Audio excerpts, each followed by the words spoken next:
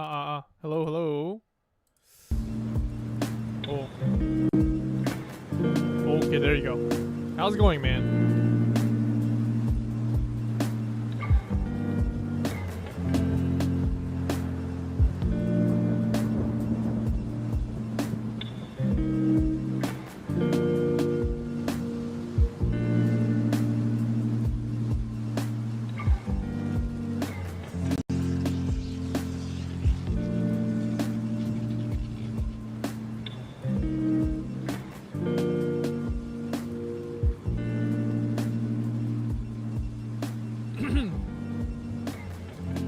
Have to fix some stuff.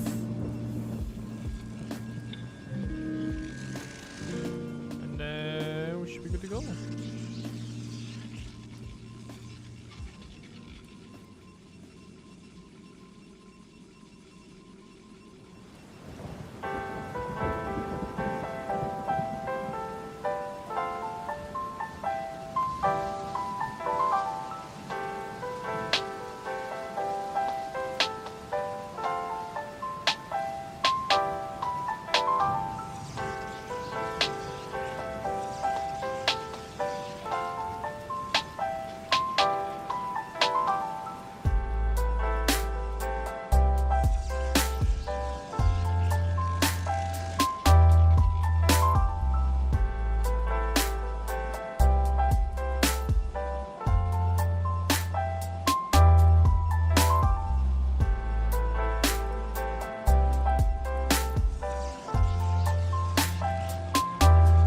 Your forces are under attack.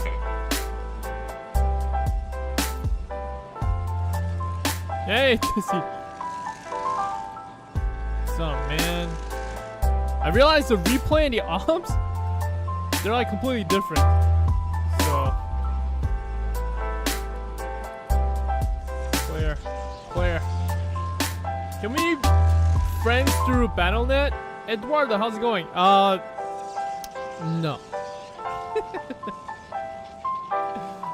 Not yet.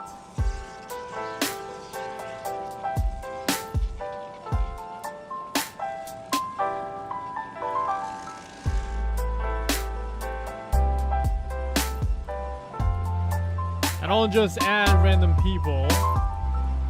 Alright, so you gonna redo that when livecast? No. So during livecast, I also have so this is the replay and this is the ops version. So the replay version is very different from ops version, and I just realized that now. So I just wanted to change this up real quick. So I have the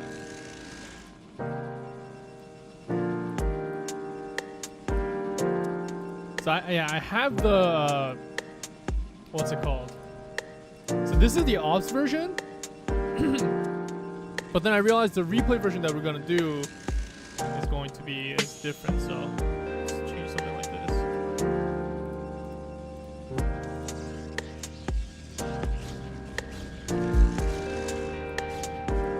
Real quick, click.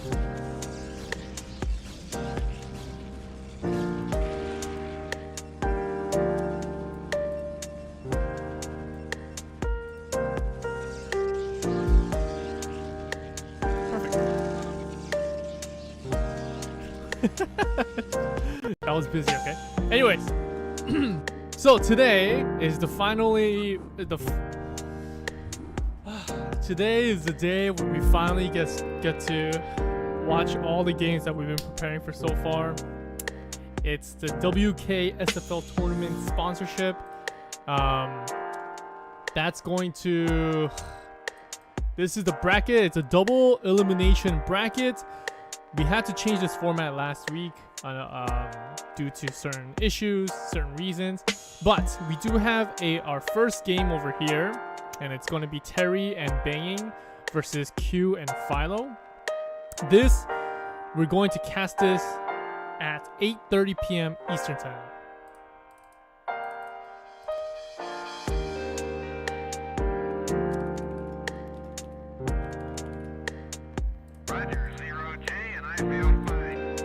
Alright, so until then, let's pub. Okay, come back at 8:30 p.m. Eastern time. Liftoff of mission 41D, the first flight of the Ever Discovery, and the shuttle has cleared the tower.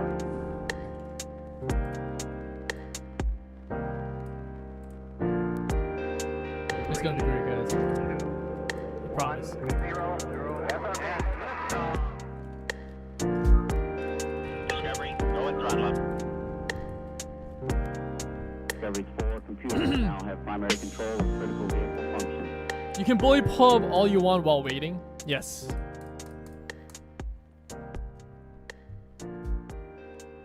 That's the goal. Ah, can't believe this tournament is officially. What the hell? I need that college money. Oh, At Bichilgi_ donated $5 Canadian through Super Chat. Price for bullying pub efficiently. Petergi, thank you. Are you back? Are you back playing any?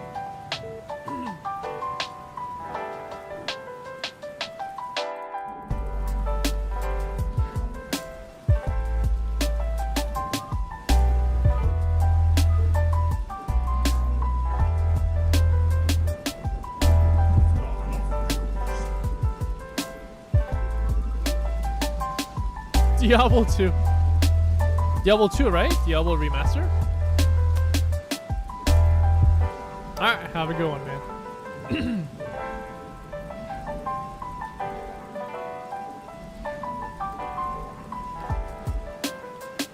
Oh, Diablo 4.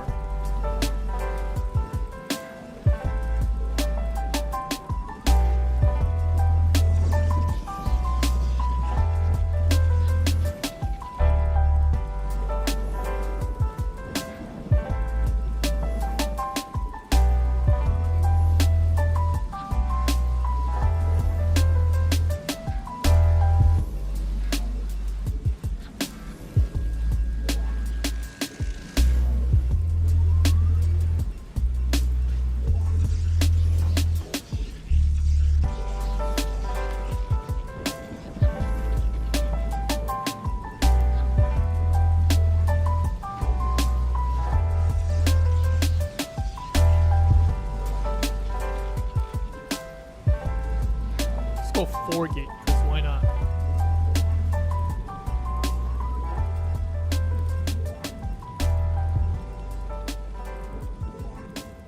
Cannon Rush? Feels like Cannon Rush. What is the name of the game? Name of the game is Starcraft Brood War.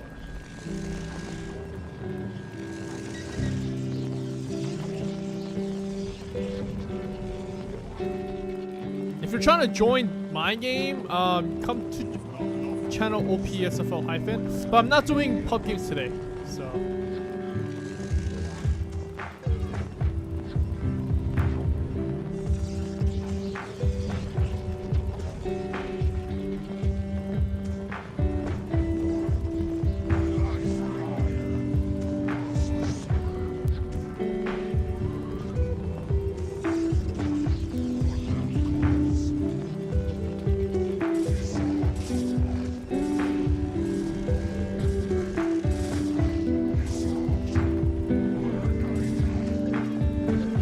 Oh, the lag.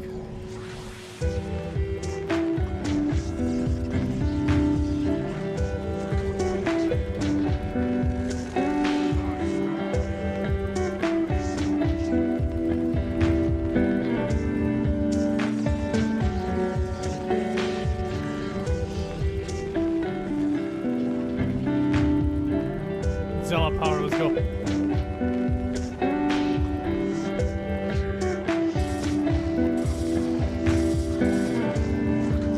What the hell? I need that college money. At Miharazzi1 donated 50 Romanian lei through Super Chat. GLHF. Hey, thanks so much for that. Appreciate it, man. If you guys are anticipating the tournaments at 8:30 p.m. Eastern time, we're gonna do the first half of the tournament tonight. If all goes well, maybe we can bank it out and do all.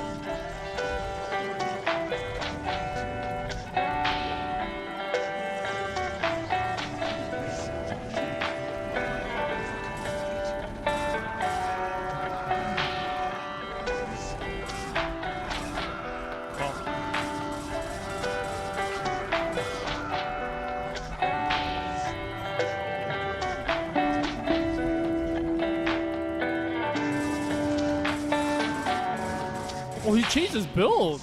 Wow, what's up, man? How's it going?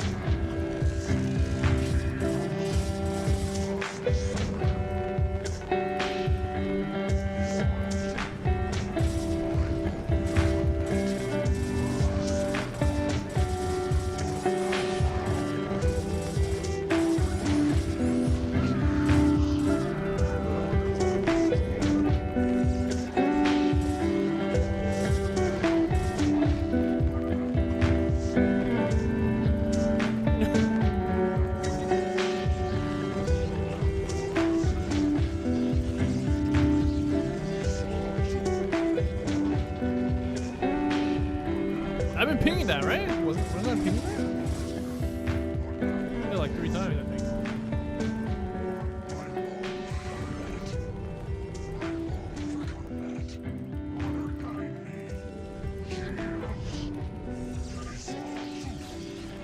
Yeah, you don't just...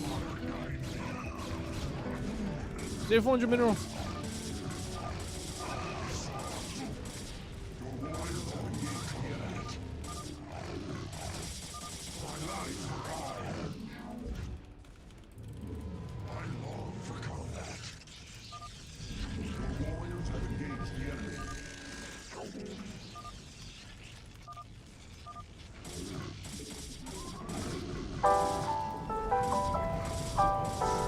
Liftoff of mission 41D, the first flight of the orbital Discovery, and the shuttle has cleared the tower.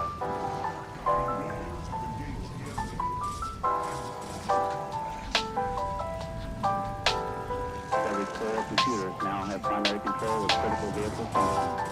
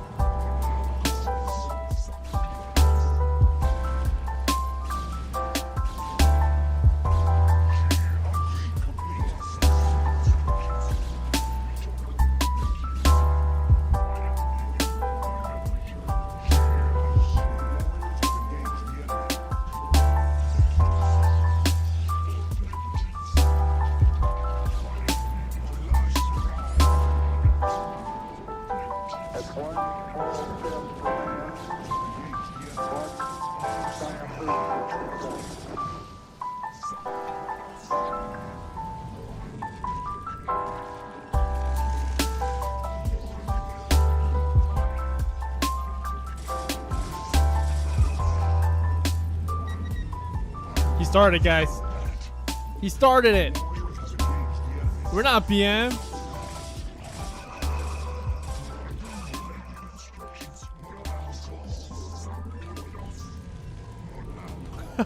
Dude, same Dizzy from Cross the Stream.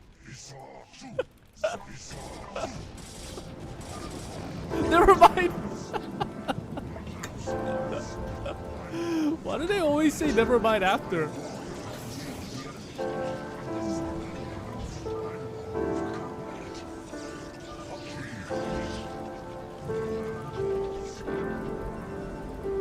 He has a friend named Dizzy.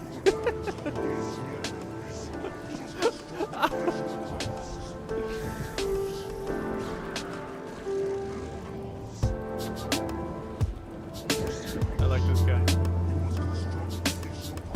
Oh, dude.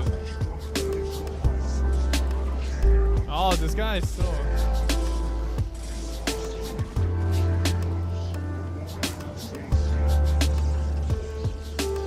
What a good guy. If he ever ends up watching this video, you should come visit and play with us.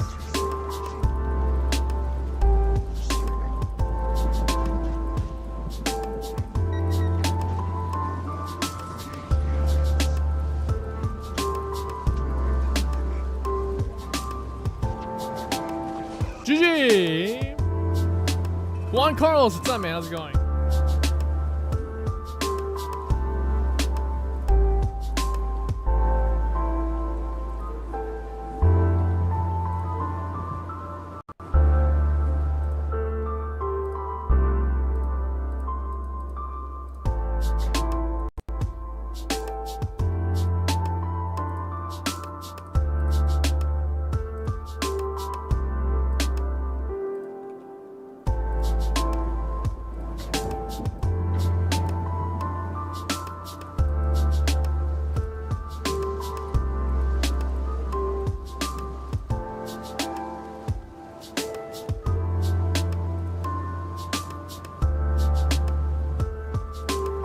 Can you do a bong cloud? I don't smoke.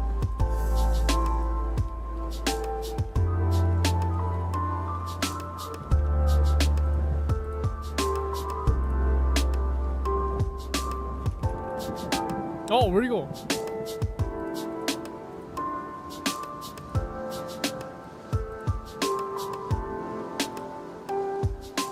Oh, there's like so much lag.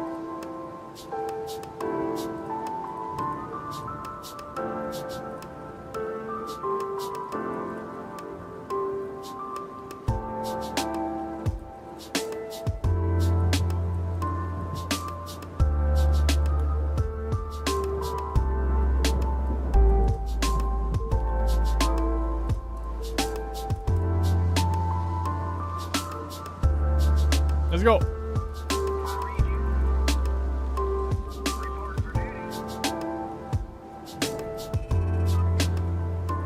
George Jung, what's up, man? How's it going? 8:30, guys. 8:30 p.m. There's a tournament. We're going to do our first casting at 8:30 p.m. We have a replay cast, and then we're going to do live casting right afterwards. Zenny, how's it going, man? So right now we're just playing a little bit of pub games until 8:30, and at 8:30 we're going to start our tournament. We're gonna do our winners bracket first, and then if we have time, we're gonna go into losers bracket, and hopefully if we can, we might as well just try to finish up until the finals game. So it's gonna be a long night. It's gonna be a very fun night. So I hope you guys stay tuned and watch the whole thing.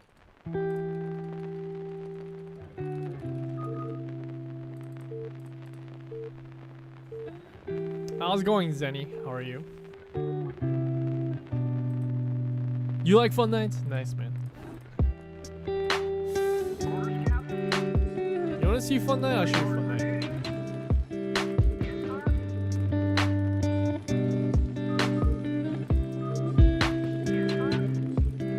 How's this guy mining? Oh, the latency just made him not mine. Oh. Dub, how's it going, man? Oh.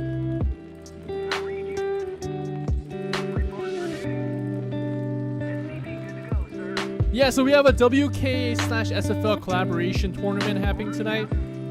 I try to keep everyone informed, but this is the bracket. This is Terry, Banging, and Q and Philo. So it's a $1,000 prize pool through our generous donations that we've been receiving. It's a double elimination. So the winner bracket at the top, it's gonna be the matchup's gonna be PT, PZ, and PP. PZ, PP, PZ, PT, and then PP. It's a 2-versus-2 tournament essentially. And then if you lose, you jump into the bottom bracket and go from there.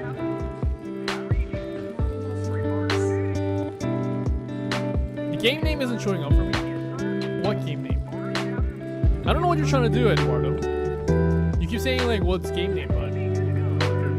What are you trying to do? Over the past few weeks, I came across Tana SCV Rusher for some lives can't defend against Tom. I always lose. Any advice?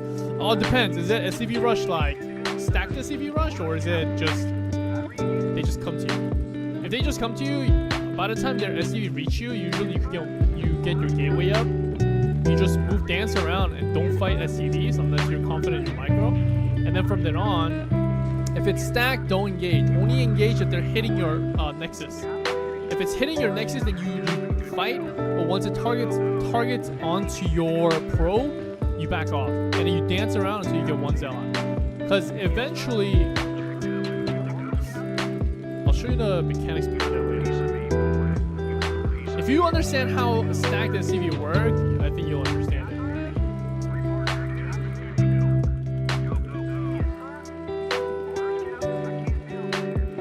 They go Nexus, then Pro, then back to Nexus. Yeah, so the trick is to keep them within range.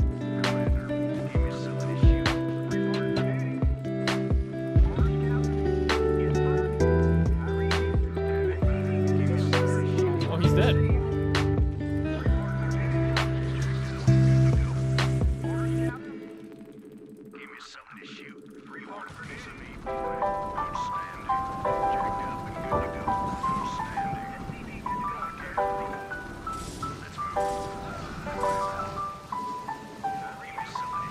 Go, go, go, go, go.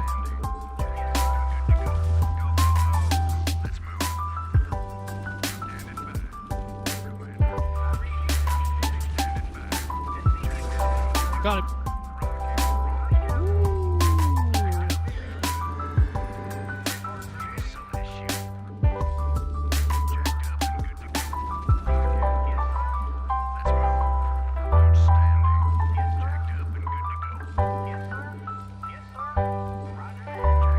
Oh, please.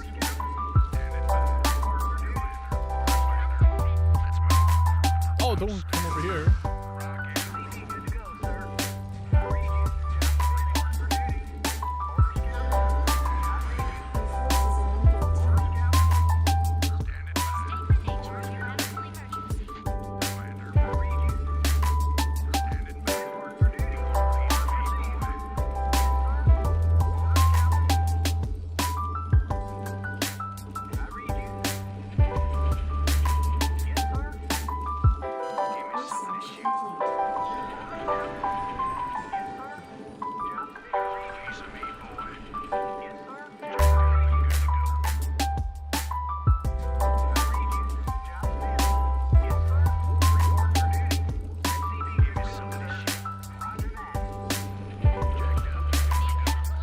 Oh, open. Oh.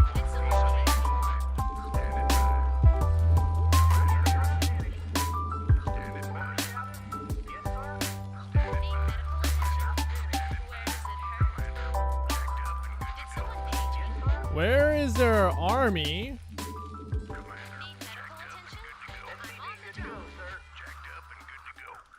Did someone page me?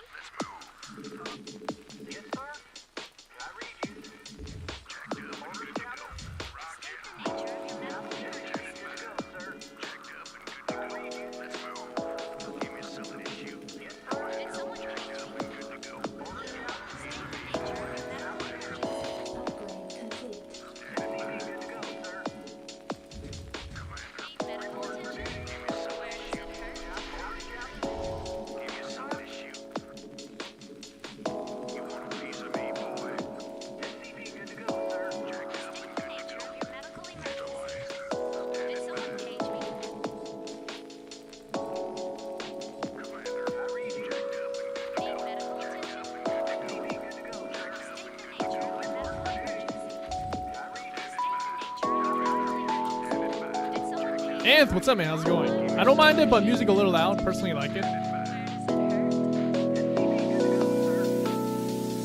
Oh, the YouTube thing has been so loud anyways. 1 second. Let me lower that for you.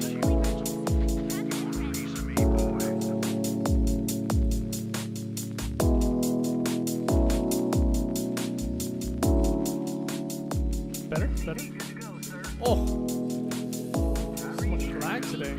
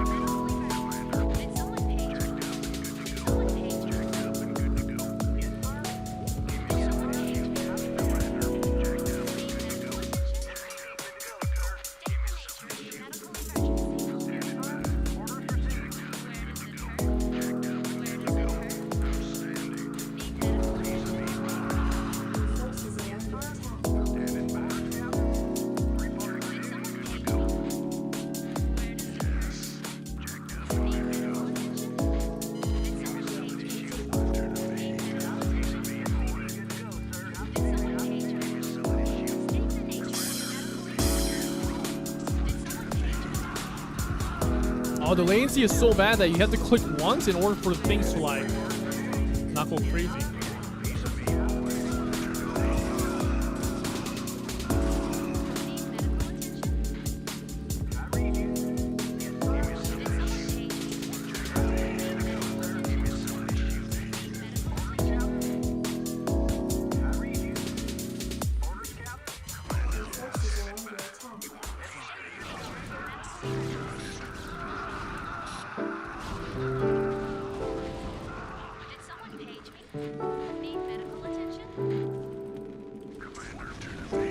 Can we break this?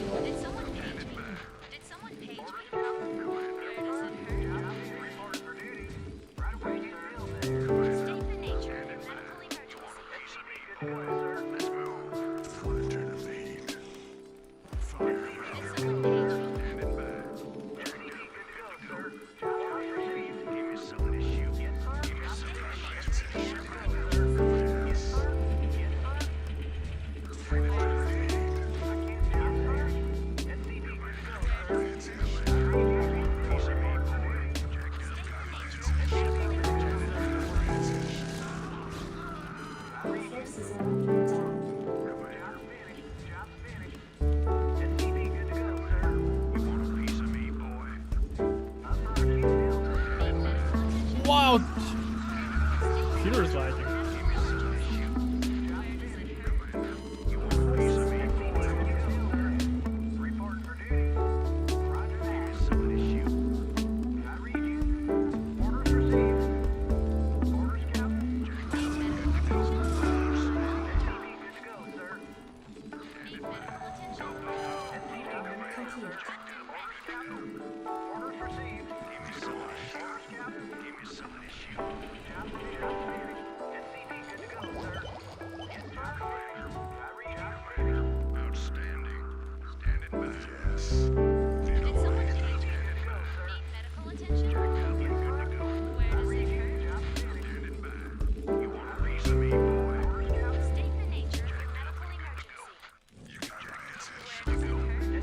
I love when I see cross streaming. I miss FMP so much.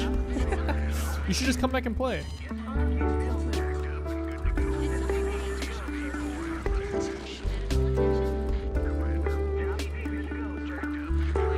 Mindy, what's up, man? How's it going?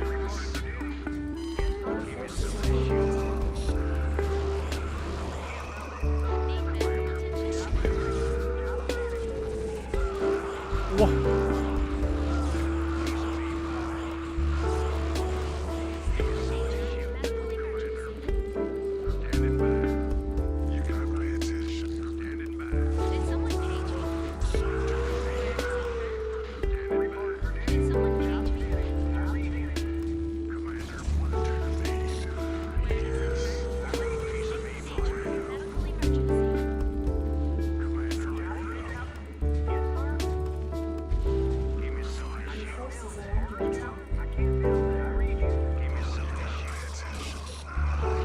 Is there a DT here? No, right? You don't see any blurs? No PTs. Whoa, mass marines? Actually working?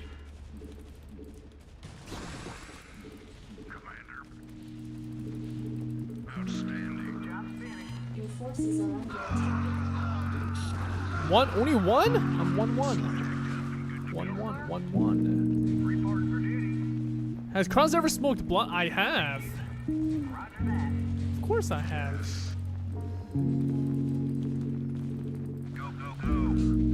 Smoke did everything.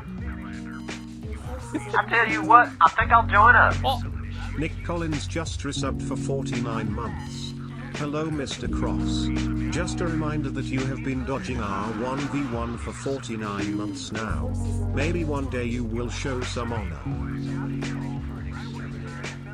Nick Collins. I am everything. I am like the honor, like the definition of honor. Forces are under attack.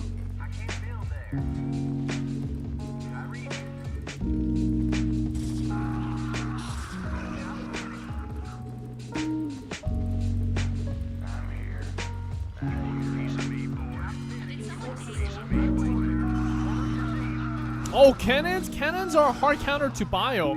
But how do you defeat cannons with bio? Huh? You know? How do you defeat? How do? Huh? How do, guys? How do? How do? How do?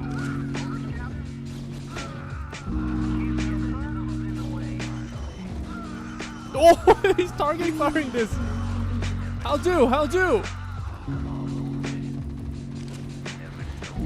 Yo. Forces are under attack.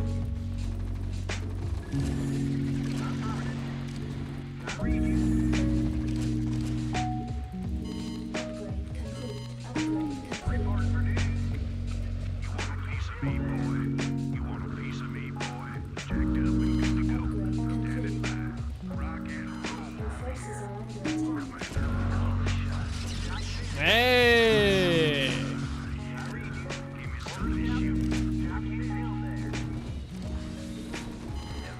What the heck? What just happened?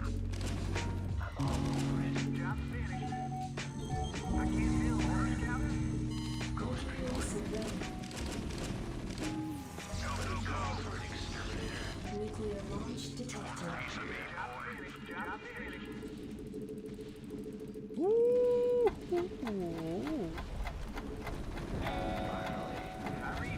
Your forces are under attack. Kaboom! Your forces are under attack.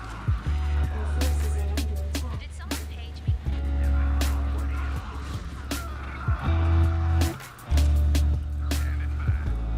Oh, cannons are freaking PAF. Your forces are under attack. Research complete.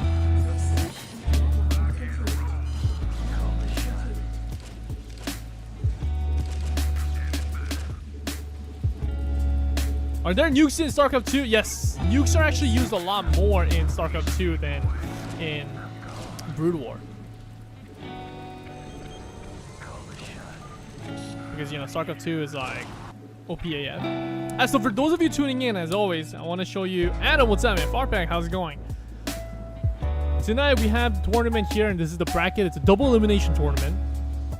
This is a WK, which is a clan that I'm in, and SFL is the clan that was created through the stream. We did a collaboration on in-house game, so we have, as you can see, we have a winners bracket on the top. So our first match for today is going to be Terry and Banging versus Q and Philo. The top match, top bracket is PZ, PT, and PP. It's gonna be best of 3, and then the bottom loser bracket is gonna be PR, best of 3. And we're gonna play that up until grand finals, and grand finals is going to be a best of 5. So we'll see how it goes from there. The prize, you will be Obstacross. Yes, I will be casting with our good fellow Dizzy, and it's gonna be a fun time. If you smoke blunt, why you know Bong Cloud opener? Because, Brian, you clearly never smoked a blunt before. Can you do a Bong Cloud with a blunt? don't know if you can.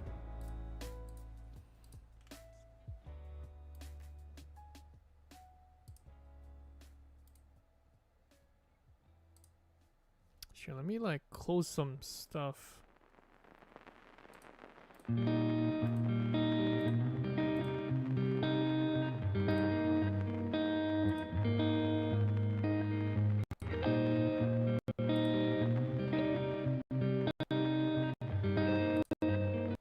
Oh, so much lag.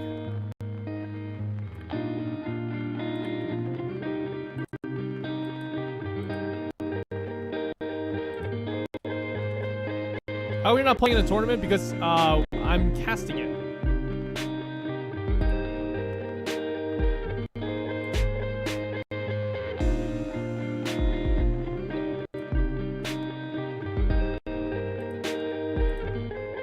Oh, Adobe is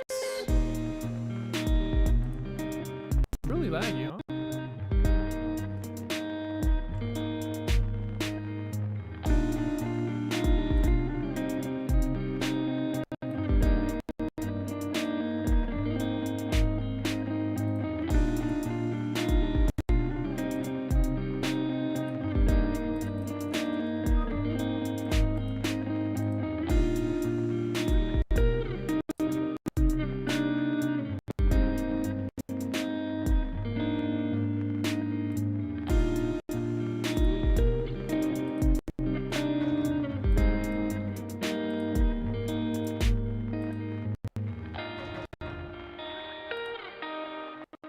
Okay, something's like eating my CPU right now.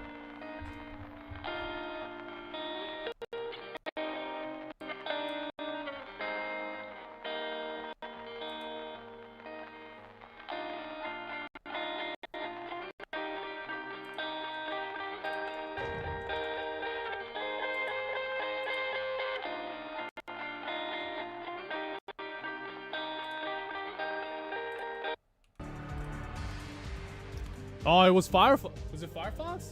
I think it was Firefox, yeah. No, my frames are okay. It's my CPU that's getting destroyed. Well, Firefox is so bad these days.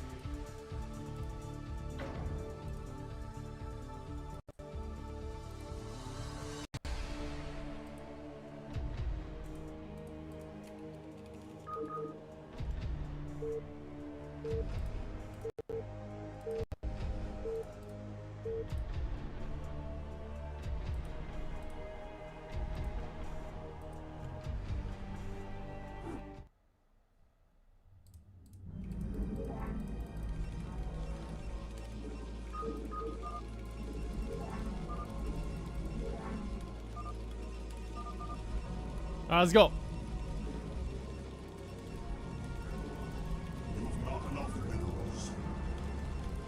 Alright, this is gonna be the last game, and then we're gonna go into our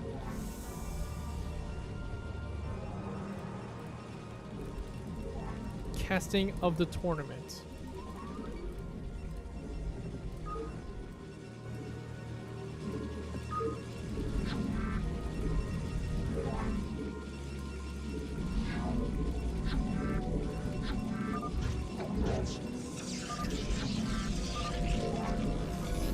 Oh shit, yeah, you're right.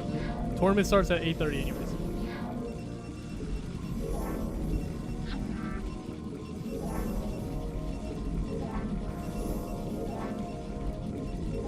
Do I go for OP Caterpillar? That usually ends at like 5:30. Nah, people are usually.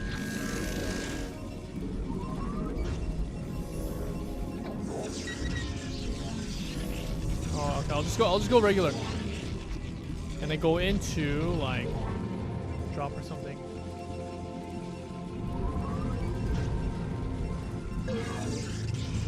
Oh, even better.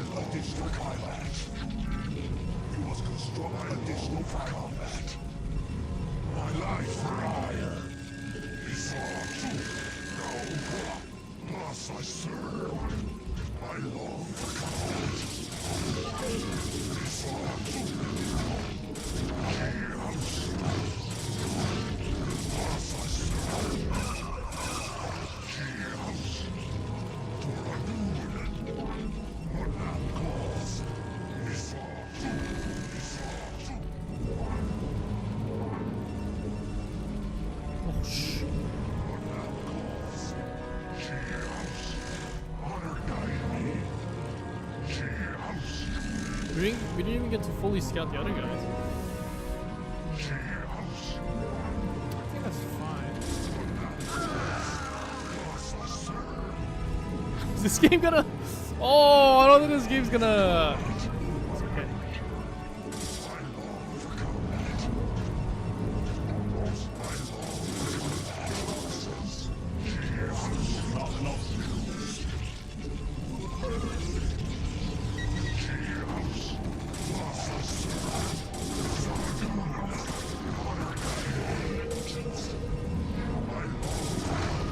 Oh, save drone, save drone.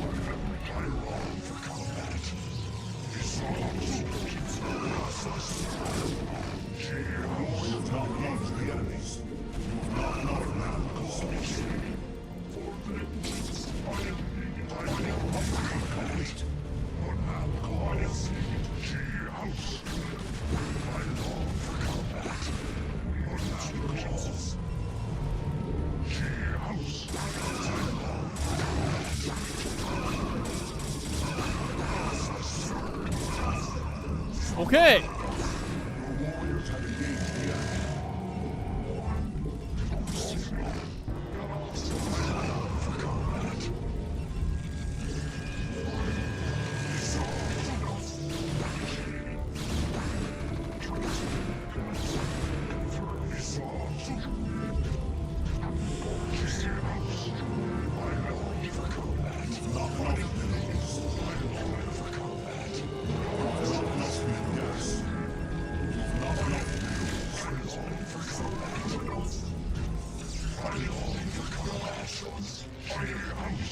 Break everything, break everything.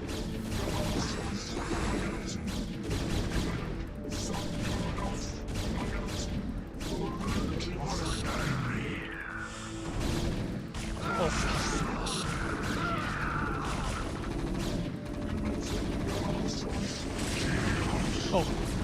Warriors have engaged the enemy of this being gas. Oh. Okay. You require more Vespine gas.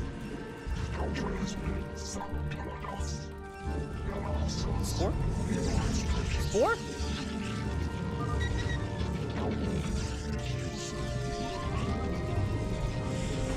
Upgrade complete.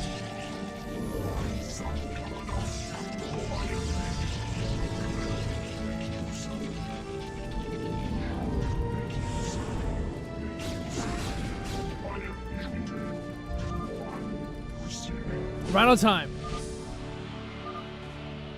Right on time. Woo-hoo-hoo. Okay.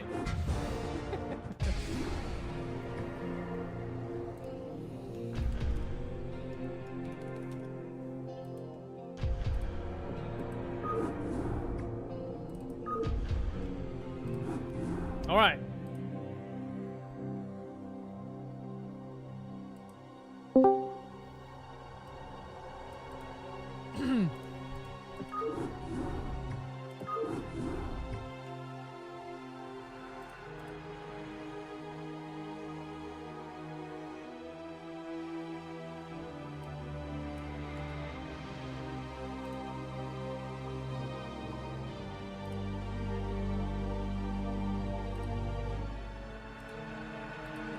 All right, let's get the show on the road.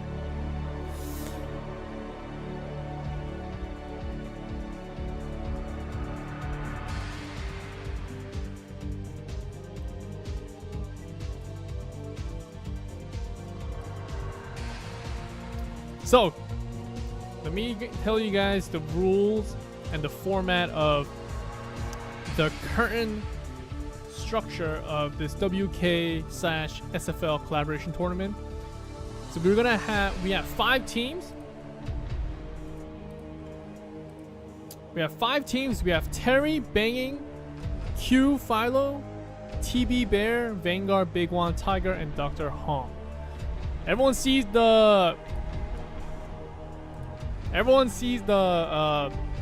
bracket here. So on the top bracket, this is the winner's bracket, which is how the tournament's gonna start. In the beginning, what we're gonna do is we're gonna play best of 3. PvP, PvT, and PvZ. The order is gonna be PZ, PT, and then PP last. Or, sorry, PT, PZ, and then PP. It's a 2 vs 2 tournament format, double elimination. If the winning team will move on to the next bracket, and then the losers will come down to the bottom bracket. I'm here. Oh, hello. Can everyone hear Dizzy well? I'm here to say the things that need to be said. Can you guys hear? Can you guys hear Dizzy? I'm here to entertain. Relieve y'all of this dull vanilla course. Yeah, no one's saying anything. Okay, so They're just astounded. They're just in awe. Dizzy can't sounded believe- like he almost hit the Orion. What is that sexy voice? They can't believe that you managed to get me on this call. How did you afford me is what they're thinking. He sounds high, they said. That is never far from the truth.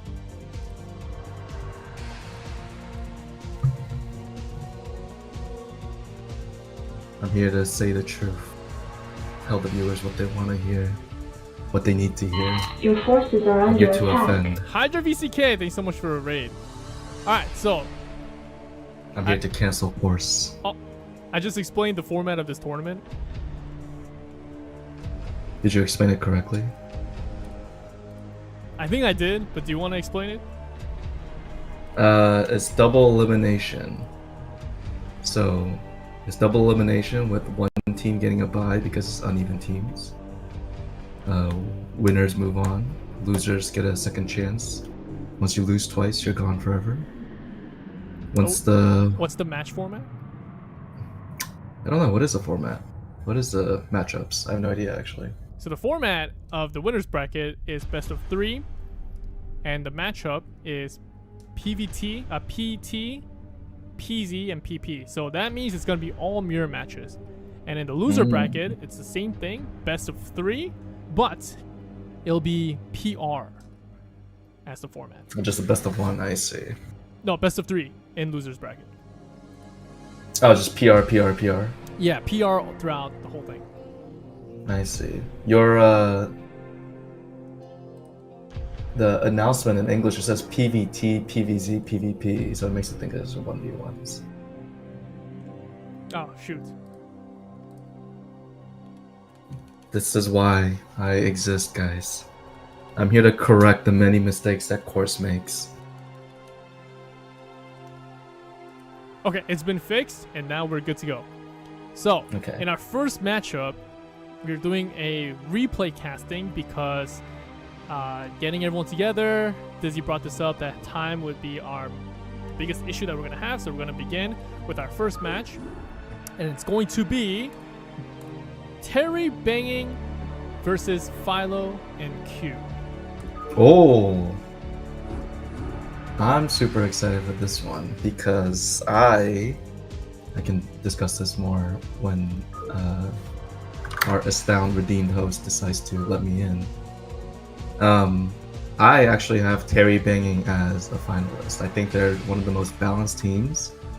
Not to say that other teams are bad, but I think in terms of you know, sort of the WK guy versus the SFL guy, I think Terry banging is well put together. Strategic, finesse, I think they have that kind of style, and they blend in nicely. Yeah, I do believe that they are the potential winner of the tournament, but we don't know because Q is a phenomenal 1v1 player, the best skill set, and then we have Philo, whose macro is also very, very good. Yeah, Q or TJ.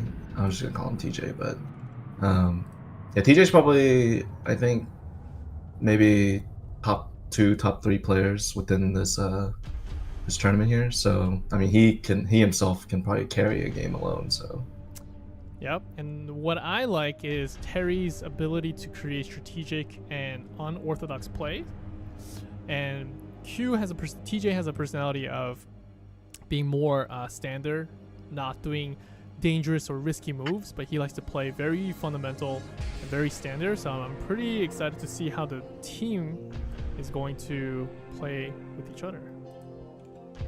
yeah, let's go and get started. I don't think we need to keep them waiting any longer. All right, let's go. Starting. Why is the game speed slowest? The replay doesn't matter when you're creating a replay. Yeah, but why? I don't know. So, in our top left corner, top right corner at 1 o'clock, we have banging. And then we have 9 o'clock, we have Terry as the Terran.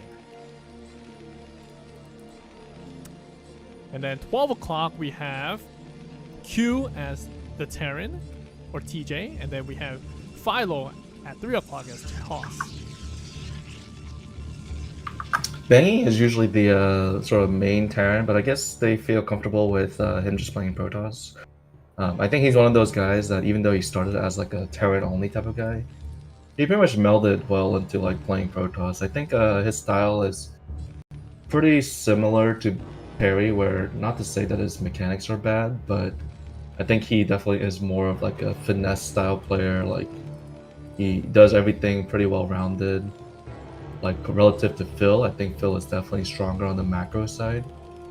And he sometimes goes a little off the wall type of strategies too, which looks like they're going for a block. So both Terran players are actually going for 8 racks in mid position, very standard. They're going to get their wall up. Let's see. So we have our first gateway, pretty standard at this point, right? So now let's see if it's going to be a forge first or gas first coming up. If they go gas first, then we know it's going to be the standard 15 gas into goons. Or are they going to go for a quick block play like what TJ is doing right now with bunker at the choke? Yeah, this makes sense considering both players are mid position. You sort of get quicker or easier access. Oh, that was great micro, and the SCV lives, and he has 1 kill. So this is just pridefully, this is just annoying. Oh, but he gets the Marine. Can he get the Marine goes in? Oh wow, SCV with 2 kills. Yeah, let's see where this first Zealots decide to go. Oh, but then this 1 Marine going into the bunker got hit at ready HP. Yeah, not sure what they're doing with that. The probe also at 9 o'clock is still alive. He has potential to be really annoying. Oh, no. He actually gets the block. Gets the gas block. Wow.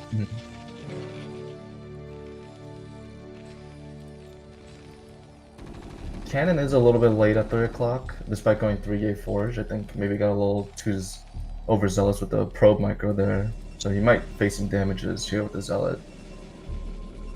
And this is not good because so far it has yellow HP, but the Zealot wasn't able to find the kill. Oh, there it is. Snake gets his first kill. And then a second kill. But the Zealots are resting here. That's not good. While this gas block at 9 o'clock is going to delay vultures incredibly. Yeah, this is just a big damage right here. I mean, 3 kills is one thing, but he also managed to keep the Zealots blinded, right? So all these Zealots are not pounding away at Terran's wall. They're not, threatening Protoss or opposing Protoss. It pretty much did its job and more. I do like banging going for the forge first, as he's in a sandwich position. He's already blocked, so you don't know if they're gonna commit an attack to him. So he got that safely. He got that cannon up, going for a core, and then he should be taking to Robo because unless they're gonna try to break out here. Yeah, and this is also where you see sort of the discrepancy of sort of, I guess, where Terry understands the current scenario, if you will. Terry, he actually just foregone vultures. He's going straight into tanks. Probably understanding that even if he goes vultures, we're going to lose. And you see now here, they were sort of pounding away at Terran's wall, and now the Zealots actually are about to break out and kill the bunker. Now this is a great move. The reason they turn around is because they're threatening to break out here, and now they have to push this toss back in. So this was good timing by Banging, and he gets his wall up, so he's gonna buy more time. Cannons are gonna be up. Oh, the Zealots has to go. Where are the Zealots? The Zealots can go. Yeah, the Zealots can go. They're not blocked by the pylons. I think missed a little bit of opportunity there to at least threaten and cancel a cannon or two. But even so, the red team has full map control, and they were able to delay a lot of the Terran.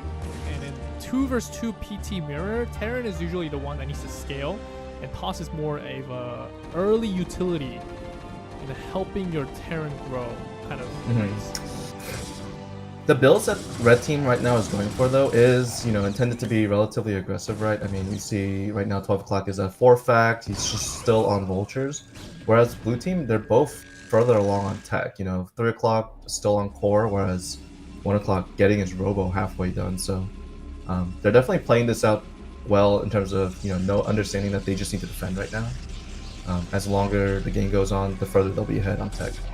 I actually like this move by Philo, this going 5 gates into goons instead of going robo real fast, because they contained the Terran so well that that they're not gonna have mines. Yeah, no threat of mines, exactly. And that's probably the only reason, unless he's going for dropship play either, which isn't coming soon. So, but this defense was incredible hold by Terry here. Yeah, the Zealots sort of definitely the AI wasn't favorable for Phil. Sometimes you just have to get really lucky with that. Taking away all the Zealots, that's good, but yeah, the blue team is doing a really good job sort of making red team sort of bounce back and forth, rubber banding between each other. It's almost like you sort of can't commit all the way right now because there's always that threat of a counter.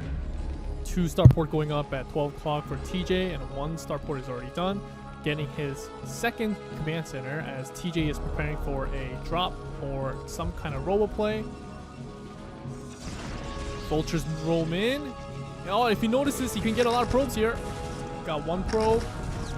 Oh, 2, 3. So 3 probe, a little bit damage there. They're really trying hard to get this wall established at 1 o'clock. I honestly question it at this point. Is it even worth it? I mean, there's mines there, there's tanks. The likelihood that they try and break out through the... Sorry, the center. There was a mine that... Yeah. I don't know if you saw it, but... Oh yeah, I did, yeah. Yeah, the likelihood that they break out is pretty low. So at this point, it's sort of redundant, if you will. But now, I think 9 o'clock is threatening to slowly push out with the tank count and with the dropship, earlier dropship. He might be able to sort of establish an annoying position. What I'm very impressed is Banging shuttle timing instead of going for a... He made 1 ops and then stopped building ops and went straight to shuttle. Because Heron is right next to him, you are in danger of getting cliff tanked here. So it's a very good idea to get your shuttles out with 3 Zealots. And if you can, if you just drop 3 Zealots here and then push out at the same time, then that'd be a beautiful player. And he is also getting his 2nd robo. So we are going to see a lot more drop play by Banging. The adjacent toss Terran is always that fight for the ledge. Now we see a drop coming here at 3 o'clock. There's no vision yet, so this might have a chance to do a lot of damage. He's pressuring, maybe mining out center, and then he's going for the dropship here. Let's see if cannons are in place, and the reaction is up. Oh, immediate great pull, pull. yeah. But Immediate 10 pull. kills. Yeah. Oh, drop at 9, drop at 9. Drop at 9, is he gonna look? Oh! 13 kills. Oh! 16 kills. Wow, this drop all at the same time, and the Reaver drop at 3 o'clock. What is happening right now? Yeah, 3 o'clock really needs to sort of make sure he defends. He doesn't need to sort of attack the tanks over at 9 o'clock. He just needs to focus on defending because with that all at 9, or not all, but half at 9, that's huge. Getting a half at Terran is significantly better than getting a half at Protoss. That's true because Toss units are mineral heavy. So if you lose even half probes early on, it's so hard to scale back. But look at this. Banging is keeping his Reavers alive and slowly picking away at this cannon instead of just dropping on top of the cannon and sacrificing the Reaver. And this play itself is already a level up in this Reaver micro. Oh, Right. and getting those Reaver splash damage and still picking it up. Amazing. Yeah, definitely. Oh, that was an unfortunate walkthrough, but yeah, exactly. I mean, it definitely forces, in this case, you saw the Terran forcing the siege. You know, all this little attention to grab their attention away, that's all you need in these kind of games. You see TJ already with the Wraith, so we might see Terry soon try and catch back up in the air dominance or air fight here. Now Banging is trying to handle this Cliff Tank with Shuttle, but he has nice 3 turrets in place. That means Shuttle's gonna kill turret's gonna kill a Shuttle before 1 Zala gets dropped. Or maybe 1 Zala total. So let's see how Banging's gonna respond to this type of Cliff Tank play here. Yeah, I'd like to see him maybe make more, gateways sort of towards the bottom of his gas, just so that he has more room to work with, more real estate, instead of getting the tanks eventually shelling away at his gates. But honestly, that's a pretty minor thing. Yeah, both team honestly playing pretty well so far. I mean, just sort of little harassment everywhere. You see here, 3 o'clock, sort of getting the brunt of a lot of it right now. Now this is TJ's playstyle, take a slow set and then push with the timing. I think he's trying to help Philo, his teammate, out to recover from this by adding tanks, getting map control, and just sniping dropships. So we have these Wraith micro. Let's see which Wraith micro is going to be better here. Oh, not paying attention. And then there goes the Wraiths. Yeah, another side has scan right now. I don't think TJ has a academy yet, so these cloak rates are going to be extremely annoying. But look at this. Even if Terry did get like 20 SCVs killed, he already caught up on SCV count. That's because the second command center was already up before TJ, and TJ is actually forgetting to build more SCVs here. You can tell that the command center is not producing SCVs right now. Mm-hmm. That's going to scale incredibly. While Terry is continuously using dropships to contain this toss and going for this mass dropship at 3 o'clock right now. Is it going to go through? Oh, the unit's not moving. The units? Phil's unit's not moving. Philo's focusing on moving his probes that he didn't move. Kings. Yeah. He pulled his probes before moving his units. But I think that is still the incredibly tank. hard. Oh, the tanks are getting all the probes. Oh 20 no! kills. That is so unfortunate. Oh, that is. Oh my! It's so easy to forget about that because there's no. Well, there is actually vision, but oh my goodness. But as you know, if you're pulling your probes and hotkeying and then pulling them, that takes a lot of finger movement, right? Right. It takes a lot of APM. Yeah, exactly. Yeah, just like how I was questioning just now, why aren't your units moving? It's not because he didn't want to, it's because he was pulling his probes. Mm-hmm. And then he was moving his units, and then by that point, his probes are already getting shelled by the tanks. So yeah, it's like a, there's so much going on. That was just unfortunate, or fortunate placement for Terry Bang, but unfortunate for Q-Phil. Now let's see what the next move is. He is expanding his factory count here, and I think he's gonna go for, he contained 1 o'clock, and let's see where he's gonna push. He's gonna go for help, or is he gonna go for a push here? I like how Terry is trying to keep this ledge over at 3 o'clock. It's really forcing obviously Q to stay in his base, but it's also just one less thing to worry about on his side now. I think he's been trying to sort of establish position over at the 3 o'clock ledge so that he can protect his ally. But yeah, if 1 o'clock's not careful, he might get pushed in. He is building a lot of cannons, but tanks are a little bit better than cannons. Here comes another Doom drop by Banging at 3 o'clock. He does have Doons, but he just has too much stuff here. 3 Reavers and +1 Zealot. Yeah, but these Reapers actually might be super impactful because all the Dragoons are dead and it's just left with Zealots. I'm not seeing any units. Yeah, I'm not seeing any units come from Phil, and it might be possible where he loses his Nexus if he's not careful. But in the meantime, 1 o'clock is getting pushed, so at this point, I think 9 o'clock needs to make a decision, either come help or come kill. Oh, and the Nexus blows up, yeah. But yeah, even come finish out probe, 3. even pulling probe like this is still damage to the mineral. So ideally, you want to not pull as much as possible and play a little bit of greedy at the time. But if you're constantly pulling and pulling, eventually you just scale up. Look at this. He has 23 mineral, barely 400. I don't think he hit 1,000 mineral throughout the game. Yeah, and here you're seeing. I think one thing we're noticing here is we may be wondering, where's like sort of Terry's like drop play. Q's been doing a great job at sort of handling a lot of these dropships with these Raves, and of course defending his ally, and at this point squeezing in 1 o'clock. So yeah, here we see sort of TJ sort of multitasking, I think. You see a lot of activity coming from him, and meanwhile Terry is sort of establishing mid, and we might see him just outright push 3 o'clock if TJ's not careful. And now Terry is slowly taking over center. He has his tank lined up like this, turrets in place, so raids can't come in and snipe the tanks. And once this line is across, is drawn, I think Terry is just going to bombard 3 o'clock and finish 3 o'clock and make it into a 2 versus 1 situation. Because banging can't even come out at this moment. Yeah, it looks like TJ's unsieging. He might be trying to push. I would like him to establish his right position to sort of protect that ledge or choke, but it looks like he's just outright fighting it. I don't know how that's going to work out because, yeah, he just sort of walked into tank fire. He does have the greater tank count and the Wraiths. I think he'll eventually, hopefully, be able to clear this out. But oh wow, but he has so many tanks that he's able to just brute force it. That's incredible. I actually would not have thought this would have worked. Look at the starport count though at 9 o'clock compared to 12 o'clock. I mean, we might eventually see Wraiths just outright dominate on 9 or Terry's side at this point.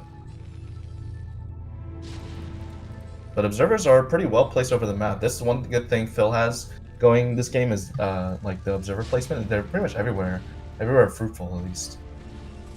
File's also opting to move to 5 o'clock secretly, and hopefully the game drags on.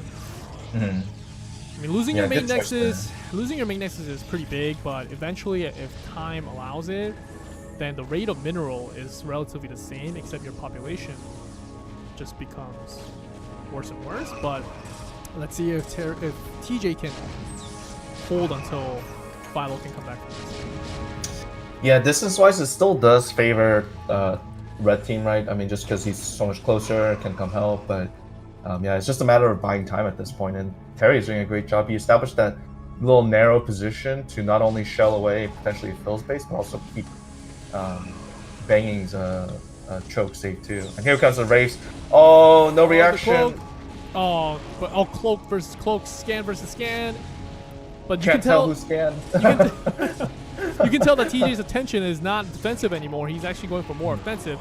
He's looking to trade 3 o'clock in order to break 1 o'clock and force a TVT game. Yeah, he hasn't fully abandoned 3 o'clock. I mean, he still has tanks still stationed there, but you see Perry actually deciding to move in on 3 o'clock now. Then, oh, here comes a big drop coming at 12 o'clock. Banging, going in. The raids are out of position. Great pull, but the Reavers are... Wow, that's a lot of Reavers. I didn't know. Oh, he might lose his main. He's going to get his main here. He's going to get... Oh! Oh! The likelihood just went down significantly. That's huge. For red team here. So you might think, so anyone watching, you might be thinking, well, he still has 4K minerals. And so the issue at 12 o'clock specifically is that the gas is just so inefficient without that middle command center. You'll notice, the middle 2 gas is just so far away at this point. Oh, but 1 o'clock main nexus blows up here. Yeah, TJ's doing a great job trying to equalize. I think we may soon see him turn his attention to 9 o'clock, and you see a huge drop going towards 9 actually from 12. And I think this is going to be an opportunity because there's nothing in his base. There's nothing in Terry's base. Uh-oh. Oh, goodness. Oh, he scanned it. This is a really well timing here. All his dropships are at 1 o'clock. He's not pulling. He pulled now. It's not a lot of tanks. I mean, it's a decent amount, but yeah, if he just targets right as a tank or command center. Can you repair this? Repair. What? Repair? He's gonna be close. Oh! Wow, this BT Terry, not Terry. Terry loses the CC, and TJ comes back. He gets punched and goes for a counter punch right now. Yeah, Q-Phil is just trying to bring. Yeah, but he's just equalizing this game really hard, and Phil actually surviving with the DT over at 3 o'clock, and he's rebuilding at 5. So. And I think TJ's the also game pushing is out center here. Yeah, which is great because I mean, it's just more attention kept away. So I think if TJ is able to just occupy or not occupy, stall more time, he can bring it in as he tries to push 1 o'clock. Now, obviously, pushing 1 o'clock is going to be pretty challenging, with all of these zealots just trading at this point. But yeah, I mean that's huge. That managing to take out everyone's main, that is insane. Now that this line is drawn, let's see what Banging's plan is. I don't know if just building a ton of shuttle here and then waiting and then going is the right play. I think maybe doing a faster drop and just eliminating the other CVs, making him pull so that he can't attack. So like you saw before, when you're pulling your workers, your APM is going towards hocking your pro, re-hocking and putting it back in the mineral and then defending that drop that you can't attack somewhere else or defend or move units somewhere else. So if one player, Banging for instance, binded TJ's multitasking, do you think that drop would have happened? Is my question to you. Yeah, I mean, ideally, it's like while that's happening, you can also, that's, as mentioned by others, is like, when they're dropping, that's like the best opportunity to drop them. But I think Banging is also sort of trying to reel from the fact that he lost his main and he's trying to sort of survive on his own with minimal help. I also would like to see here, like Phil's getting a lot of Zealots now, is Zealots go into 9 o'clock and tank the tank shots while Q moves in with his tanks. I think that might be a pretty impactful play, but we see Terry loading up and looks like going towards 12. I mean, I feel like this drop is going to be the answer to all problems. Because... Yeah, but 12... sorry, go ahead. I was going to say, 12 o'clock does have Valve. They are stationed on the right-hand side. So I think he's expecting the shuttles to come. But if the dropships go in first, oh man, he might drag his attention away. Oh, but is he... this shuttle, come on, Banging, make a decision. They're going to go bottom or left? Oh, they're going to go 12 o'clock at the same time, I 12 o'clock think. at the same time, going for a sandwich. This is a communication. They're communicating this my right god, now. the bounce move! This is freaking amazing. I wonder who made this call right now. Wow, the Valkyrie moves and the shuttles aren't dropping though. Just drop. Oh and my goodness. The red base gets obliterated in a two-prong attack by Terry and Banging. Wow, that was an amazing drop right there. Holy Great crap, what coordination. That was just beautiful. I think TJ has to go for broke, right? He has to just unsiege and try and push 9. I mean, it's hard to come back even if you were to try and kill 9, so you sort of have to rely on 3 o'clock at this point, or Phil at this point. But in TJ's position, what can you do here?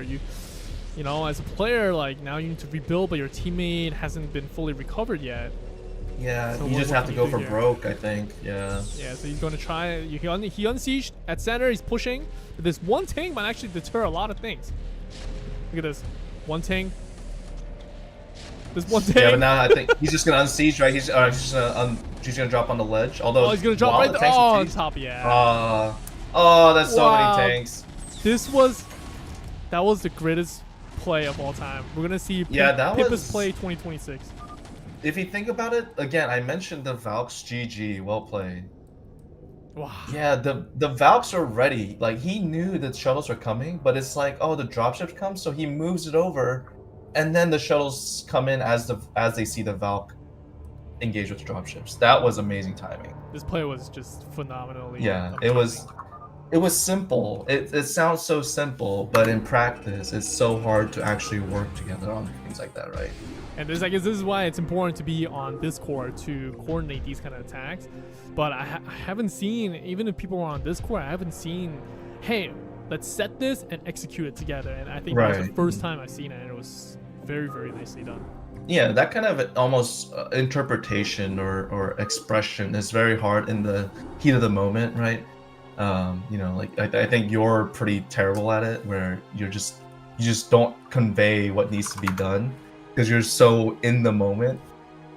But Yeah, am I mean the that. best communicator of all time. Yeah, in case anyone here is wondering, Course is like the worst. He typos everything. He just doesn't convey what he wants to say because he's in such a spazzy, anxious mood. So No, not anxious. I have 4 things in my head that I want to do. you have like 15 things in your head. But yeah, that was so well done by Terry Bang, I think. I mean, Q-Phil was coming back into the game. So the fact that they stayed composed, went for that sort of finishing blow at 12 o'clock was the play. Yeah, that finishing play was beautifully done. Moving on to the next match is gonna be PZ mirror match. Are you ready? If I'm not ready, can you ban me? All right, I'm gonna ban you and then we're gonna start. Let's go. Okay. That's my dream. Can you also ban Jehudi? No, he was the sponsor. I need him. No. He needs to be banned. All right, can you do the introduction? Yeah, starting at 11 o'clock, or top left, we have Terry as the Zerg. And as ally at 3 o'clock, it's going to be Banging. Then we have Then 12 we have- o'clock. TJ as Zerg. And then we have Philo as Toss at 1 o'clock.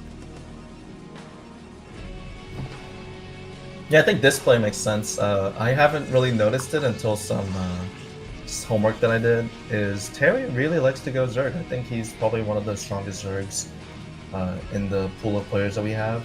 And I think, again, his sort of more, not necessarily brute force mechanics heavy style lends well in these kind of scenarios. So Terry And, actually plays Terran and Zerg the most. He actually plays Toss the least. Makes sense. I think. I think his style lends nicely to those two races specifically.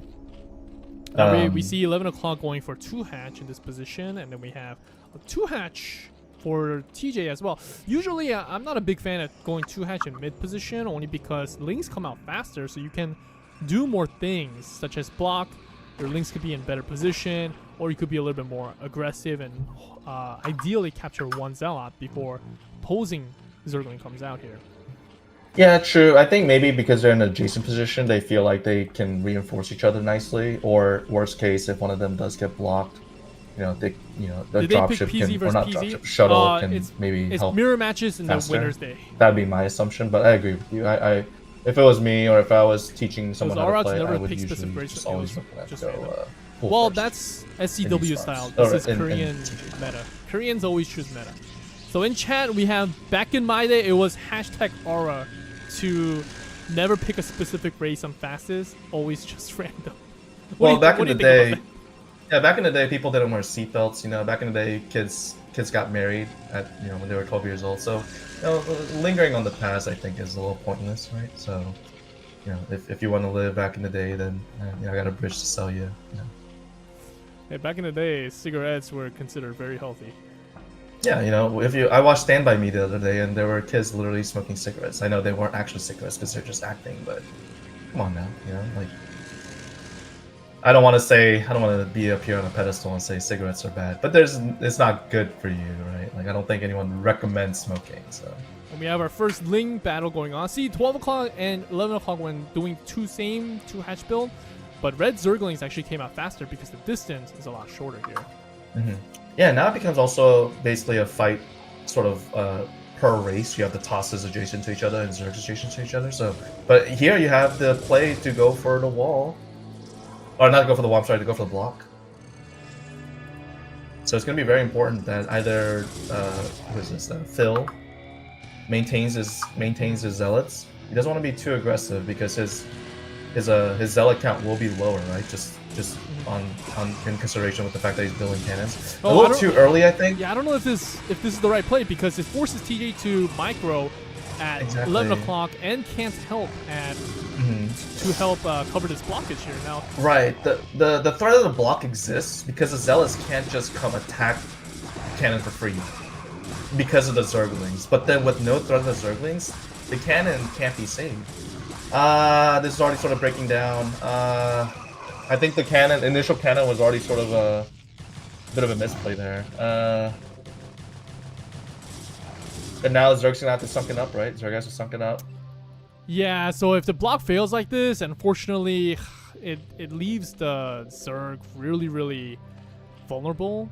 And because he already invested so much on Zerglings, he doesn't have enough drones. He only has 6 drones right now. And then Zealots are coming in, and there's just not enough Zealots because he already invested in the cannons. Yeah, and the Sim City at 12 o'clock is so hard. You see that Sunken just went down without a fight, without even getting to be a Sunken colony. It's just, there's no easy position to put it at to actually protect everything. And yeah, as soon as your drones are having to run around to either defend yourself or not die, it's already sort of tough. And all the Zerglings are dead.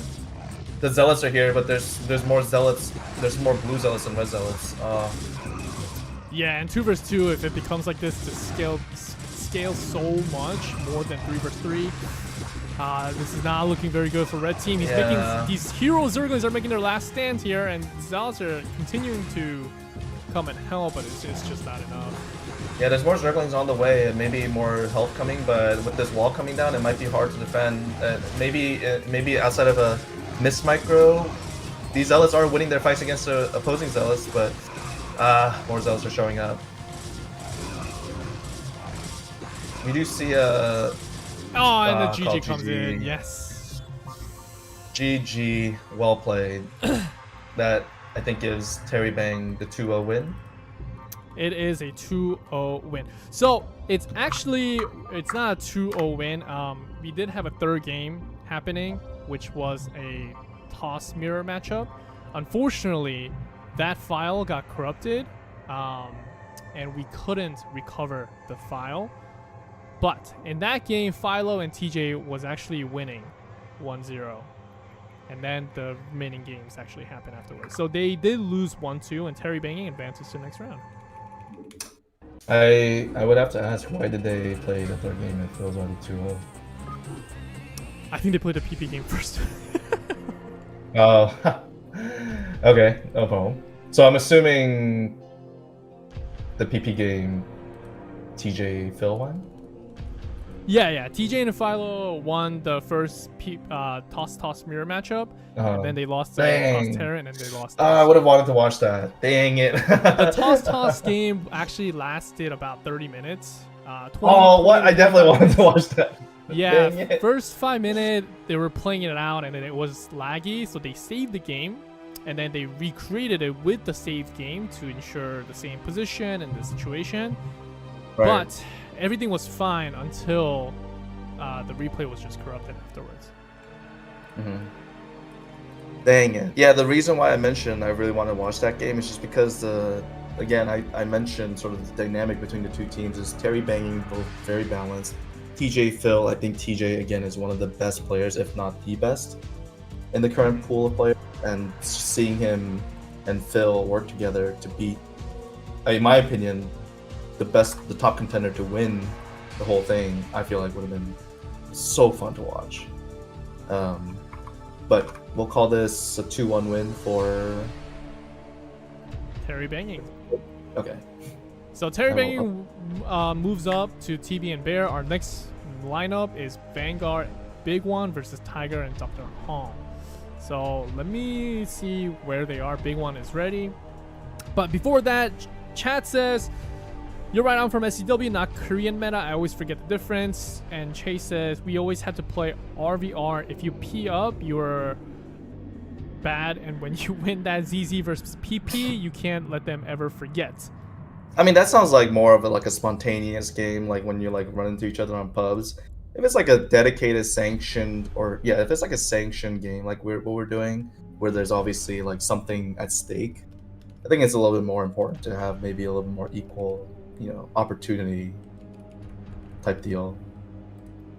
Yeah, and to balance the game out, I think in Korean meta, because race is not considered, they don't want to use race as win. They want to consider purely skill based, right? Right. So PZ versus PT, right? Like you say, ZZ versus PP, toss always has the advantage no matter what in fastest. So they want to ensure you get a mirror match toss Terran, toss Zerg, or Terran Zerg, and play based off pure skills. So there's no imbalance within the race composition.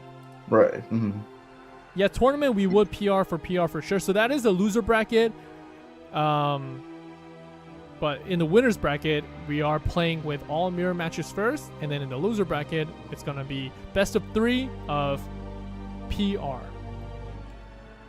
We should update the format. It just says PR, so I assume it's PO1. Oh, I see. So are we about to run into Van Wan and Tiger Hong right now? Yes, so I Ooh. messaged Vanguard, and I think Vanguard and Dr. Hong are the people that we're waiting for at the moment. Tiger and Big One are here. I messaged them, but let's see. We'll give them about 5 to 10 minutes. Let me create while we wait. Yeah, just a quick look at the teams. I would say the Tiger Hong team probably a little bit more favored in my opinion. I think again they're a little bit more balanced like Terry and Banging are. Whereas when it comes to Vanguard and Big One, I think Vanguard is significantly in terms of skill gap. Maybe I would probably put him in the same level as a TJ or Q. And Big One, to be frank, I think is the weakest player in this pool. So Vanguard is going to have a lot of weight to pull, in my opinion.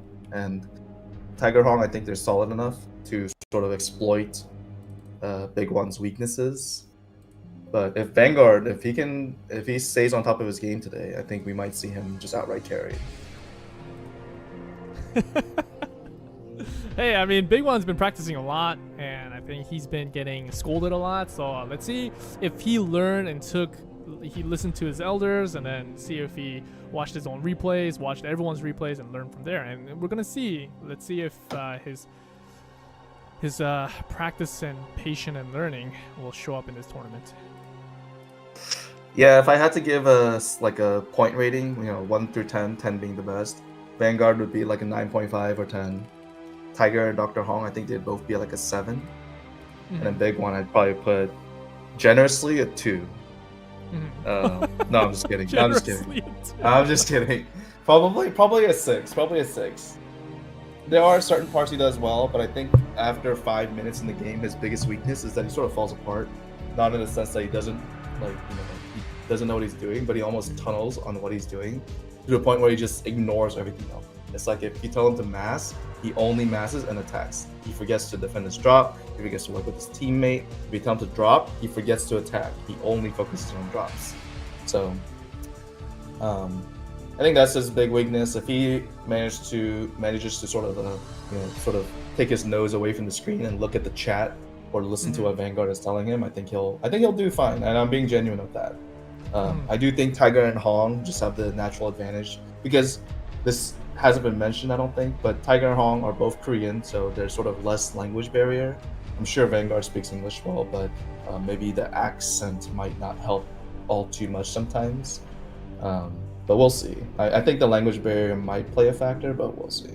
So we actually have some Big One fans here. Petergi said, "How dare you? Big One is my favorite player." Saku is saying, "Let's go, Big One." I think the bird hasn't been in action for quite some time, so his opinion is already disregarded. Oh, so viewers don't know what they're talking about. Got it. So some questions we have. Cross will final be live or all replay? Either way, it's a great show.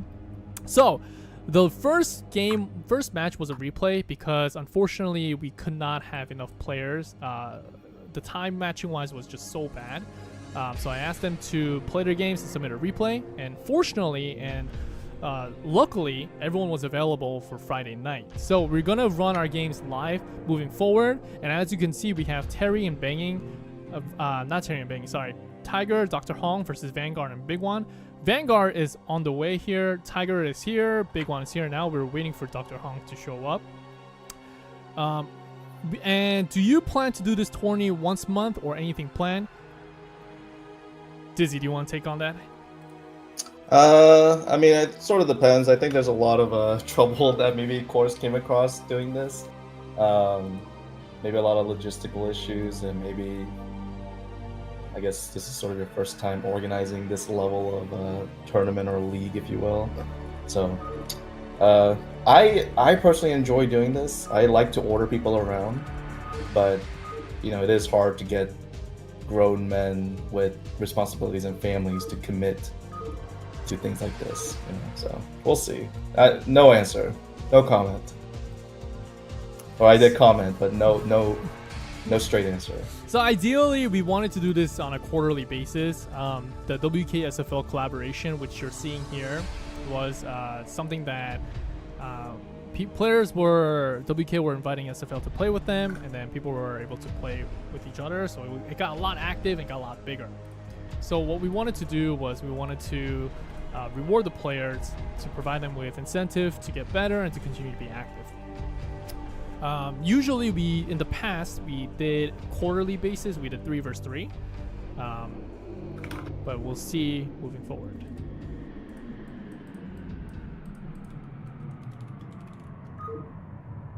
Yeah, I mean, of course, the more interest we have, I think the more likely we have stuff like this. Interest from not only the players, but interest from also the viewers as well. You know, if anyone here is interested in playing, like, don't be scared.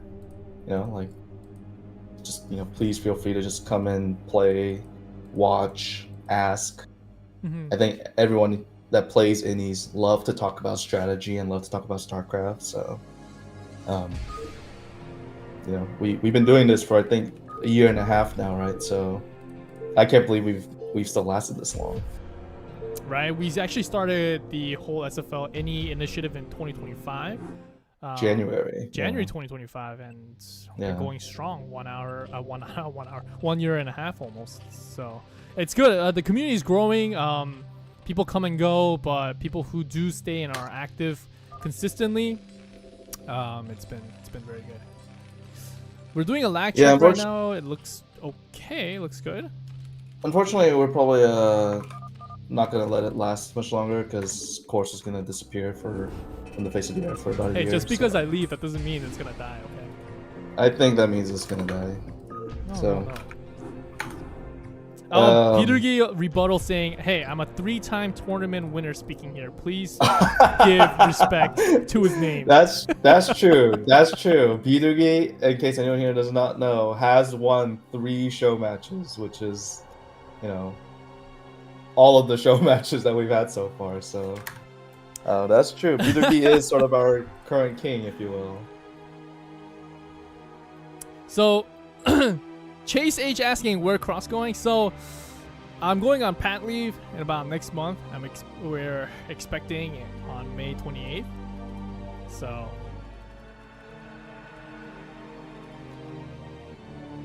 yeah, I think when Course disappears, that'll be the end of Starcraft Fastest Innies as we know it. I enjoyed sailing the ship and having everyone here on board. You know, for all the haters, for all the viewers, for everyone that enjoyed the rad, thank you. Yeah. Just let it be known that I've been warning everyone that this is a scam, Course scam stream. But, wait, hold on. I don't understand what's happening here. So they said I checked with them 9 p.m. Eastern time Friday all the time, right? 4 times. But did they think it's like 1 hour later? Is it in the forums or is it in the notices? Sorry. Yeah, it is. If you check. Or is it on Control Talk? Yep, it's on Discord here. Here, let me tag you.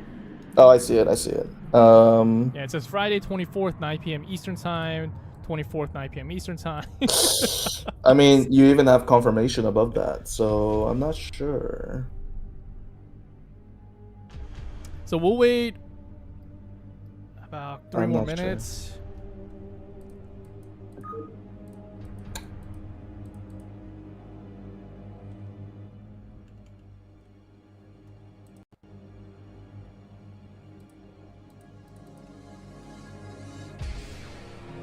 We'll wait about 3 more minutes. If not, then we'll play a practice game here.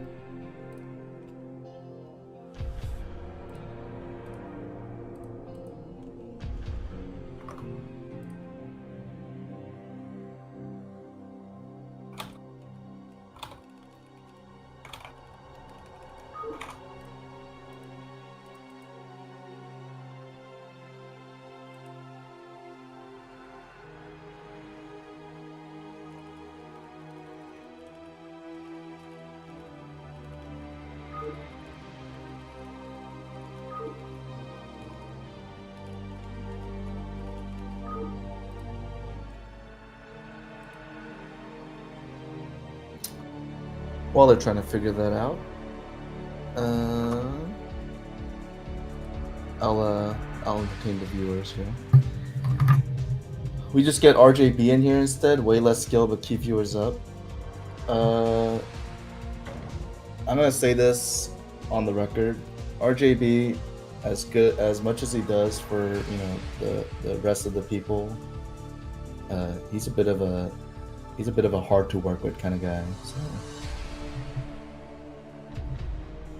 It wouldn't be a politely decline, it'd be a hard decline. Easy asks, is Dizzy streaming also? I am not.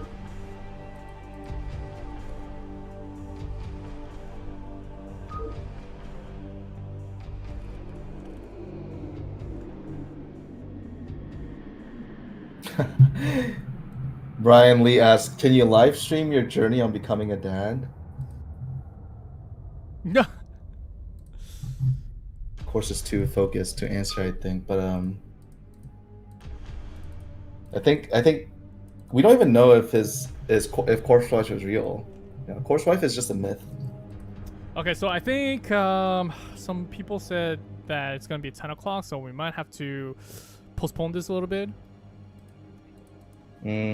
So we're just gonna have to wait until Dr. Hong comes. Until then, we'll play some quick games here. Yeah. I think Dr. Hong thinks it's at 10 o'clock, not 9 o'clock.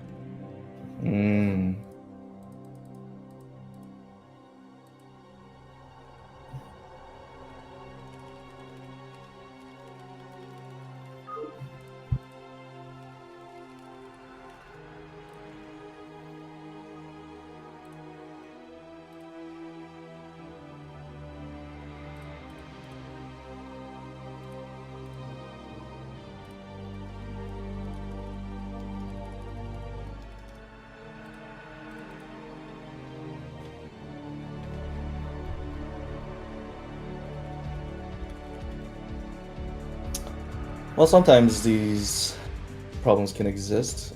That's sort of the hardships of live casting is in the moment issues. Chase says 2v2 casters versus pub experts only.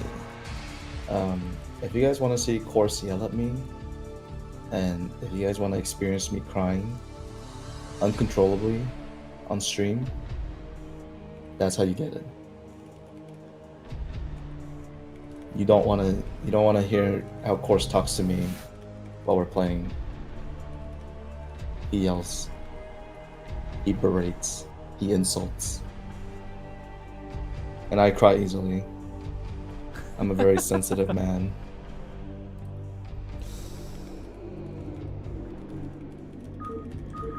Okay, so we're just gonna play some games here until Dr. Hong shows up. Good luck.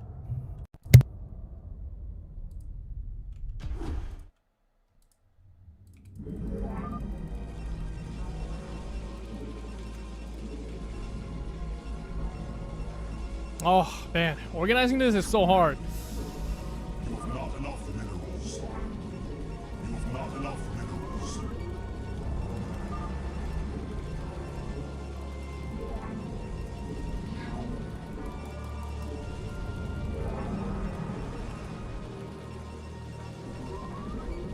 Oh, you can't see the game? Sorry. Oh, multitasking, man. My bad. So right now we're doing intermission. I think the scheduling got a little bit conflicted right now. What's gonna happen is we're waiting for one of the players, and I think he thinks it's 1 hour later instead of 9 o'clock. So, well, I confirmed like 3 times that it's gonna be 9 o'clock and not 10 o'clock. So let's see what happens at 10 o'clock. So we're gonna play. We apologize for the short intermission here, but afterwards the next game is gonna be what I wanted to watch, like I was anticipating this entire time. So.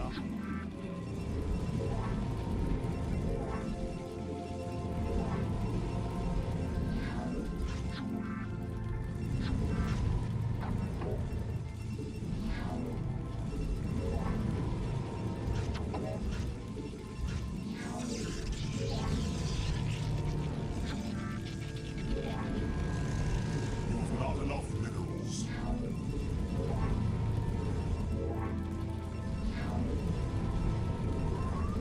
You've not enough minerals.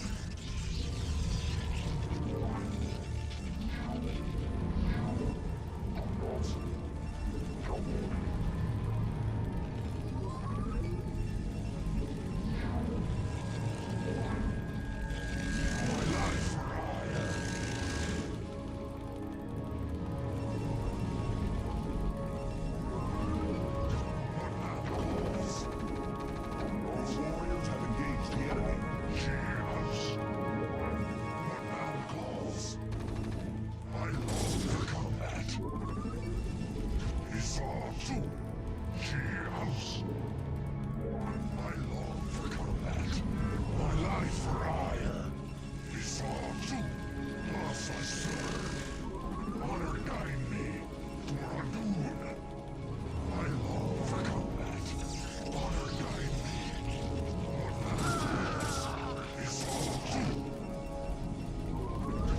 What battle calls? Thus I serve. Warriors have engaged the enemy.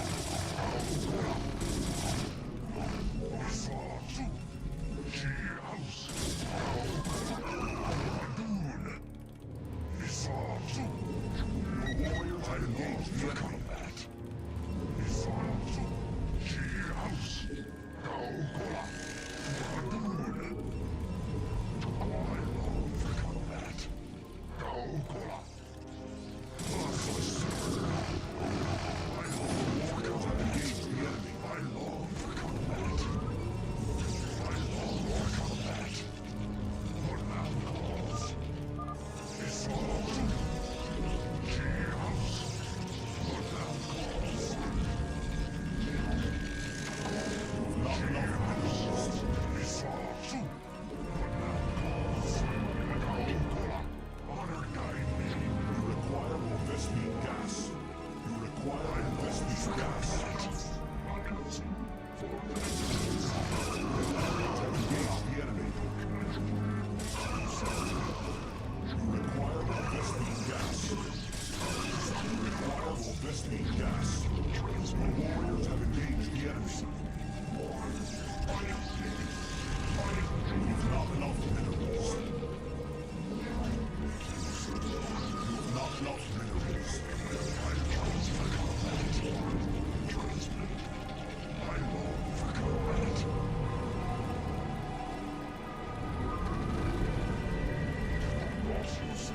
My life for ire.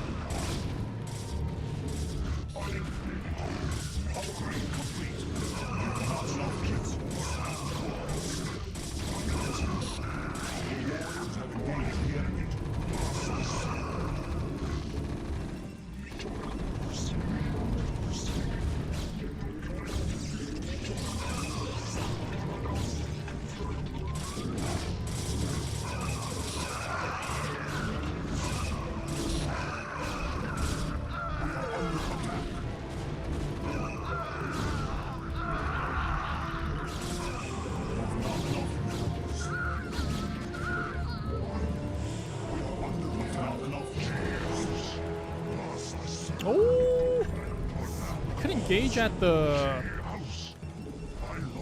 timing. Oh!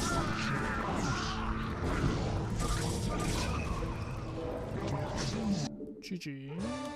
Oh, that was dangerous. I couldn't gauge at the bio timing there. It didn't register fast enough for me.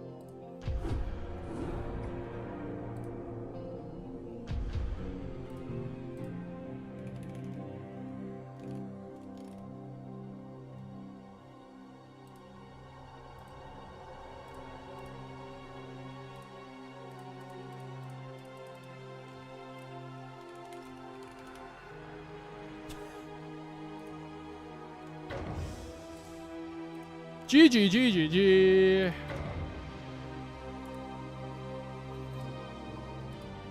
Have you been watching ASL? Yes, ASL has been phenomenally fun.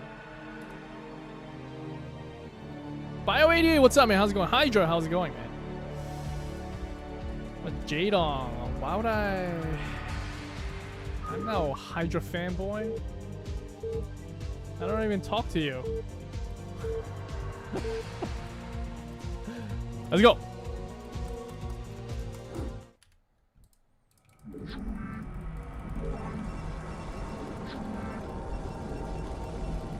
Now, by PT, if you get blocked like that, You have not enough minerals.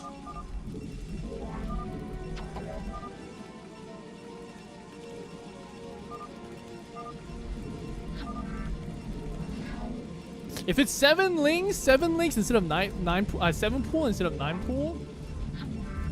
I learned this from Flo. You actually go Forge first. Pylon Scout. Minerals.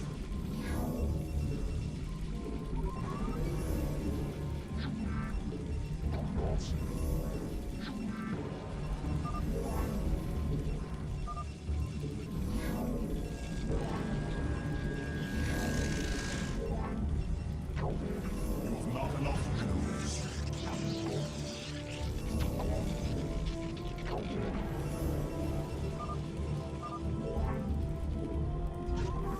not enough minerals. You have not enough minerals. You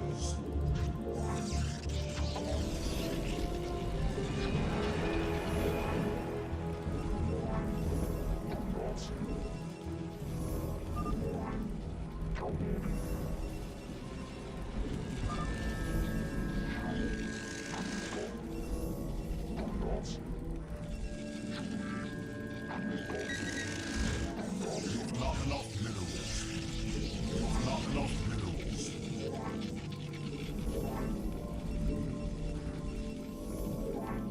You have not enough minerals. You have not enough minerals. You have not enough minerals.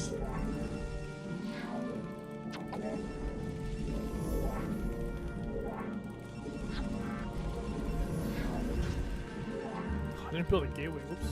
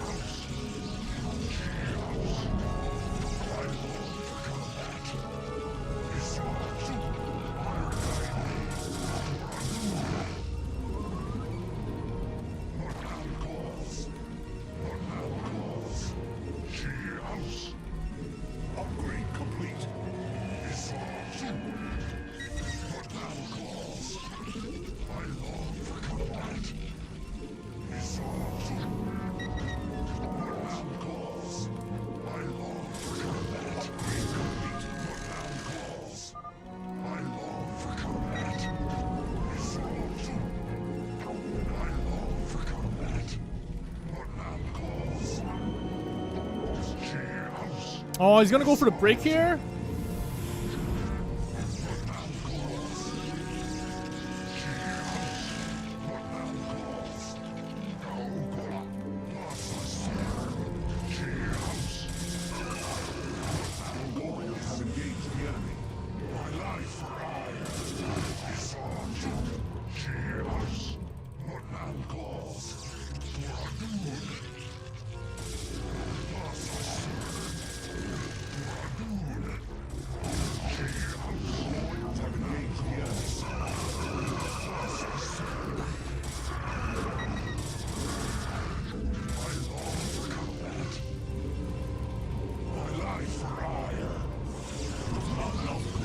Oh,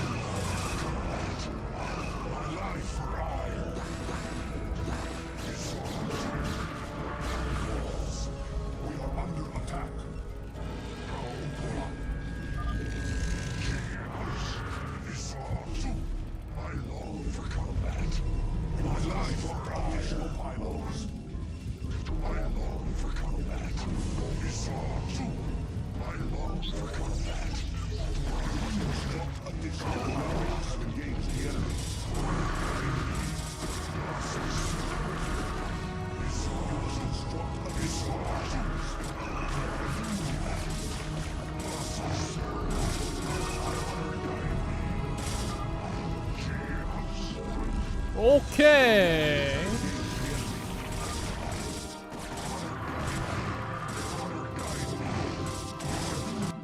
GG.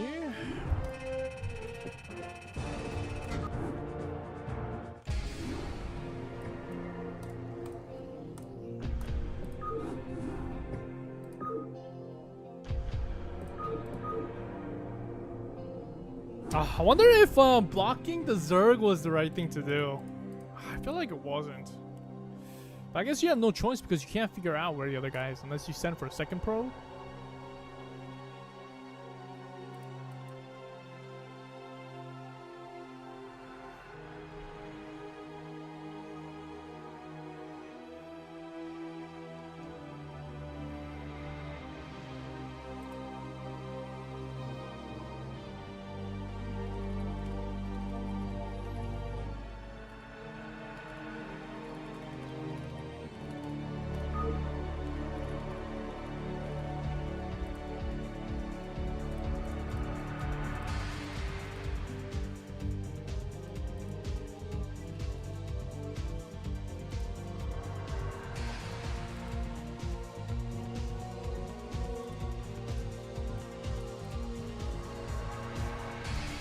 Alright, let's keep going. So we're having an intermission pause right now. We're waiting for Dr. Hong to come home and he's gonna be here in about 20 minutes, so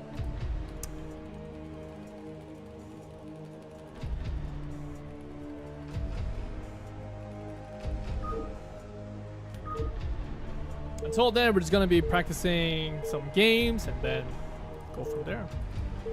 Those of you tuning in, as always, appreciate it if you can like, subscribe, follow for more.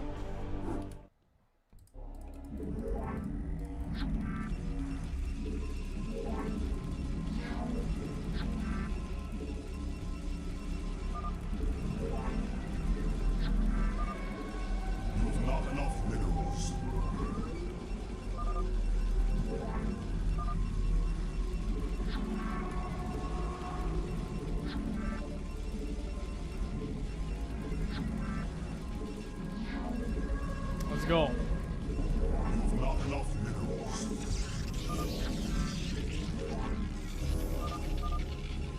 You have not enough Oh!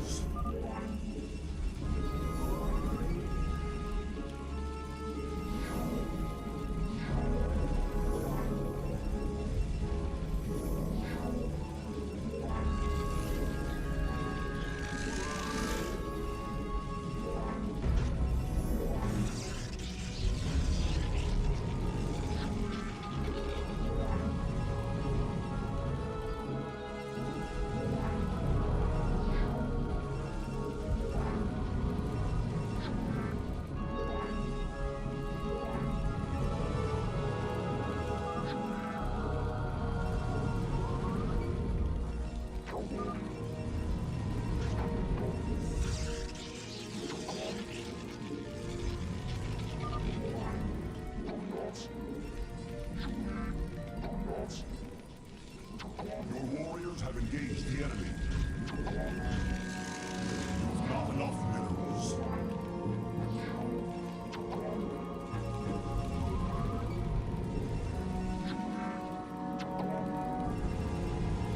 You have not enough minerals. Oh, both mid position. 4 gates. That's what I thought. You have not enough minerals. You have not enough minerals. Footman claws.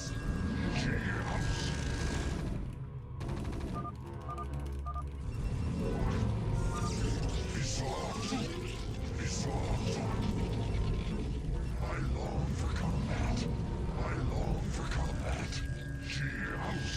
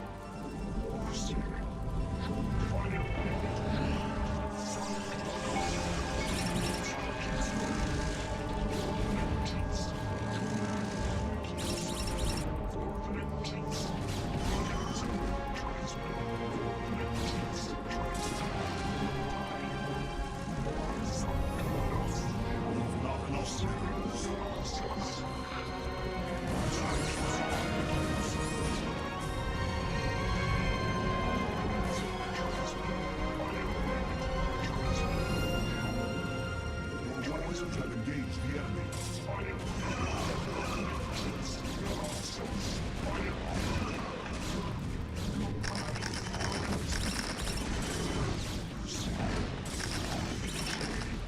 My life for I upgrade completions. Your warriors have engaged the enemy.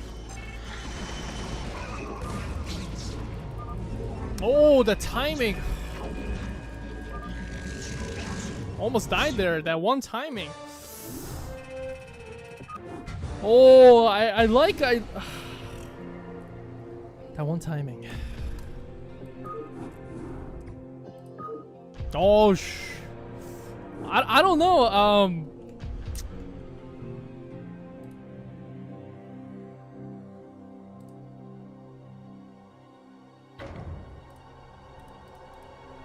All right. I think he's here. The main character arrives latest.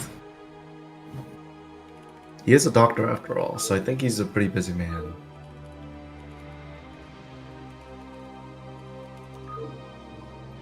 That's true. Otherwise, why would his name be Doctor? You know. That's true.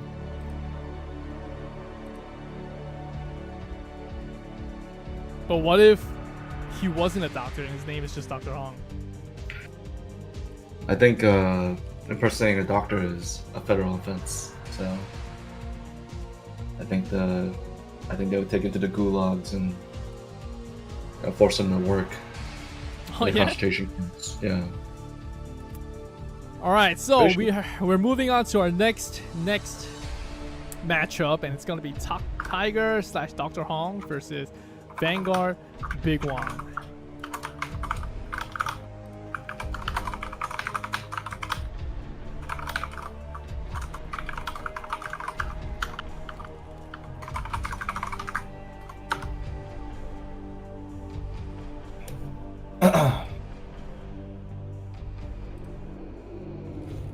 Are they ready? Because I think they said they're going to the bathroom.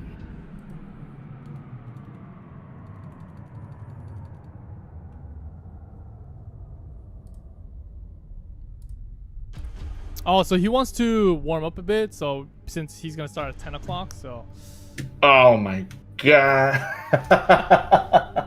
and then Vanguard wants to go do a smoke break. So, oh man, Jeebus. I tell you, it's so hard. maybe is that just me? I feel like if you agree on the proposed time, you should play at the proposed time instead of dilly-dallying further. It's like you're late as it is. So I guess it is what it is.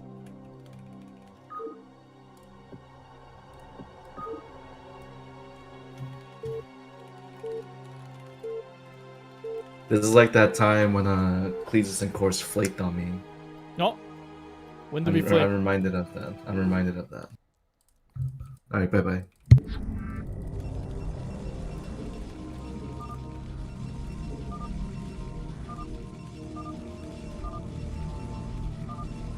have not enough minerals.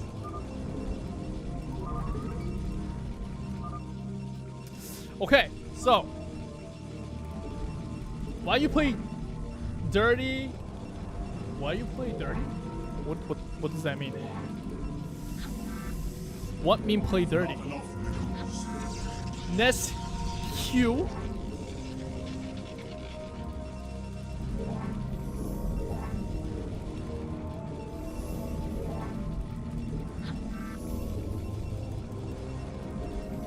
Why you play dirty BS? Your English is broken, my guy. Maybe you should study a little bit more before you learn.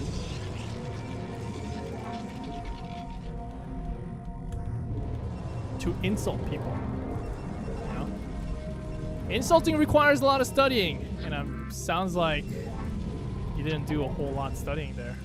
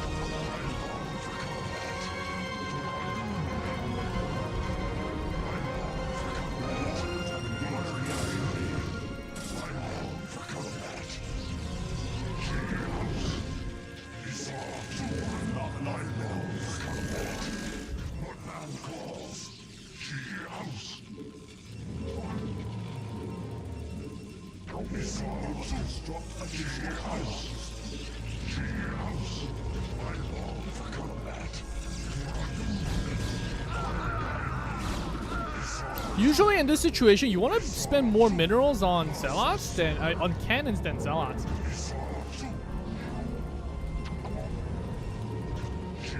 Because zealots can't do anything once the speedlots are up, so.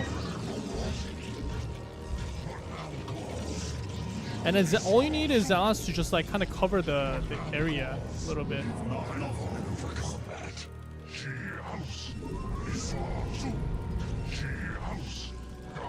And here, I feel like our team's gonna just scale.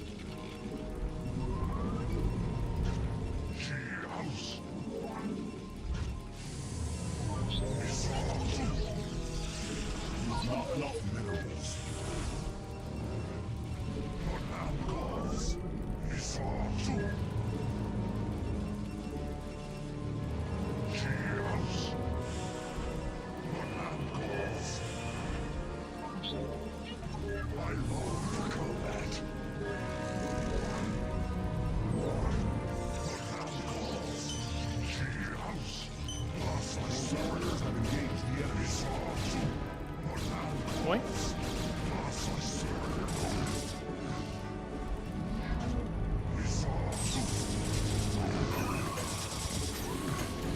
Upgrade complete. Your warriors have engaged the enemy.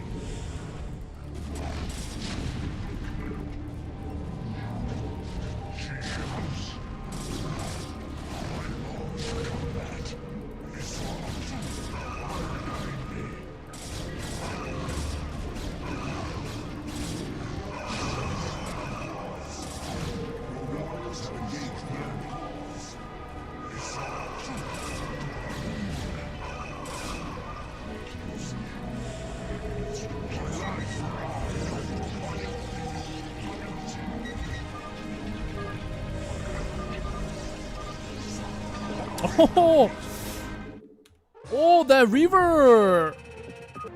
Oh, sacrifice unknowingly distracted him, huh? That was a interesting game. Is it allowed to ally toss? So can't. No, that's not allowed in the tournament.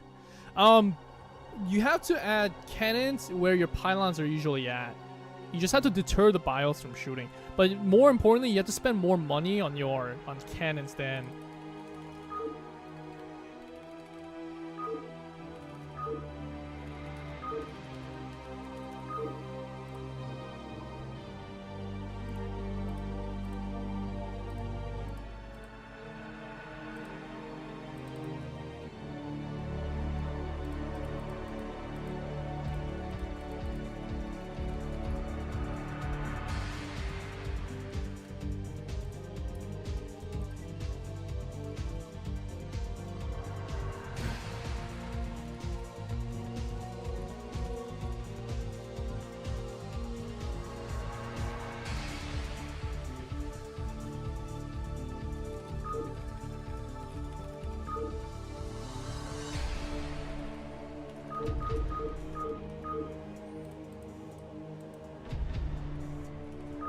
Let's go.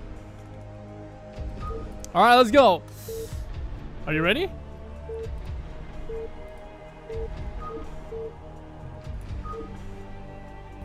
I was scrambling to unmute myself. I have to talk. I have to let my voice be heard. So, right before the game started. Okay. Now let's start. Are you ready for this? The tournament starts again at 9 o'clock. We have Vanguard as Toss, and we have Big One at 6 o'clock as Terran. Then we have Tiger at 7 o'clock as Terran, and then we have Toss as Dr. Hong.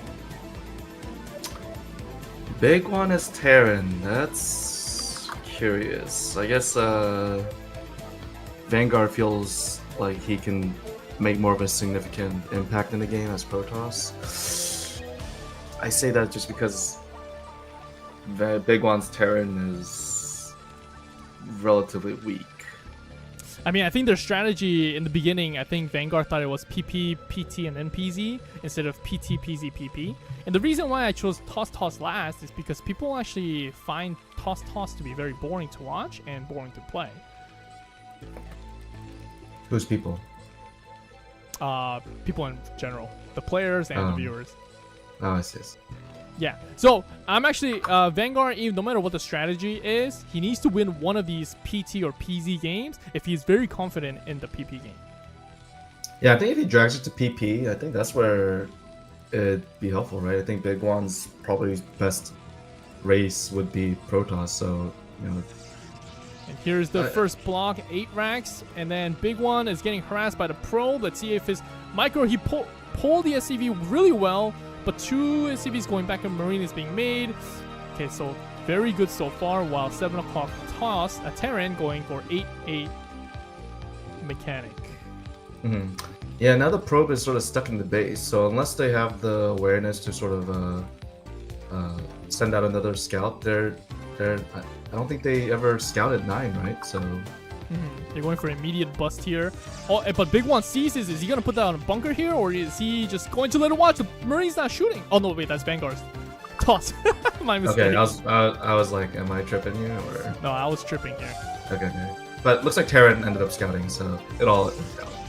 So I love this plan. I think Vanguard did this before. I think they're gonna block the Toss and then all in on the Terran. If Terran, they see this now, this one Zealot gets deterred, the cannon comes up right away, and then Vanguard, his follow-up is usually a mass Zealot speed-out push. This can work if the Terran is unaware of this. Yeah, and Blue Terran appropriately is getting bunker. Usually if you go 8-8, and there's usually if you go 8-8 and your Protoss is out of the map, there's really no need to get the bunker right, but I mean they're playing extremely safe, and interestingly enough, over at 11 o'clock we have a proxy factory. Wow. Yeah. What's more interesting is Big One actually opted to go mech instead of bio here. This is why I don't like, that's why I said watch the stream, but whatever. It's My Type A is coming out. But anyways, yeah, I noticed this with this Tiger Hong team is that they like go off the wall, and I like that. I like that. I like they bring this sort of view to the game. It's not always vanilla. It's not always straight same builds like you and TJ do. I like this off the wall, outside the circle type of builds. and me playing against Tiger 1-on-1, I got caught off guard so many times by this. His creativity to play outside the box, like he's building something else right underneath the factory again. He's building a starport too. Oh yeah, I guess that can be pretty significant. Although I mean, your factory's already on the other side of the map or other side of the ledge, so unless you're going for like a wraith, but I guess Did that factory? That factory's not. it's definitely not landed. But I mean, he's focusing on defending here, so it does make sense. I think with 2 bunkers, he'll be fine. He is gonna maybe lose a couple SCVs here and there. Oh, but at there's the end 2 of the day, bunker. Look at the supply depot, Sim City right here. This is amazing. yeah, at the end of the day, you just don't want to die because your Protoss, your ally Protoss, should be ahead on tech at this point.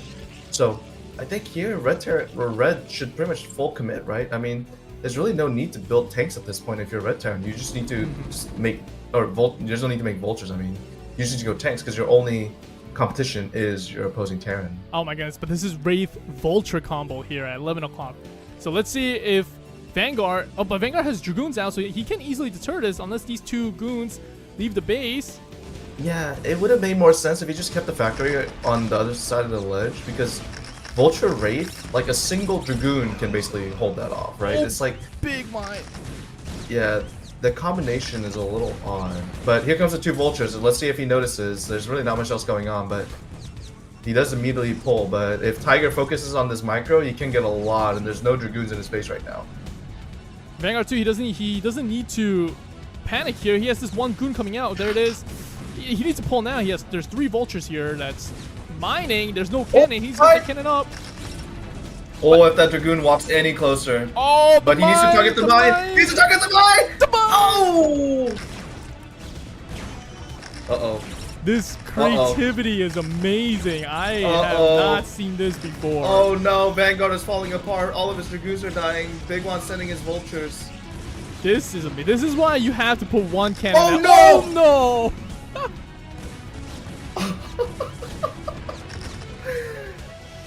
Oh my goodness, Oh my goodness. this is how it unravels. Oh, someone's at the door. Sorry, one second.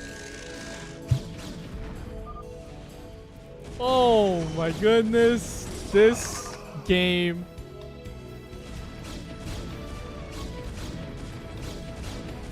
Wow, what a play. Now it's up to Big One. Vanguard did everything he can to stall this Terran right here.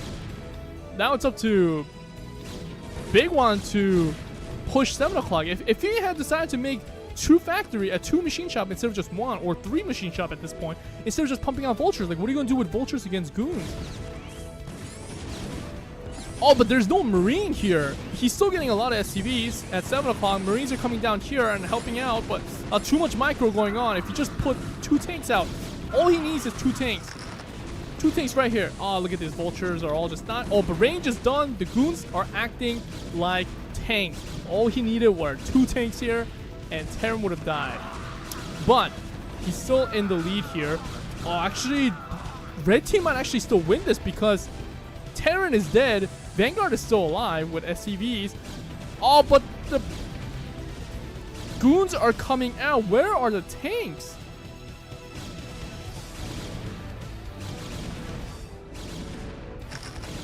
Where are the tanks here? Mines alone aren't going to help you because observers are on the way. Is there... Yeah, Robo is here. Observer... Robo is done. Observatory is... Oh, but all the... Oh! What is happening right now, folks? Mad goons just died. Oh my god, this is the greatest game. 3 goons. Vultures coming in.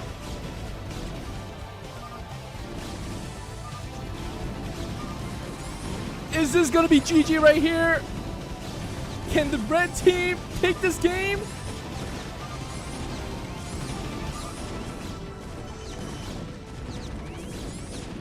STB is getting cut, but he's not focusing on getting tanks. He's just building vultures. Why is he only building vultures here? I don't understand this.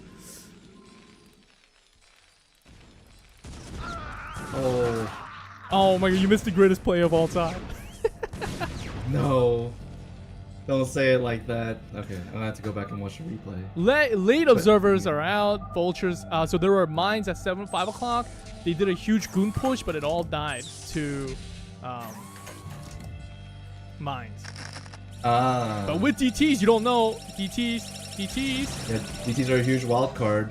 You can see the mines struggling up there, just like Red Terran here. But Tanks these are mines should finally eventually out. clear. Big One tanks are finally out.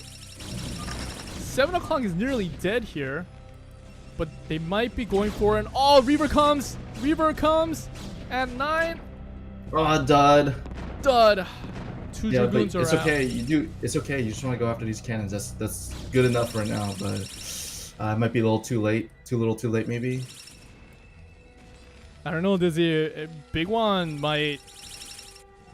It's up to Big One. If he wants to prove all the haters wrong, he needs to step it up right here, right now. He has 2k minerals. He just needs to start mining gas, and then stop building vultures and start building tanks. Yeah.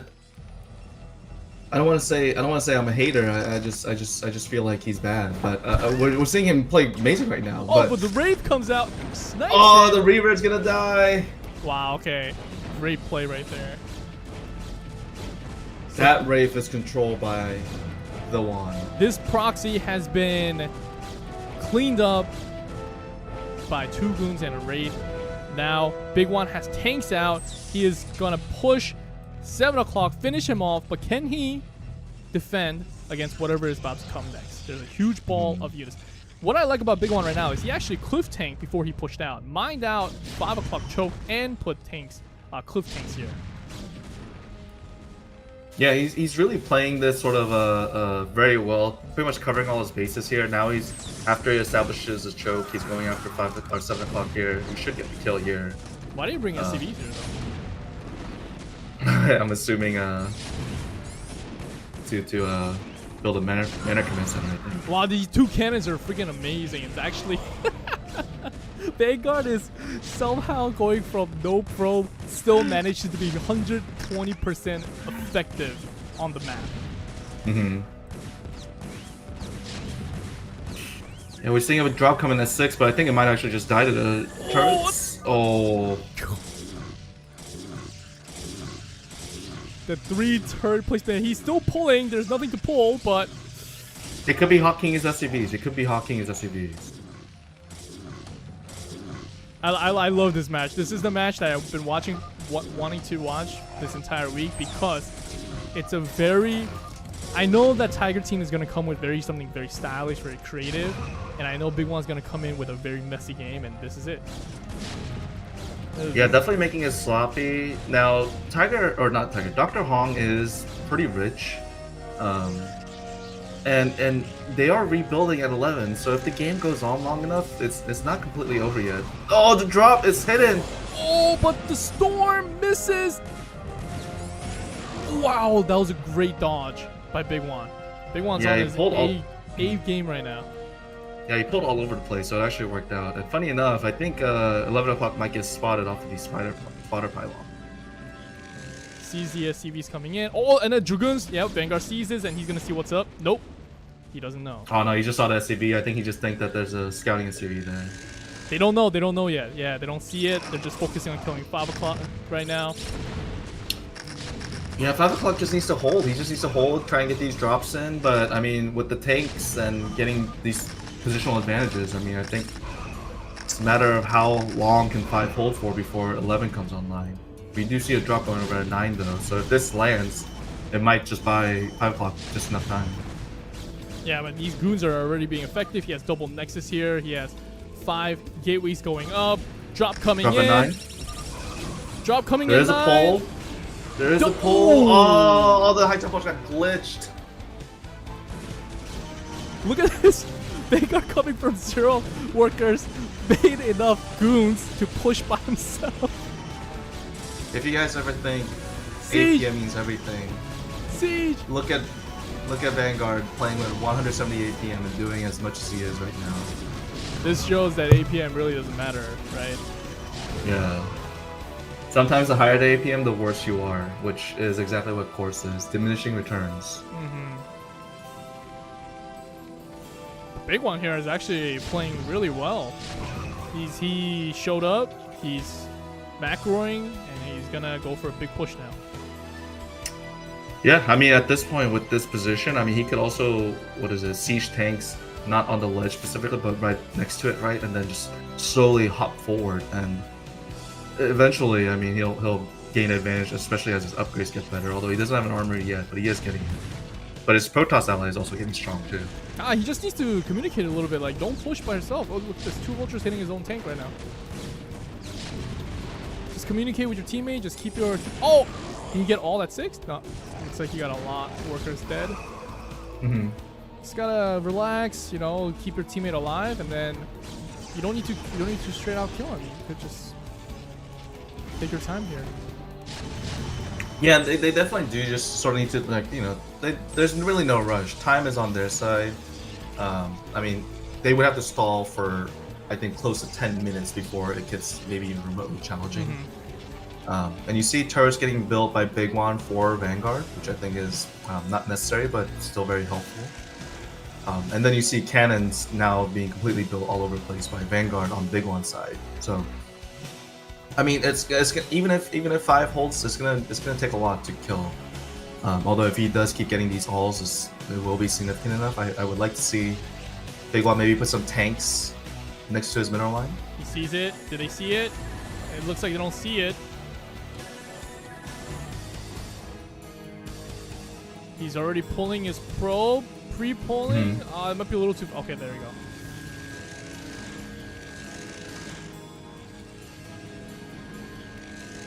Yeah, but meanwhile, while he's trying to control these drops, he's having to deal with these tanks getting shelled, and he is gonna try and drop these shells. Here comes the drop at 9 though. There's a drop pulling the pros. Oh, but what's interesting is Tiger is actually slowly coming up here. If this is not spotted soon, they might be in a big trouble. All of a sudden, you're gonna see like tank drops coming in, and they're gonna be like, "What the heck?" Yeah, I wonder if there's still High Templars in that shuttle going over to 6 now. Because if there are, there's no... Okay, there's probably not. Yeah, if those tanks... If he gets enough tanks and sort of just... either drops at 9 or just controls the choke, that might give 5 just enough time. But 5 o'clock, I mean, is fighting for his life. He's essentially playing the 1v2 right now, right? So... yeah, he needs to be careful, because if he doesn't maintain this sort of dragoons, and maybe even some cannons, if Big One just comes out of his base and pushes, he might just honestly die outright. But Big One factory count right now, it's not that great. But this drop might change everything if they're not watching. Drop, but Dr. Hong pulls immediately. A very nice pull. How many kills? Oh, he pulled a lot, and he's still pretty rich on minerals, and here comes the drops over at 6 now, but they pinged it. I think they all see it. Yeah, I think that was about 7 or 10 kills. Big One pulled really well, but all pulled really well now. Yeah. 1 kill. Pull proactively. I like that. If you're worried about the timing, if you're worried about not seeing it, just pull it ahead. You know, better losing some mining time rather than losing my SCVs, of course. This is crazy. Like they're scouting. They have the entire map except for 1 o'clock position. Look at Yeah, this. 11 o'clock. Yeah. But upgrades are going to be pretty behind, so I feel like dropships might be better and just going for sort of that support style play as Terran, you know, establishing ledge or threatening the all over at 9 o'clock. But there's also limited real estate, so maybe that's a little challenging for him. Let's take a look at Big One's FP VOD here. Let's see what he's staring at. He sees a shuttle, sees nothing, and then he's moving his SCVs back to mine. But this shouldn't be the priority right now. This priority is to make sure that all his factories are running, making more factories, check your minerals, and then try to get to 200 as soon as possible. Yeah, if you're banking minerals, usually the first thing you'll do is pretty much look to spend it, right? And then if you're not able to spend it, why? It's probably because you're blocked on supply, so you just want to, you know, rack up the supply depots, you know, build until you have 200. And then max out on factories, so that way when you are free of supply and you have that, you know, bank piled up, you can spend it right away. Now look at 5 o'clock being trapped here like this. This is a scene that where I hate seeing TOS players being positioned where you have a bunch of 100 units just stuck in base because of cliff tanks. Right. I think this is something that you want to avoid as soon as possible. If you know that there's a Terran next to you, you have to go robo fast, and you just have to play that dropship game where you only make a couple of Dragoons for early defense. But here comes the push while they're doing a main drop here. The shuttles are going to get spotted by the tanks. How many shuttles is it? 6 shuttles, but there's a lot of tanks and cannons here too. And a drop at 5 o'clock And too, the so drop at pull? 6. Not that many kills. Drop 6. Great pull by Big One and a clear cleanup. Oh, We do see 11. We do see 11 finally moving up, but honestly, this might be. I don't know if 5 can recover if 11 doesn't come help, and there's a long distance to travel. So even though, oh man, the 5 o'clock actually holds, and I take everything back. Although there are those tanks over at that bottom left pocket. This is the problem because instead of just going straight forward into 5 o'clock, Big One's opting to just keep using the dropships here. Instead of using dropship, you could just push in right now. Yeah, Oh, they finally spot 11, and they're probably wondering where the heck did these come from. Yeah, And 11 Choma, and then the storm. Wow, it's 7 kills. But Big One is still doing a good job with these cliff tanks, continuously just leapfrogging them over. Yeah, you just try to drop it over at 9 o'clock, but just a tip for anyone, if you're trying to drop onto the ledge when there's already tank siege, it's never going to work out. But yeah, I mean, this is exactly what I'm talking about. Like, eventually you're just going to get squeezed in. And Big One could even, if he's being bold enough, just start dropping over at the ledge in between 3 and 5. But they're playing it pretty safe. They're just cleaning up this little tank squadron over at the 9 o'clock, and then they'll probably finish off 11. Yeah, they know that 11 o'clock exists now, so I think they're going to put all their attention to 11 o'clock, finish him off, and then go back to 5 o'clock. So during this time, 5 o'clock, he doesn't have enough time. He needs to go for not like a Dragoon Zealot High Templar drop, but like Reaver Zealot High Templar drop, and try to kill 6 o'clock main here, and big drop coming in, because you know that there are a lot of cannons here. A few tanks, a few High Templar, a few Zealots isn't going to work. You need like a big fat Reaver drop here. Yeah, at this point in the game, you know, you have to imagine that even if he is getting broke, or even if he is low on money, that 9 o'clock is fully online, right? So if you're not alling 9, it's like you have to go for like a huge blow. You have to go for a significant enough attack where they're basically out of commission for the next few minutes. These drops here and there at this point have been scaled out, and especially with your ally dying, it's almost a little too late. So I do agree that maybe the Zealot Dragoon sort of army composition is, you know, sort of past its prime. Probably wanted to lean more towards a robo-heavy army with some Corsairs, but look at the upgrade here. The upgrade is 223 5 o'clock versus 01 Terran. Yeah, he's getting good trades on here, but I mean, he's still fighting a 2v1, so Dr. Hong is playing great. He is playing great. Here comes a drop over at 5 o'clock. 11 o'clock dying. Probably the last we'll see of him, maybe. But here comes a drop at 5. He does pull. One thing I noticed that Dr. Hong is really good is he pulls workers really, really well. He sees drops really, really well. Yeah, that is just mini-map awareness, I feel like, is something that we all could work on. Just an anecdote, I remember playing as playing with Dojali, and I don't think he ever got all once because his mini-map awareness was through the roof.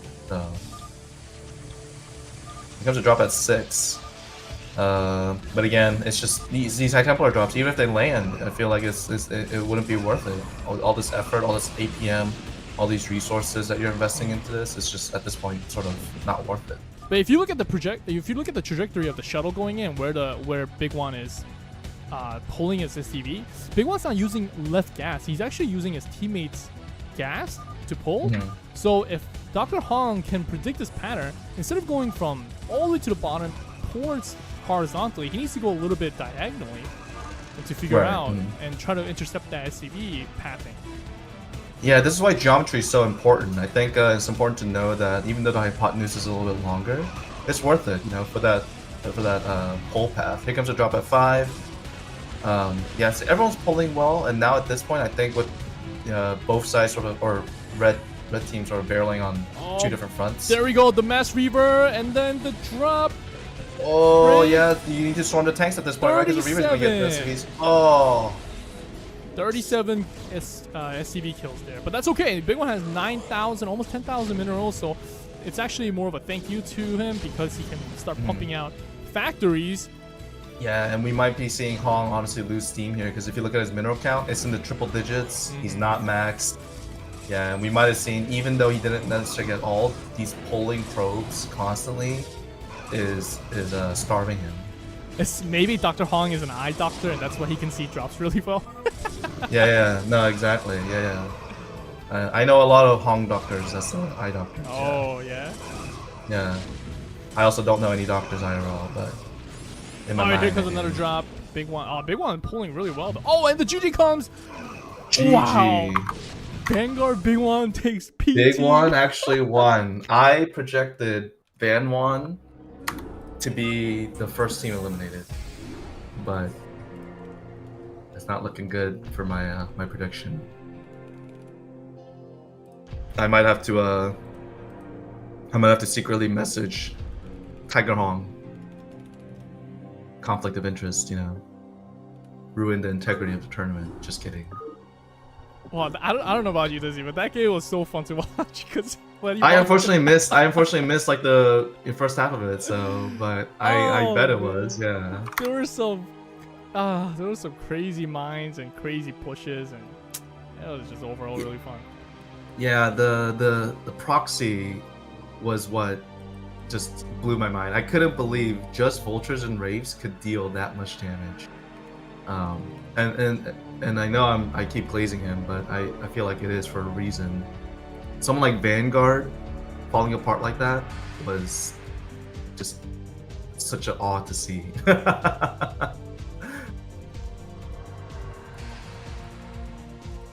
So what's next? PZ, right? PZ?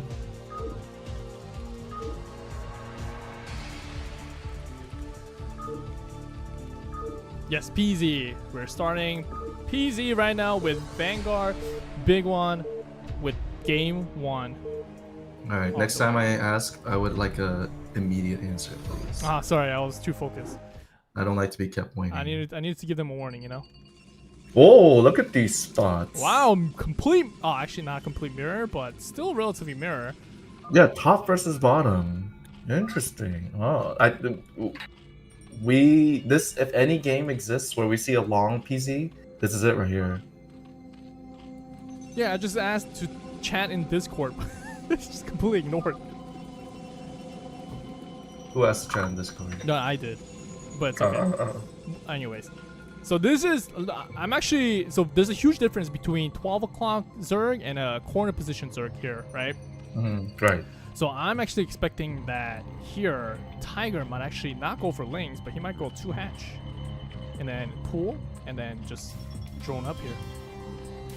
Yeah, it would make sense. I mean, if they readily scout, you would think that both Zergs would almost be completely fine or content to drone up, right? Basically, forego lanes and go immediate. But yeah, I mean, you definitely get the advantage from blue team because you readily already go 2 hatch because you're in corner spot, whereas 12 Zerg or Big One is going full first because naturally, if you're mid spot, you're thinking I have to go full first. But in these spots, these positions definitely currently favoring blue team right off the bat. Oh, but he's not actually going for 2 hatch Hydra, a 5 hatch Hydra. He's actually going for 2 hatch Lings. So it looks like they're both going to aim for fighting at center here.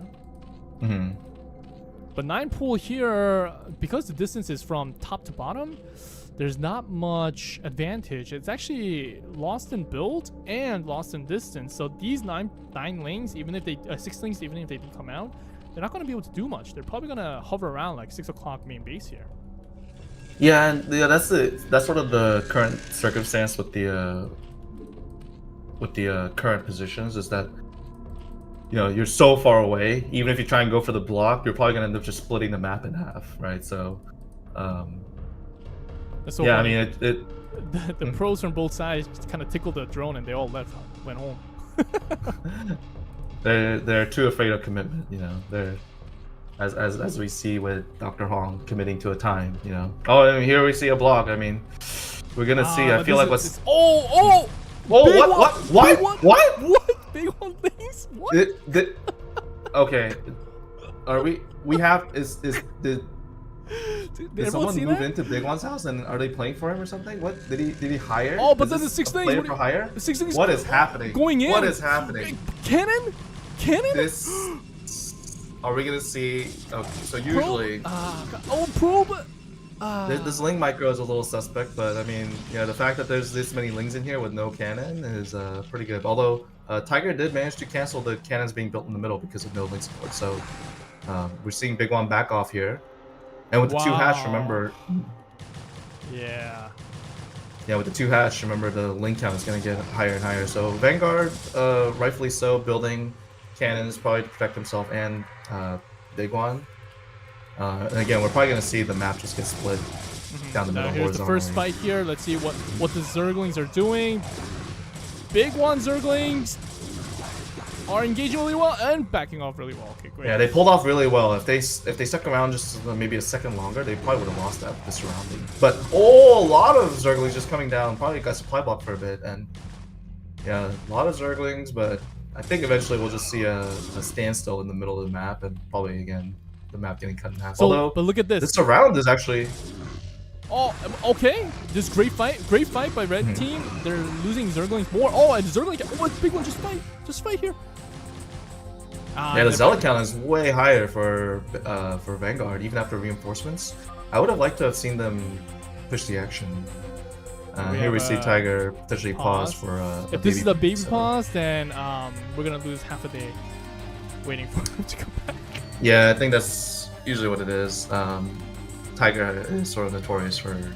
Oh Yeah. no, it's a baby pause. Okay, so are we taking a quick sabbatical? Maybe we return 2027. After 5 minutes, we'll give a warning, and after 10 minutes, we'll just have to forfeit the game. 10 minutes is a long time, right? 10 minutes is a long time, yeah. Yeah. So okay, after 3 minutes, we'll give a warning, and then 5 minute forfeit the game. Okay. But here, what I was gonna say is, if you look at the supply from the Zerg, Big One, and Tiger, it's 17 and 16, right? But if you actually look when the game resumed, Tiger actually has 9 drones compared to Big One's 6 drones. So that means he has a lot more drones and more hatchery, right? So he has 1, 2, 3. We have 3 hatcheries versus almost 4 hatcheries right now. Yeah, and with the sort of hatchery advantage, I would think that 7 o'clock is going to be the one to start droning up earlier. Or at least that's what, you know, advantage would tell you. However, with no cannon support, it might be possible that they continue to sort of push this action and because they're afraid of losing mid. So yeah, I would like Dr. Hong to start building cannons in the middle of the map and sort of make it degenerate, if you will, almost SCW style, where it just becomes a cannon fest and then everyone just, you know, sort of doesn't attack for 10 minutes. Yeah. Sometimes these games end up like that, especially with these kind of positions, which I think is fine. I mean, sometimes it is what it is. Yeah, in this position, because it's so far away, going from literally vertical, what ends up happening is, I think the first pylon, when they put it at 6 o'clock's choke, that was too ambitious. You needed to put the pylon at like middle, where the WK sign is, in the middle of that. Good advertisement, good plug. Yeah. You see that WK clan? Yeah. Yeah. And then you want to put it right in the middle, and then draw the line as your Zerg drones up, right? Get that cannon up and then drone up here. But if you put cannons down like this at 12 o'clock, I don't know if it doesn't provide a good block for your Zerg to drone safely. So he needs to keep building Lings until the cannon's up. Yeah, it's like it's impossible to click on it, but I mean, if this building that's getting built is a pylon, that would make more sense. I doubt it is, but I'd imagine he would start leapfrogging over, or not leapfrogging, but slowly crawling towards 12, and, you know, essentially covering the horizontally, basically above the word WK. So I think that's what we'll see. It may be possible, honestly, that blue commits to 12 o'clock if they see a half-ass attempt. So I think Vanguard will be aware enough to just sort of cannon up this side of the map. So Jehudi asks, how match? Big One lose it? Did he pass to P? No, he actually did not lose. It's currently 1-0 for Van Wan after a pretty epic PT game. And I'm pretty sure it's also on Courses Overlay, so Yeah, I but think Jehudi never reads, so yeah, he only talks to himself. I think he deserves a ban. Should we ban him for that? Nah, not yet. Chase asks, what was the critical moment last game that basically lost the game, the beginning to the end? So the critical moment was the Vulture and Wraith coming in, and then mine at 9 o'clock. Oh, and Tiger. Oh, he's back. So we'll We're also summarize- happy. Yeah, we'll summarize that after this game is over, when the match is over. So I want to see if blue team here, Dr. Hong and Tiger team are they gonna do a counter pylon play here? Because if there's no cannon at choke, if Toss doesn't choke up or build cannons at center, Zerg cannot freely drone up here.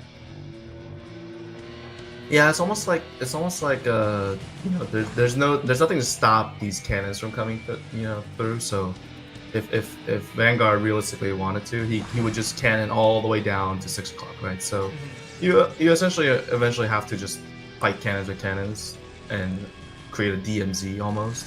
Yep. Now they have to see these cannons at this point. So now it's just a matter of, are we combating them with our own cannons, or are we gonna commit?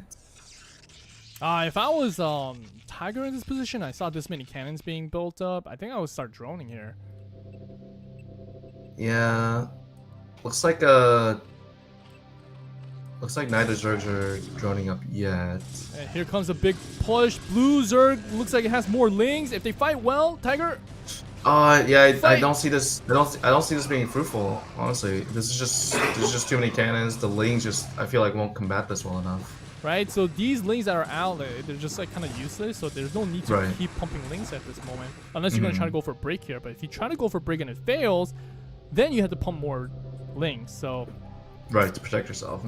I feel like in this We situation, just We did see drone. Big One droning up, so let's see what pops out of these. Oh yeah, so now at this point they're both droning up. So I think Dr. Hong play is going to be start cannoning up the middle. Otherwise, you have to commit to the units, which you don't want to do right now.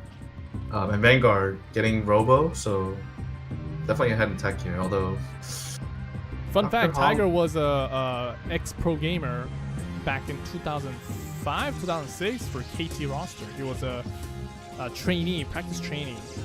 oh nice. So he got to witness Flash right before his Yeah, he Big actually reveal. participated practice round with Best and Flash.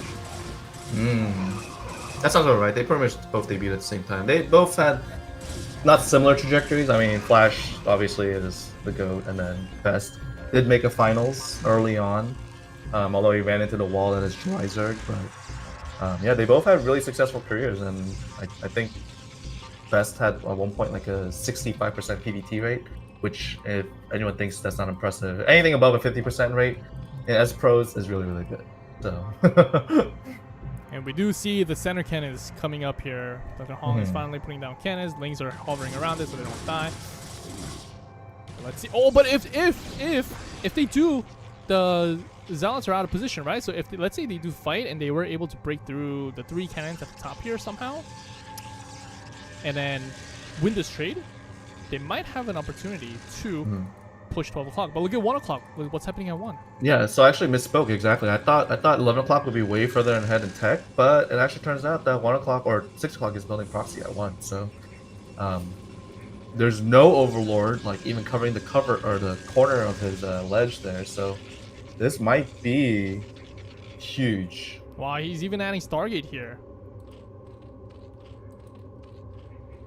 So let's see if these two Reavers are so good against Zerg and against Bio, but it requires a lot of micro here. So let's see. Let's see what happens. think the Zerglings are just out of range right now. Yeah, they're not seeing it right now. So this drop might also catch them off guard, especially just the one cannon there. The shuttle You would is think- shuttle came down 6 o'clock. Let's see if it's No gonna- units down there. But remember, it's Dr. Hong. He's an eye doctor. And can he Yeah. see this drop here? Oh, he went all the way down. This is really hard to spot. Optometrist Really Hong, hard to Optometrist spot. Hong. The No reaver. pull. Oh! That wasn't all, right? That wasn't all. I mean, he has what, the 9 probes that's remining now. And here comes a second shuttle actually going down to 6, interestingly enough, and he brought all of his Zerglings back. I'm not really too sure if that's worth it. I mean, This is Vanguard's play. Vanguard loves doing these different angle kind of drops here. Oh, but the oh! oh! And then here comes the one at 6 again. Here comes the one at 6. Stop. Is Vanguard gonna carry the team right now? Oh, 42 kills. If he micros this just a little bit, And 12 o'clock. 50. Oh my god, 12 o'clock didn't even get all. Oh my goodness. Are they Vanguard. gonna do this? Or is Van Wan gonna prove me wrong? Holy crap. This drop single-handedly destroyed these two players. I think Tiger and Dr. Hong have to retire after this because they're losing the big one. I don't know if they're losing the big one. I think they're losing to Vanguard. The name though, it's the title that's associated with it. It's true. Wow, but I mean seriously though, that is huge. I mean, Protoss 6 o'clock is literally starting from scratch. He has 4 probes. Mining. Wow, I am so impressed with that drop. Wow. He hid along basically every ledge and got there. Here comes another one. Does he see it? You see the red dot in his 6 o'clock. You see the red dot. You saw it. Are you reacting? And There's good 2 react. Templars. He's saving them. He's being very conservative, which is almost a threat as it is. So Yeah, just keeping these alive. You can't mine. You just can't. yeah, you have to respect it. Yeah. And once the cannon dies, okay, the cannon thankfully survived. But if the cannon had died, that's sort of free reign for Vanguard.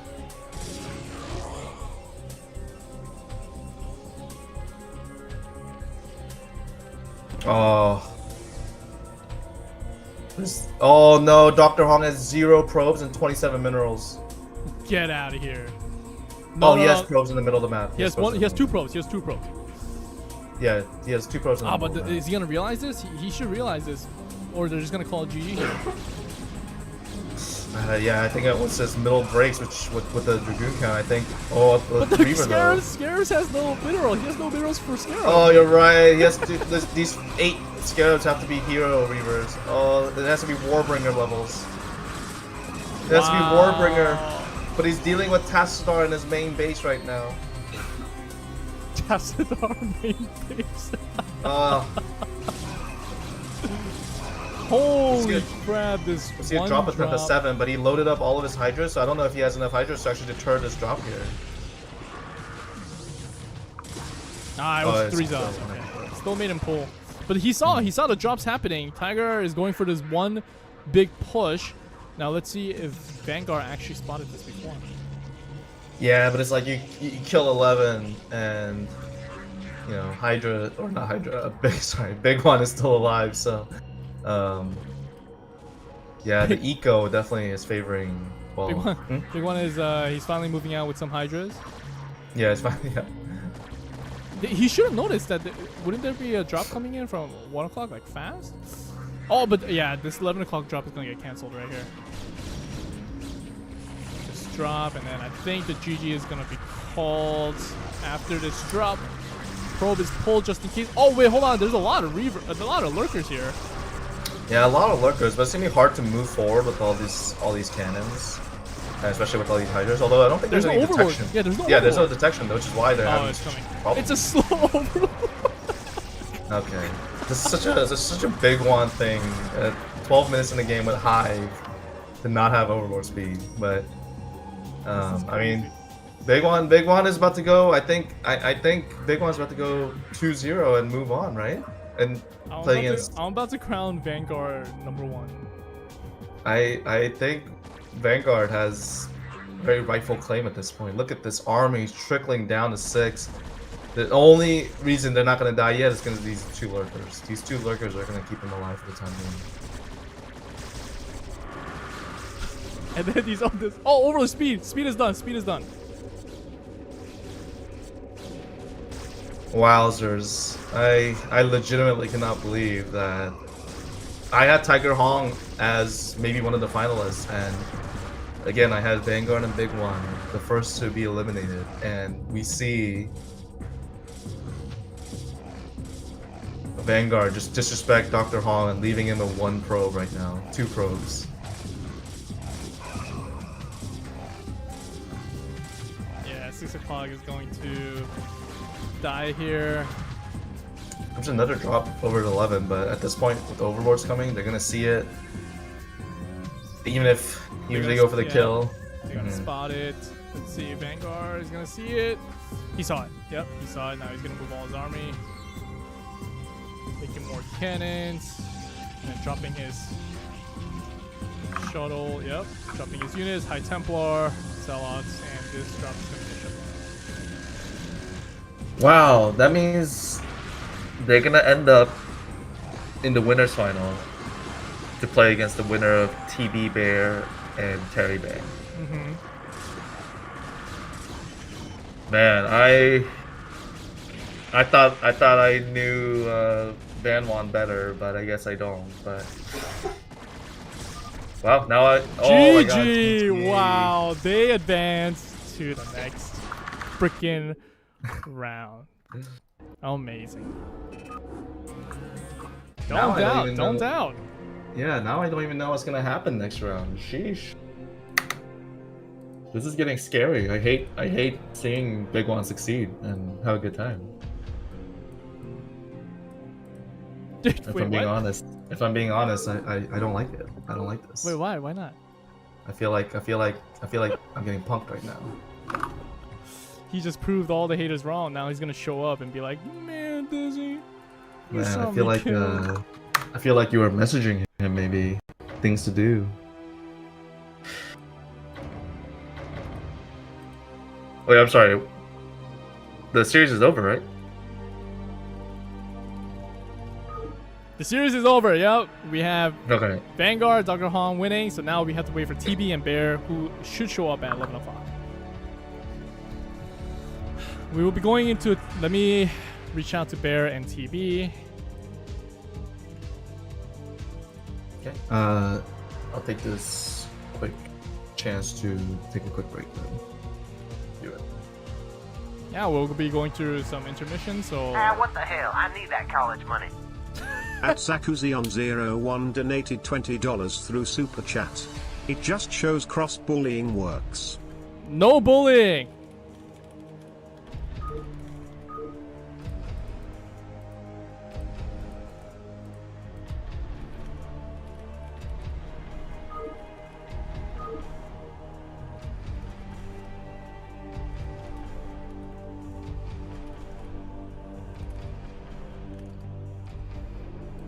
Alright, so we're going to take a quick intermission while we get things rolling.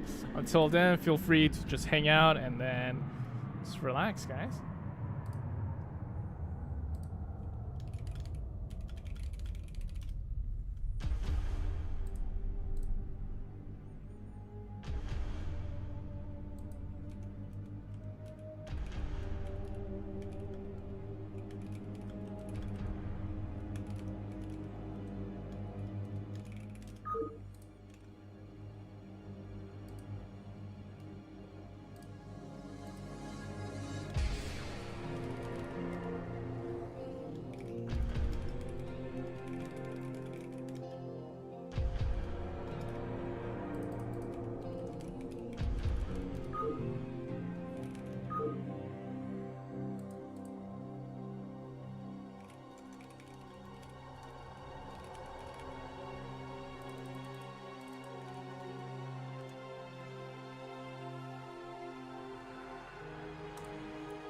For those of you tuning in, as always, appreciate it if you can like, subscribe, follow for more.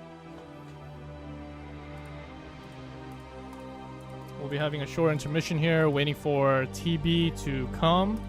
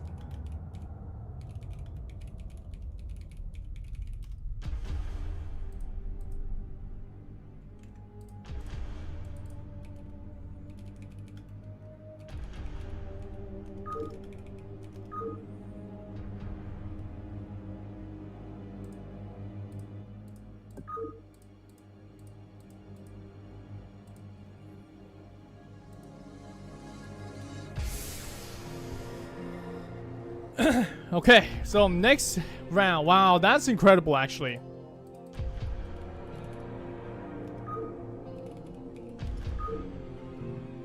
Really didn't expect Vanguard and Big One to win that game, so amazing play by both teams. Next round we have TB Bear versus Terry and Banging, so we'll be doing that, and then we'll be moving on to Tiger, Dr. Hong, and Q and Philo.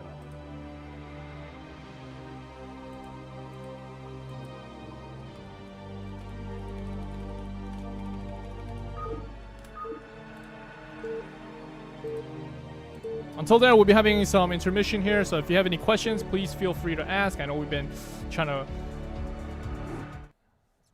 Is he announcing biased? Announcing biased? No, not biased. Wow, reps to flex. How's it going, man? Wow, that's amazing.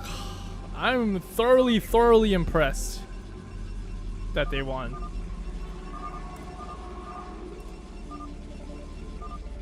Yeah, Zaku. Yeah, Dio. I can't believe they Big One proved them wrong. Proved everyone wrong. So, wow. But Vanguard's 2 prolong drop was phenomenal. That all at 6 o'clock and then storm drop at 7 o'clock. Phenomenal. That was just beautiful play there.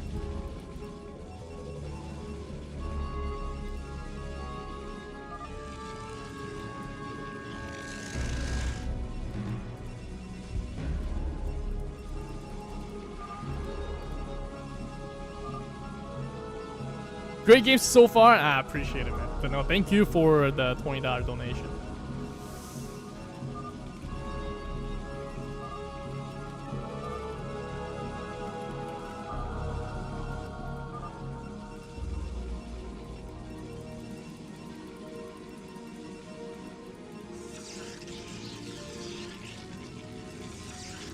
Three gates. Double forge at 12 o'clock. Double gate.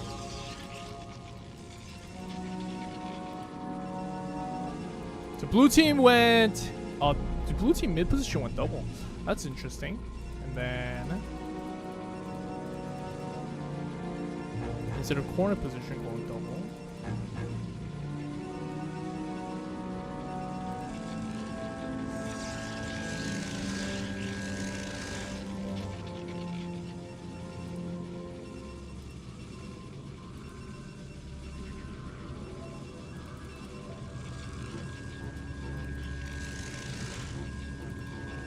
double and then 2 gas. So 2 gate and then 2 gas.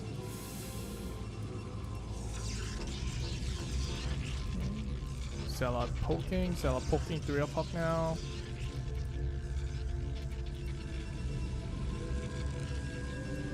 Rezos to defend. Just stab once. Surround. Oh, Oh, he pulled the wrong, different probe. Oh, but this Zella got stabbed a lot, so could have bought a little bit more time blocking with that probe there to get that one Zella, so that this next push right here is going to be this one Zella's out of position.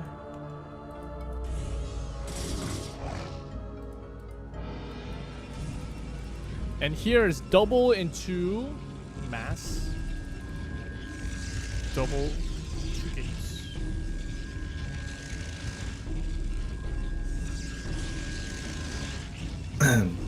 Have you had a chance to talk about the last PT game?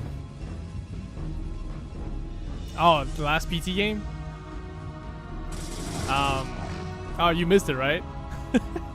Wait. I thought someone asked what the turning point was. Oh, right.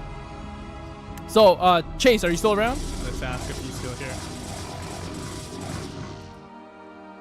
Yeah, I'm here. You're not Chase. Oh, but you chased after me. No, I never chase after you. So the critical moment there was 5 o'clock getting blocked was critical moment, and then the turnaround was when the mines at 9 o'clock all 9 o'clock, right? That should have set the stage for the blue team to win there, but unfortunately, what ended up happening was 7 o'clock could not get tanks out. The supply depot Sim City and then the 2 cannons essentially just stopped the machine shops from being built up. So if they had 1 tank or 1 factory pumping tank with machine shop, I think they could have pulled 7 o'clock, but they just couldn't get to that position. So once 7 o'clock died, it was essentially buying time to play the 2 vs 1 and then play the long game here.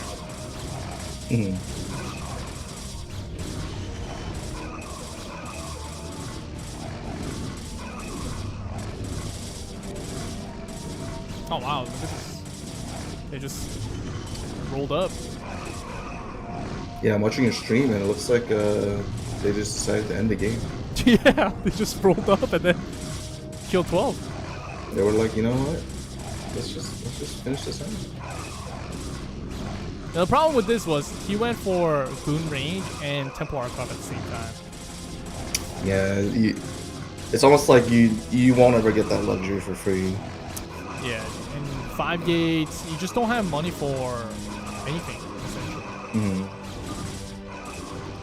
Yeah, like sure you can get the tech, but you know the rate of production relative to the Zealots just can't compare. So I think in the beginning, if you go double mass, you should go double and then gateways into speed lots first, and then take map control, and then transition into goons or transition to tech. But usually in PP, 2 vs 2, the person that goes dub normally would go tech first, but they could stall with DTs early. yeah, and did the player at 12 go double? Am I saying that correctly? Yeah, he went double. Yeah, that's also unusual too, considering rush distances, right? So.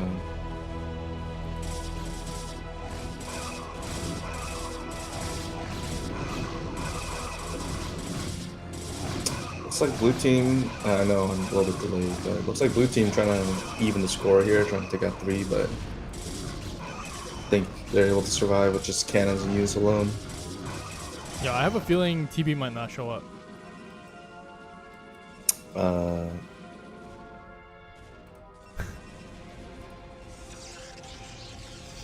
Well, I have a feeling after him watching that Ops game a couple days ago. Do you remember? I feel like he'll show up. The consequences, if so to speak. I mean, like if you don't show up for the one tournament, it's like we can't hold you to showing up for any future ones. Yeah. I mean, maybe Trust can step in and just play for him.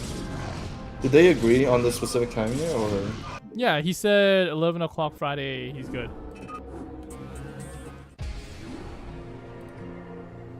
He said any date after 11 is okay, and he said I can on Friday. I like how you try to tag TB and then you tag Banging instead of Bear.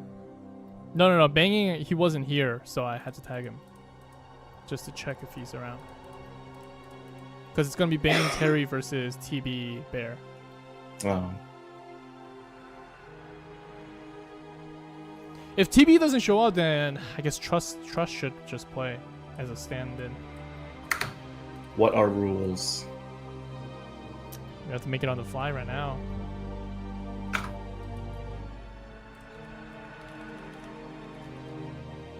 I'm sure he'll show up. TB's here?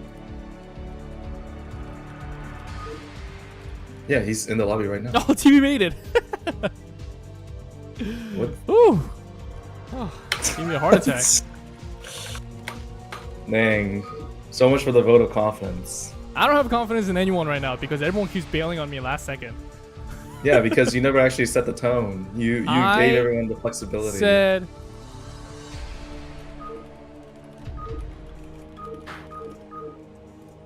No, I provide time. Is there, you're gonna have to convey this, but is there any way we can ask them to watch the stream and see if TR24 works?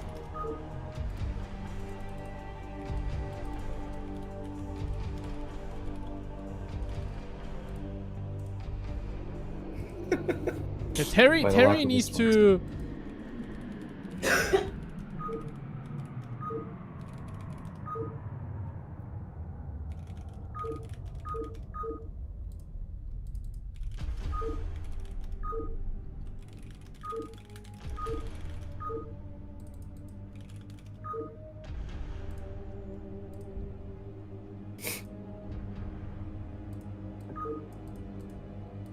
Okay.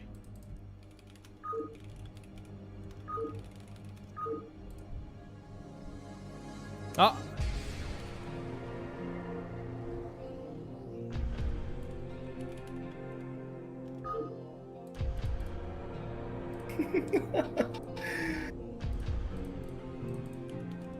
Someone please get a hold of the situation.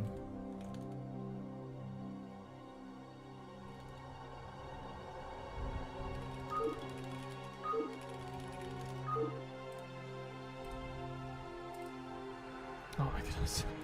Just choose. Just tell everyone to leave and watch from Discord or the stream.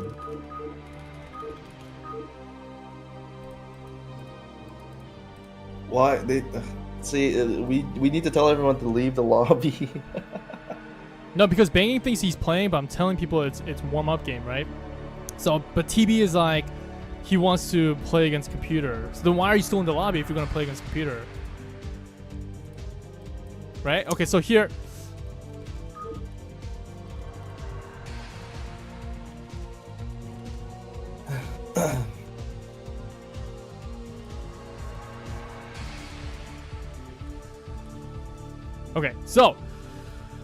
Okay, so moving on.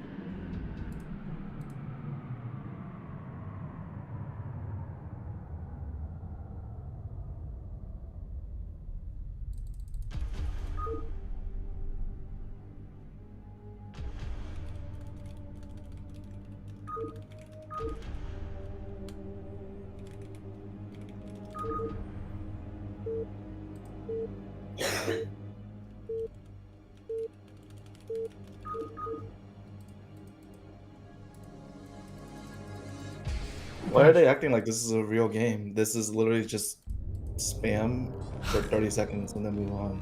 It's frustrating because why not just play one game? Like, who cares? And then like play against computer, then go warm up, and then leave the lobby. Like, and then when I try to say something, they. Anyways, moving on. So this is just a warm up game. Anyway, so.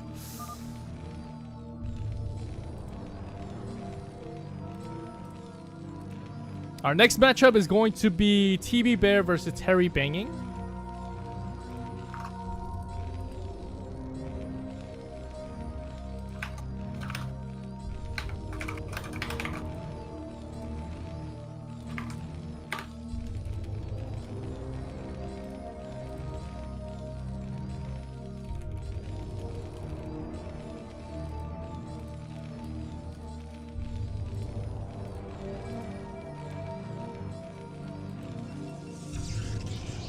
I'm actually pretty excited to see what Terry and Banging strategy might be. They might just play like pretty default, right? Yeah, considering their games against TJ Phil,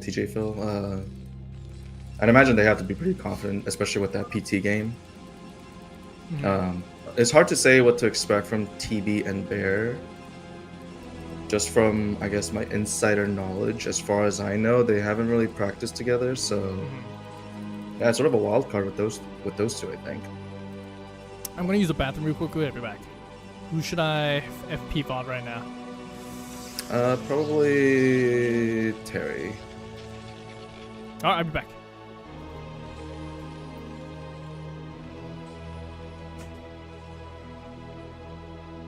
For the viewers, this is a perfect chance to slander Course.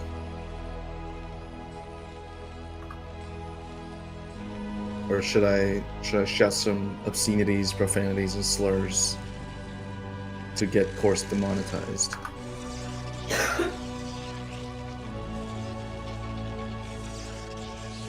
Very tempting. I feel like I have a lot of power right now.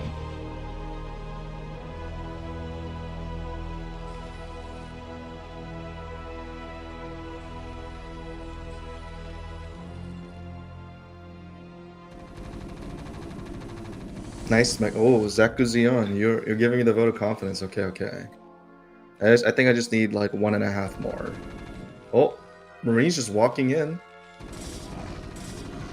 He's gonna have to build more Marines, right? But even then, yeah, it's just not gonna scale correctly, so he's gonna have to pull SCVs.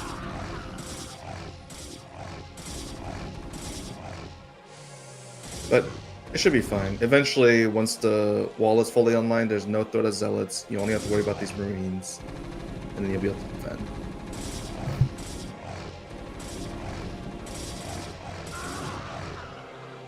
These Marines, though, are being extremely annoying. As you can see, Terry's money is piling up. He should be almost able to build 2 more factories, but he's so focused on his micro here that he can't.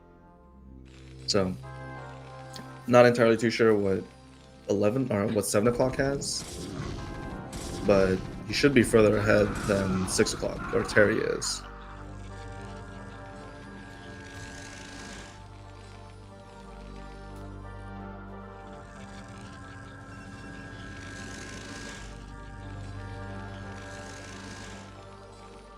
Block for both. Interesting.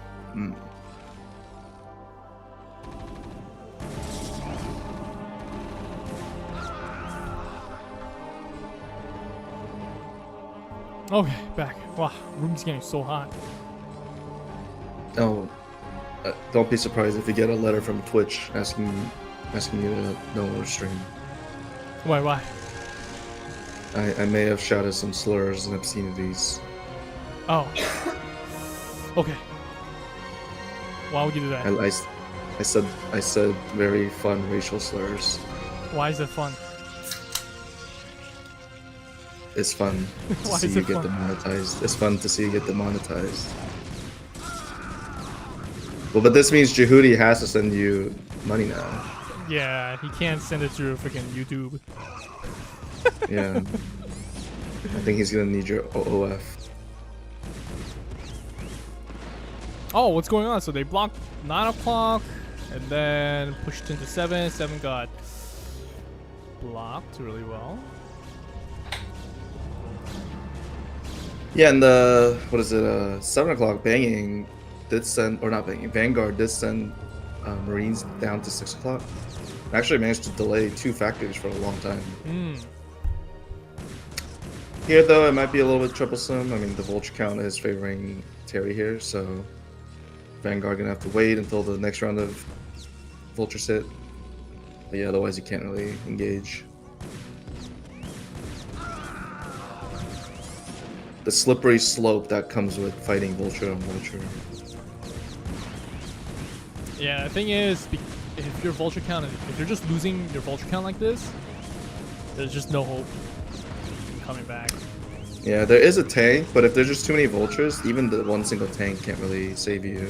Yeah, if these vultures actually wrapped around and start shooting the SCVs, oh, there you go. Yeah. SCV. There are 2 zealots. Oh, sorry, there are 2 zealots at 6 o'clock space, so it's sort of keeping the vulture backup from coming in. But as soon as the dragoons get there, yeah, it's gonna be pretty challenging. Clean. Yeah, these dragoons are better off waiting on the vultures. Don't want to do that. Yeah. Now, yeah. Because 2 tanks can beat 2 goons, right? You need like double the amount. Yeah, technically a tank does outrange a dragoon. But yeah, now we get the Reaver help, so it's gonna be okay unless he just mismicros this Reaver.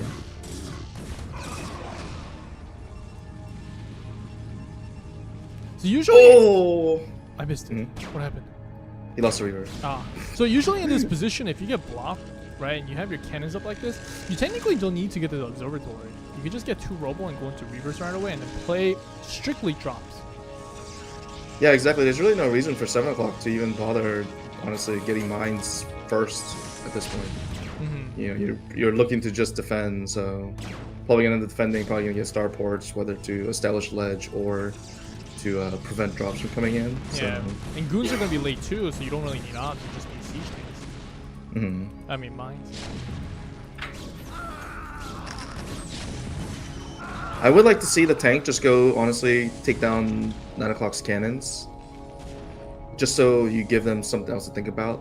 You're not necessarily looking to commit, but you're just letting them know that we can come in at any time. So they have to respect that. But here comes a big tank drop at 6 o'clock. Yeah, so this type of play, I think, is a little bit too greedy. I think it's better off just doing exactly what you said. Break the cannons at the choke, break 9 o'clock's free 9 o'clock, so that he can actually have the option to push out if he needs to. Yeah, of course I know what I'm talking about. I wasn't just totally guessing that. You sure? Yeah, with dropship out on what is it, 9 o'clock side, he's gonna be able to help 9 o'clock and even threaten drop at 11. So it does open up some avenues to the point where red team, I think, has to. Oh, what is this Reaver? Bug. What is this Reaver at 9? This bug. There's a bug here. Big, not big one. Bang, you should have known this from before. Oh my goodness, this is core sabotage. He purposely rigged this map. Oh, I want Bang to win. That's obviously a lie, but Your face Dragoon's is a lie. engaging with cannons. Meanwhile, drop coming at 6. Drop coming at 6. Wraith missed it. Oh, 2 DTs? Oh. And then back off, back off. This is gonna be extremely annoying, and 9 o'clock is gonna be fine, especially with the drop tanks. Great play by Van Bang. The Wow, look at turret! that. Oh, the SCV!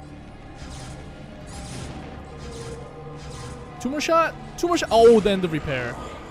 They did get about a control group's worth of SCV, so I still think that's really worth. I mean, if that turret didn't finish, then yeah, that would have been even more painful. But yeah, I mean, look at that. Like, what is it? Vanguard goes for the attack. I'm sorry, Banging goes for the attack, and Vanguard comes in to protect. This is the coordination that just comes, I feel like, after, you know, years of practice. But these guys got it, you know. This is what I trained them for. Oh yeah, years of practice. Yeah. Got it. I like this. I like this switch. He's going through speed lots now instead of going for goons because tanks are out. I do want to see Bear pump out gateways and stop making goons and go straight into speed lots as well. Because with observers and goons, the amount he has, he can just push out on the mines. The mines. Okay. And then just rush 7 o'clock as he's doing more dropship plays, right? Hmm. Yeah, that's the one thing about dropships is that you sort of do obviously lose on that unit count a little bit. So you want to establish some sort of hold. I know why he didn't bother setting a choke is because he's, you know, obviously has to respect the ledge tanks. But I think there's a huge zealot drop actually in 6 o'clock. Oh wow! What kind of? Wow, this is amazing. Yeah, this is gonna give Terry a lot to worry about here because I mean these tanks aren't just really easily able to kill it like DTs. They have to sort of. He has to respect this and micro it.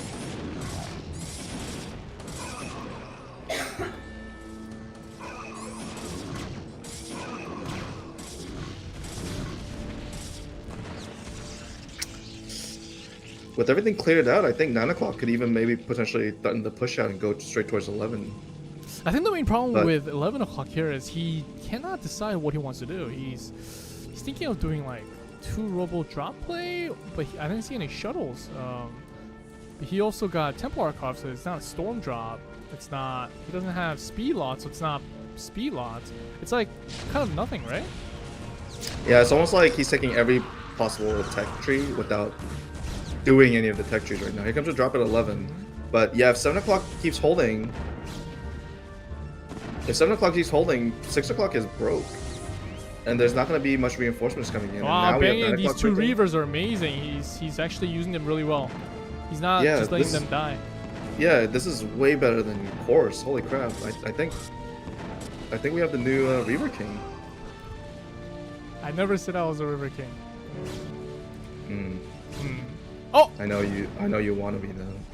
Yeah, because Reavers are cool. Big snow fanboy. I don't even like snow. You like the other kind of snow, the illegal kind. Oh, but this is a great defense at 11 o'clock, 7 o'clock here. Yeah, 7 o'clock, all he needs to defend, and that's exactly what he did. And now, because 9 o'clock had the chance to cripple 6, like there's nothing else he has to worry about right now. So, if anything, 6 o'clock is having to deal with these 3. Oh, and the GG is called.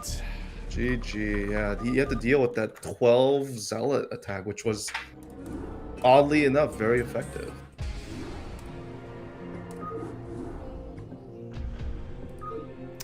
I mean, unfortunately, TB and Bear, they never played together because through circumstances, and I think, you know, things just happened, and then like 2 of their team just kind of bounced. Yeah, I think we can take this time to say, you know, guys, if you guys agree to a tournament and you can't play, please say it ahead of time instead of backing out at the last minute. Like, come on, let's be considerate of other people's times.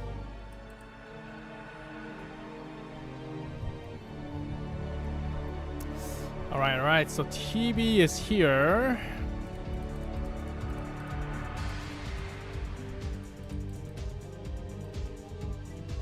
It's so crazy because TB and Health, that duo was like a fan favorite too. Like they were considered finalists as well.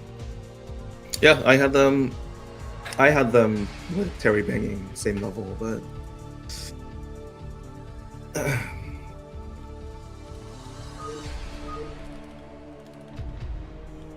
okay, there's no Vanguard. Let's go TR-24. All right, never mind this. Never mind. 16 should be fine. Oh, because Harry also kind of lags. He has 4 bars right now. Maybe 12 might be fine. We'll just keep it at 12 because no one has really complained about lag so far. This is the worst experience I've ever had.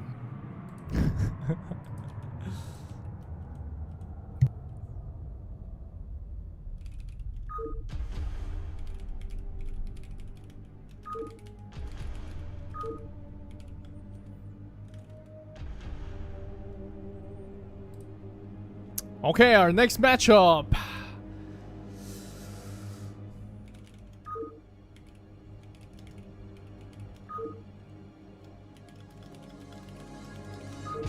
Banging Terry versus TB and Bear.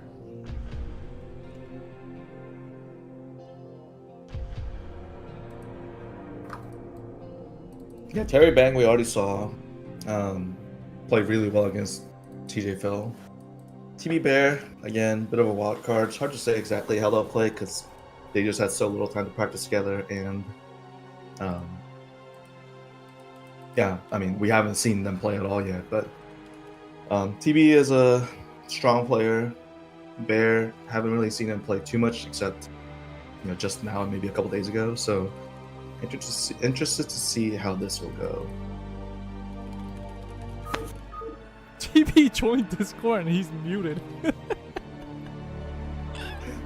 Oh, he unmuted. Okay. Yeah, Alright, now he gotta give him some dropped. time. Oh my goodness. Discord causing the drops. Discord causing the crash. I don't know why. Oh, this whole situation is just really funny to me. Yeah, whoever set up this tournament, I feel like needs to get better. Get good.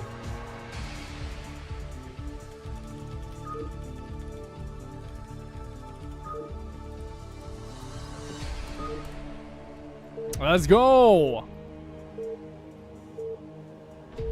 We'll call this T-Bear against Terry Bang. Nice. T-Bang. Alright, T-Bang, 11 o'clock. TB as Orange Terran. 6 o'clock we have Bear as Toss. And then 7 o'clock we have Terry as Blue Terran, and then Red 9 o'clock Bang. So this team right here, as you saw, dethroned the #1 US West, proclaimed #1 US West player, huh? Well, who proclaimed him? Wasn't that you that proclaimed him as US West? I mean, who was #1 player before? I think it's safe to say #1 is Hydra. And then he beat him twice in the tournament. Which tournament? In the Hero tournament. Oh, TJ did? Yeah.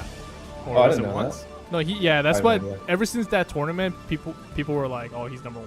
That's why I didn't just say, oh, but look at 11 o'clock. The supply depot is like a little bit crooked to the right. This is kind of annoying because as a Terran player, if you have OCD like me, if it doesn't align, it gets really frustrating mentally. Like the beginning of the game, it just doesn't flow well. Look at this. Look, see, there's a little small gap on the left side here. Yeah. Oh, at the end of the day, what the SimCity is initially for is going to be to prevent zealots, right, from easily walking into Marine and killing it. So I think it'll be fine. I mean, coincidentally enough, there is a Protoss right adjacent to him, so that might be a worry. But thank you, Chobo. yeah, I think it'll be okay. I think the problem is just you. Oh, it's just me? Yeah, I think it's you. No, I don't. This is so annoying. This one zealot could just run in here. Oh, please show the game. Please change your screen. No, I did. Don't yell at me. Okay, and now we see okay, 24 gas. Oh, this is 15 gas. Okay, so we see no forge build by Bear. Play normally. 7 o'clock. 9 o'clock actually going for 4 gate here because the positioning wise so good. Terry went 8-8. This is 8-8. Yeah, this is 8-8. Mm-hmm.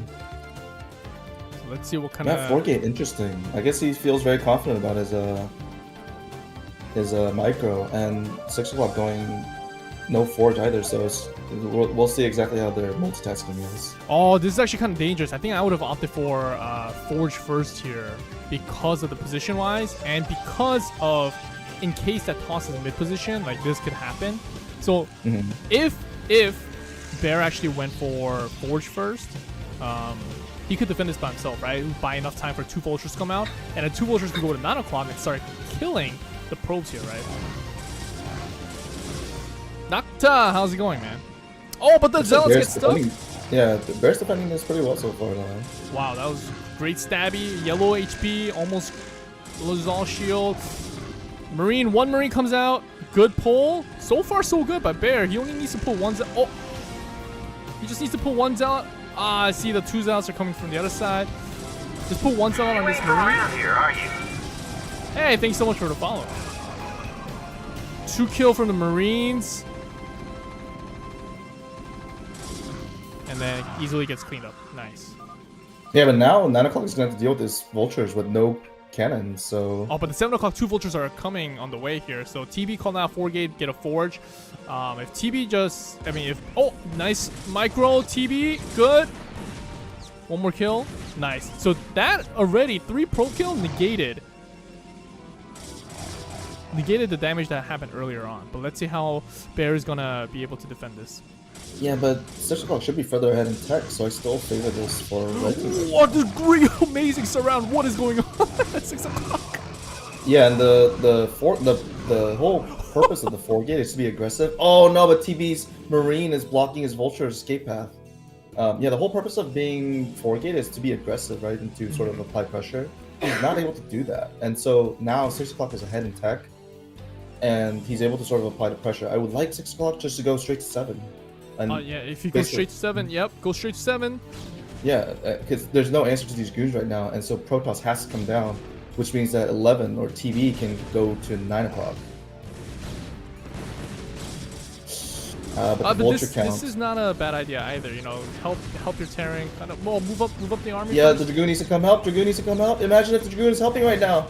Dragoon should help. But from a losing position at vulture count, TB actually did a really good job, like coming back here.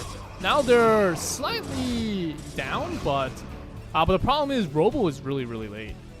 Mm-hmm. And Yeah, there's no 6 o'clock's cannon. 6 o'clock's tech is a little too far ahead right now.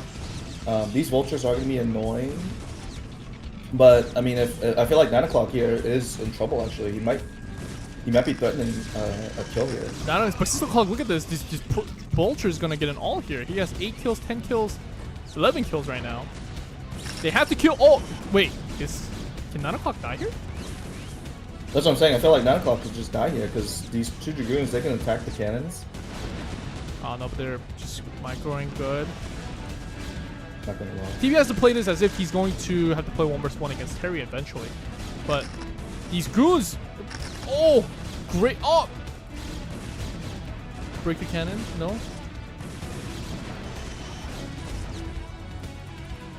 Wow, at this point, Bear's getting a second Nexus, I guess because he feels like he's just so far behind. Knowing that means TV's gonna have to just look to play extremely defensive. I think he should just mine and then just start trading with Terran, worst case. But look at the factory counts. 5 fact versus 4 fact right now. 5th factory just came down, so... vulture count is too low, but you can still deny 9 o'clock from mining like this, which is very good. But... Yeah, both Protosses are pretty much just starving because the vultures are doing too much work, but... I mean, the probe count is definitely on 9 o'clock side. 6 o'clock just doesn't have anything anymore. The only key differences here is 7 o'clock losing all his vultures, right? So now TB has the vulture count advantage. So if he helps 6 o'clock survive, the double nexus will definitely help him get back up. Mm-hmm. Yeah, it might be worth, honestly, trying to mine up 9 o'clock and then just focus your attention on 7. Oh, the micro is a little off, though. It looks like TV had the advantage, but then the vulture sort of went on a walk. Yeah, kind of like dragged into it, right? That might have been a latency issue right there. Yeah. But TV did a great job trying to pull the team together. They're still not out of the game yet. Yeah, but TV also didn't really mine 9 yet. I think he is feeling a little rushed. Understandably so. And yeah, without the mines, he's always at risk of the counter. Now, thankfully, he did get the mines up. But if he can get the tank down to 7... Yeah, if he can get the tank down to 7... tank. Wow, that's going to change the entire game right now. But he needs to kill. He needs to kill 9 o'clock right now. He needs to hurry up and kill 9 o'clock because he knows his teammates losing. It's hard to see him being able to kill 9 o'clock by his own, though, because worst case, I mean, let's say he, tries to engage back and forth. I mean, they're both going to play the rubber band game, right? Like, Vulture's going to come out, then Dragoon's going to come out, yeah. So, I would honestly just like to see him take the mines, mine up 9 as much as you can, and then just commit to 7. Even if you're not going for the kill, you're trying to cripple Terran as much as you can, so that at least you can fight this sort of a crippled Protoss. But this is the opportunity right now. If the vultures are gonna leave and hit 6 o'clock like this, you gotta go instead of chasing after the vultures. You gotta yeah, go it's after too late 9 to o'clock. chase. Yeah, it's already too late to Either chase. fully he's block already 7 eaten the o'clock. base. Yeah, either fully block 7 o'clock or just go straight towards 9 o'clock base. I understand the team play here, but yeah, it was just I think it's sort of a little too late. So the economy though is on TB side though. TB is 103 supply. He's about to get his 3rd command center, and tech wise he's also a little bit. Actually no, tech is Terry. But go ahead.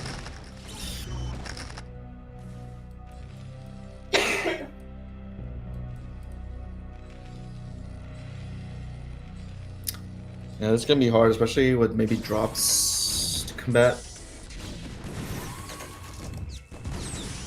Man, Bear is just so far behind. He has 13 supply.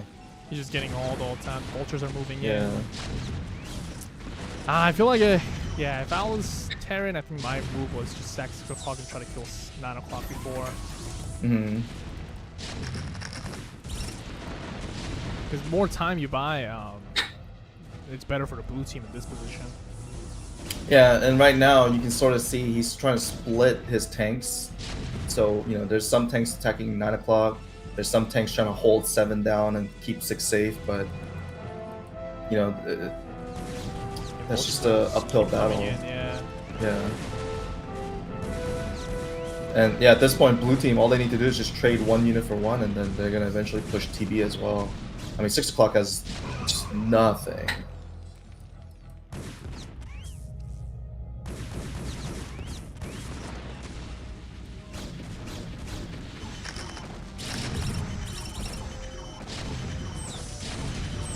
Oh, but then great containment at 9 o'clock here. That's very good.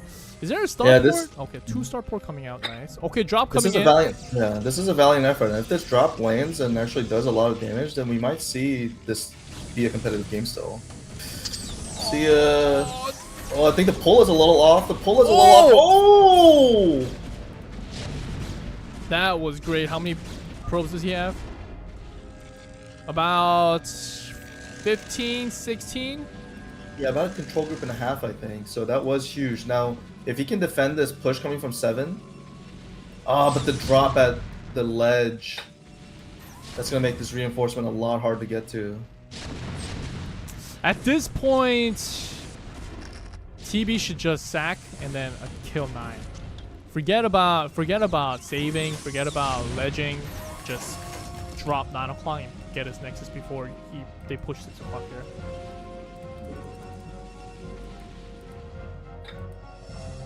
Well, at this point, I think it's just going to be hard to keep up in production because, I mean, Terry is going to go 1 for 1 with him, and then we're going to have a banging, you know, sort of just pick away from the outside. But look at this, like, if Bear is going to go expo at 1 o'clock, and then Bang's, TB spends his time killing 9 o'clock, then there's a huge chance because Terry's going to spend all his time killing, oh, the Reaver! Target the Reaver!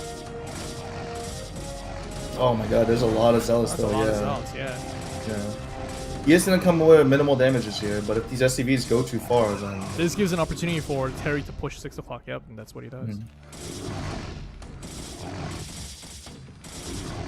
He's going to lose about 12, about 14 SCVs there. And yeah, he still can't clean up these Zealots. This is... Zealots against tanks is actually really good.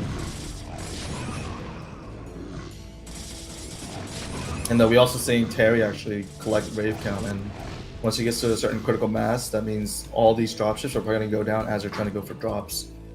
At which point I think it might be game if it's not already.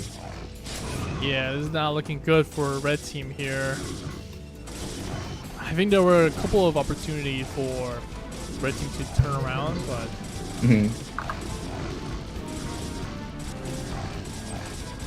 yeah, the micro at first was really good for red team. Micro went really well. I think the build wasn't necessarily too bad, but I want to say going back to when the first Vulture engagement happened well, not the first, but when the Vulture engagement happened at 11, you sort of ignored the Vultures and went straight to 9. You sort of want that supplemental help, as many Vultures as you can get to help you go for that kill at 9. But Raids coming in, cleaning up the dropship here, and then now they're gonna call. yeah, Raids are yeah. Once here. you lose that air superiority, it's sort of GG is called. hard to play the TVT. GG. Oh, I actually thought TB might have made a comeback there because it's to me it felt like there were so many chances because Bear held against the first 2 pushes really well by himself. But the decision to not sacking his teammate, I guess. Yeah, saving 6. Yeah.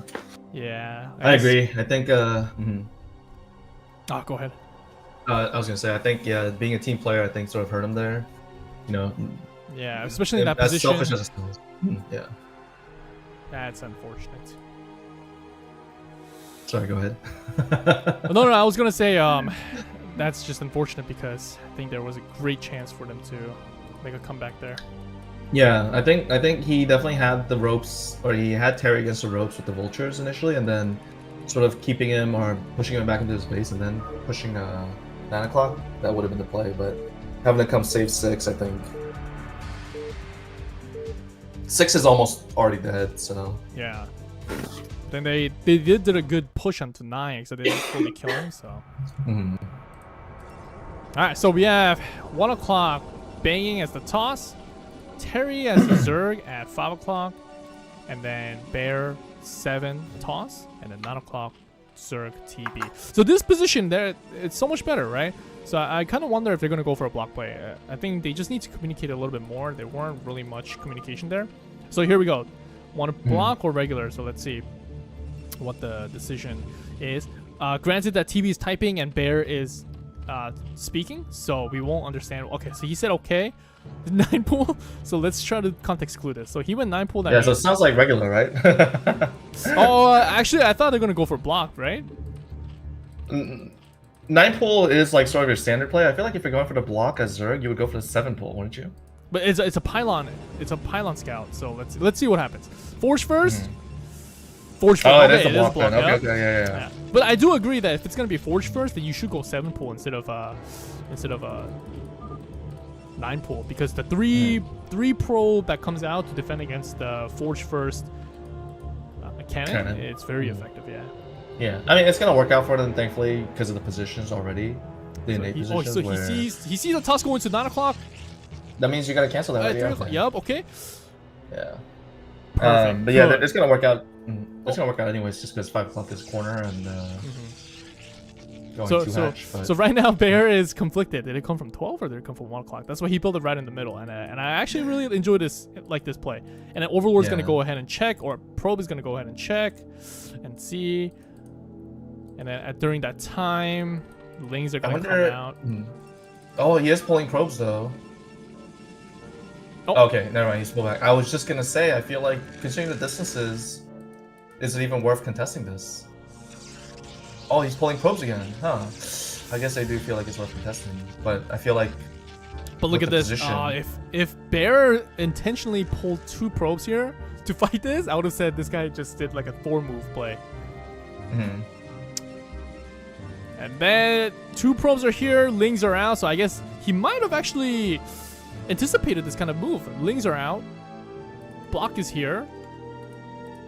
Red team matches, but Tia Vultures in mind. Yeah. Oh, looks like he's pulling out. Okay. So now Probably after figuring this, the let's see what the play is gonna be.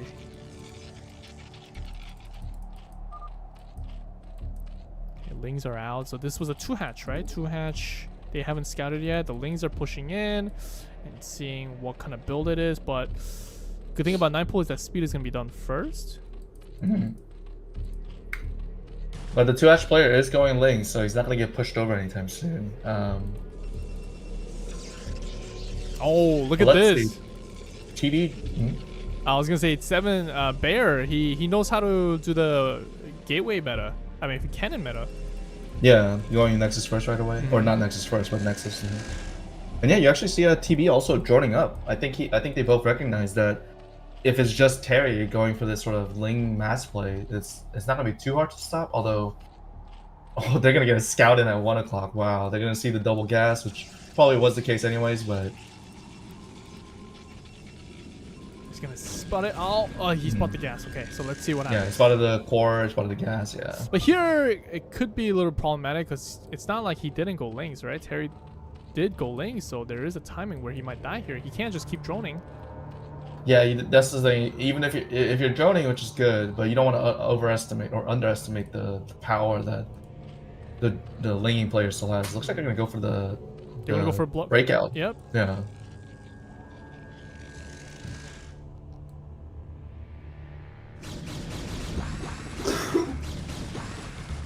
But even if they get this, I feel like you're still okay with it, right? I mean, I feel like you can still just start to sunken up or cannon up. This was a great trade by TV and Bear team. They essentially killed all Lings. Zealots are alive, but look at how many gateways Bear has now. So he can definitely match the Zealot count. Yeah, you know that 1 o'clock with double gas, so you know the threat of Zealots is definitely not as high as it could be. So realistically speaking, you're just worried about the Zerglings, and as long as you're keeping up in sunken count, I feel like you're okay. Oh, but this one timing, Zerglings are still pushing out. Oh, what's Bear? Bear's not going out. He's coming back in, and now he's going back out.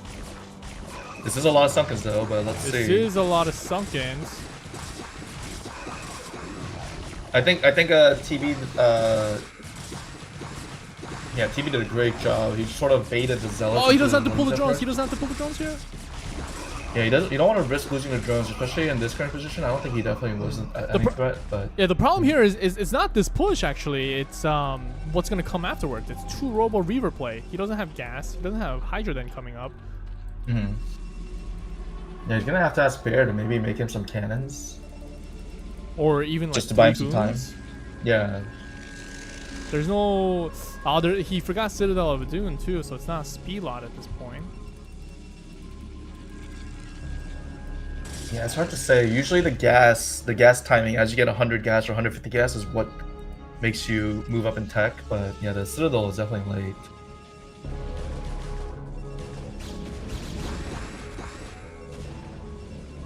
TB though, he does have solace in knowing that he's probably ahead in drone count relative to Terry, but like you said, they both have to be aware, or they both should be aware that just because he broke out doesn't mean the double gas went away from 1 o'clock. So there has to be some drop play inevitably happening. And now we see Bang doing crazy Reaver micro, so he might be able to kill. Yeah, I think we're seeing the American reincarnation of Snow here. But I wonder if we're gonna see maybe an Evo chamber just to deter the shuttles away, but no Evo chamber. 300 APM. 280 APM. Yeah.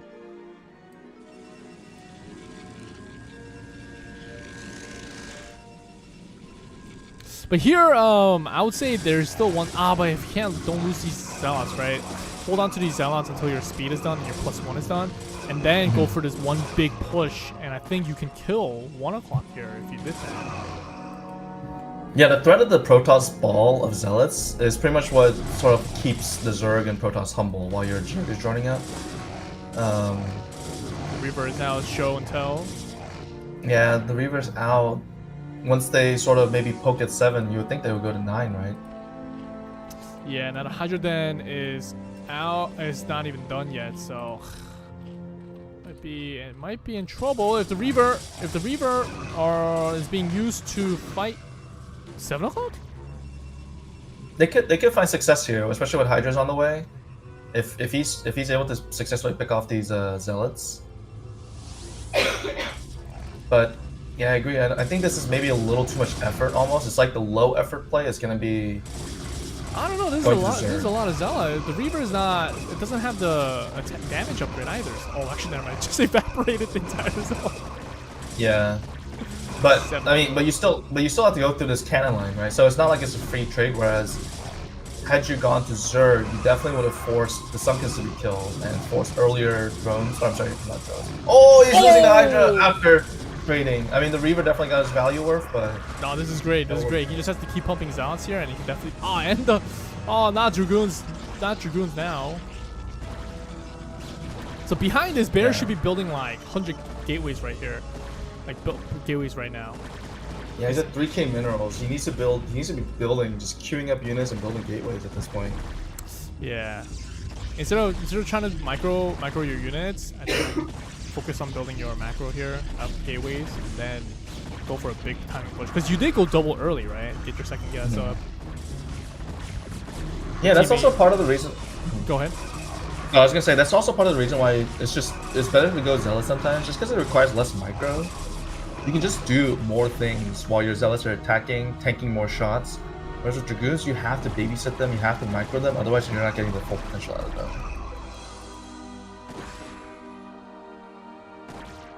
But TB But is very. TB is, yeah, he's full pretty right wealthy now. though. Yeah.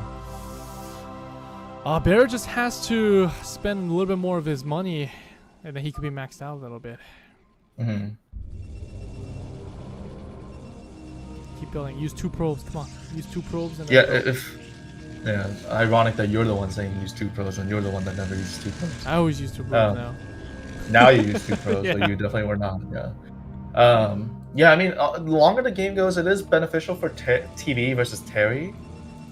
But can Bear keep up with this? He does have the most supply, but it feels like his supply is like sort of empty almost. Like it's not like readily available to fight sort of supply. It's like it feels like it's just all queued in his gateways right now.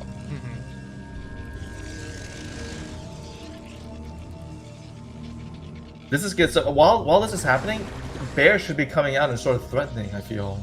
While all this is happening, while TB is trying to threaten the push, and while Reaver is sort of focused on this, and Reaver's not shooting, there definitely is a bug over here now. Yeah, there's a bug usually at 3, 9, and 6 o'clock. Yeah, good job fixing that. Impossible to fix. Yeah, sure. But I'm seeing here, Terry is a little bit ahead on tech where he's getting the Spire, he has Evo Chamber, and TB is sort of looking at the current game right now where he just has Hydras. No upgrades right now.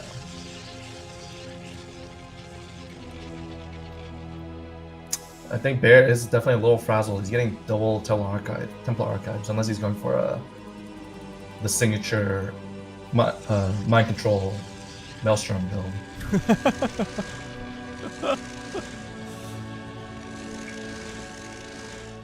I think in this situation, usually what players do, they just make a lot of gateways, and then they do like this 1A, 2A, 3A move. That is easy, honestly. It is easy to do. We see 2 drops from 1 o'clock get snapped off at 9. Oh, but I don't know. I think there would be a good timing if he behind us, right? He got 2 more forges and got 3 forges and went 1-1-2 or 2-3. Oh, I feel like when he hits 200, I feel like he's gonna write, I have 200, let's push. There could be a huge timing here to break this and then push someone.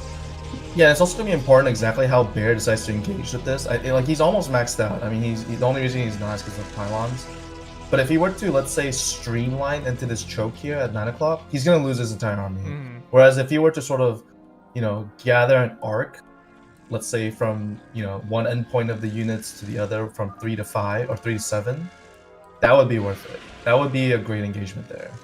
Yeah, instead of going straight to the army, if he pulled his unit towards 5 o'clock's choke, and then 1A, 2A, 3A, 4A, 5A to 12 o'clock, then that'd be great. So I think that was it. I think TB said, I think Bear was like, I'm maxed out, let's push, and then TB's like, okay. So here we go. This is I would like him pull out a little bit because now you more? see these. Yeah, now you see these dragoons, and yeah, you're seeing a great sort of double-pronged attack, but the surface area is just still too small when you could be attacking from behind, let's say, right? And now, yeah, the Reaver just has less to control, less to worry about. Oh, but there's a lot of goons. The Overlords are doing crazy work right now. I mean, the goons are doing crazy work right now. Yeah, this is actually a lot of dragoons. Wait, hold on a second. This is a lot of units. Did we just underestimate Bear? Is this Ihan timing? Ihan timing? This one timing, and then they're gonna push what, 5 o'clock here? It should be 5 o'clock, right? Yeah, because you're probably gonna see 1 o'clock has choke. It's not worth it, and then 5 o'clock obviously has no choke, no sign of lurkers. Oh my God, is this Ihan timing? What? Go Ihan 5. There we go. Go 5. Go 5. Come on. I want to high five him now. Oh my goodness. And then behind this, Bear should be getting more gateways here. Oh, actually, he doesn't have money. Why doesn't he have money? I think he queued units, I'd imagine. We do see a drop coming in from Banging. He went all the way down to 5 and now going to 7. But, yeah, Terry's going to have to hold on for his life here, because if he can get this drop off, that can equalize, but otherwise, I mean... It's the upgrade differences. Hydras are 1-1, but Dragoons are 0-0-1. And then look at Banging's upgrade, 1-1-2. Yeah, it's actually a 6 shuttle drop. Look at this. Wow. Okay, so 3 shuttles are going in. 4 shuttles. No okay. observer. Oh, Yeah, but no observer, no shuttle, or no overlord. He sees 7. He's gonna pull. He's gonna pull. This might be. I thought it was gonna be a bunch of reavers, but Full on all. That's so unfortunate, and it gets completely wiped out at 5 o'clock's choke here.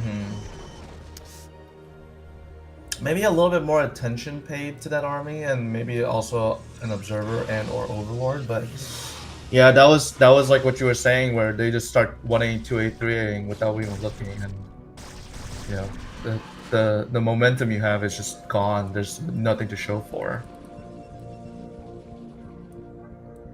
Now in this kind of scenario, I have noticed TV is pretty strong, where you sort of drag him into the late game as Zerg.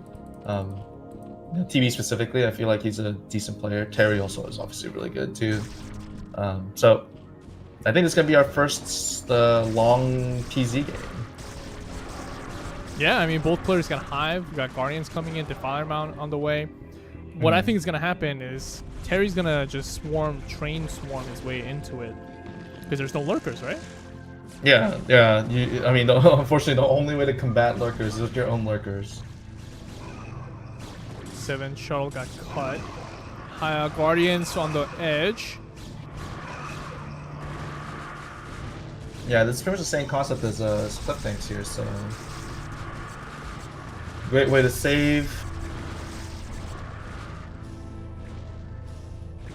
And these Guardians, what you're gonna probably see is him try to take out these lurkers, but then with Swarm, it's just just an endless cycle of Swarm, Guardian has to back off. There it is, Swarm on the Guardian lurkers, has to back yep. off. Yeah. And this might sound like a joke, but what I've noticed is one of the actual counterplays is to truly broodling the Defiler, so that you basically get rid of it, because you can't expect to just swarm or exhaust the swarm, obviously, because of consume. Yeah, I've seen another trick is you go Ultra Lurker. Oh, just to tank the lurkers. Yeah, outright, tank the Lurker and then you burrow. Mm-hmm. Apparently that's very cost efficient too. Yeah, and the time definitely does not favor red team, because there's no threat of a drop right now coming from Bear. And yeah, this tech is favoring blue team right now. It comes to drop at 5 though, actually, now that I say it, but it just cut off right away. Got cut off by the Hydras that are coming out, unfortunately. Yeah. But blue team right now is taking it easy. As you can see, Bear, after getting all cans, replenish his supplies quickly enough. Yeah, and you'll also notice just this. I think this is like the Terry influence, where you see 2 High Templars just chilling at Terry's base in case of a Mutabomb. So. But then, if you accidentally storm, you lose all your drones. Yeah, but I think it's the idea where you'd rather lose drones than lose your main. I feel like Dark Archon would be more efficient. I don't know. That's true. Yeah, I mean, it'd also be better just to. But let's see. Let's test it. Here we go. Yeah. Mutabomb on the way. Storm. Yeah. Storm. And. Not. I told you. Well, no, but he only has 5 kills though. The High Templar does. Oh wait, what? Where did all the drones go? No, all the drones died. It doesn't. I guess it doesn't register the. It doesn't register the team kill. It should register team kills, huh? Interesting. But yeah, now we see drop at 7 o'clock.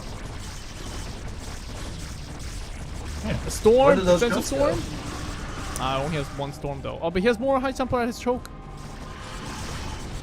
That's so funny.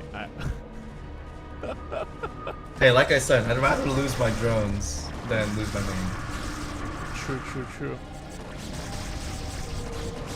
Oh, he needs Overlord here. Yeah, he's not even attacking the lurkers. There's no protection, so. Storm. And these high Templars are gonna walk right into lurker fire. Please. Storm just wants.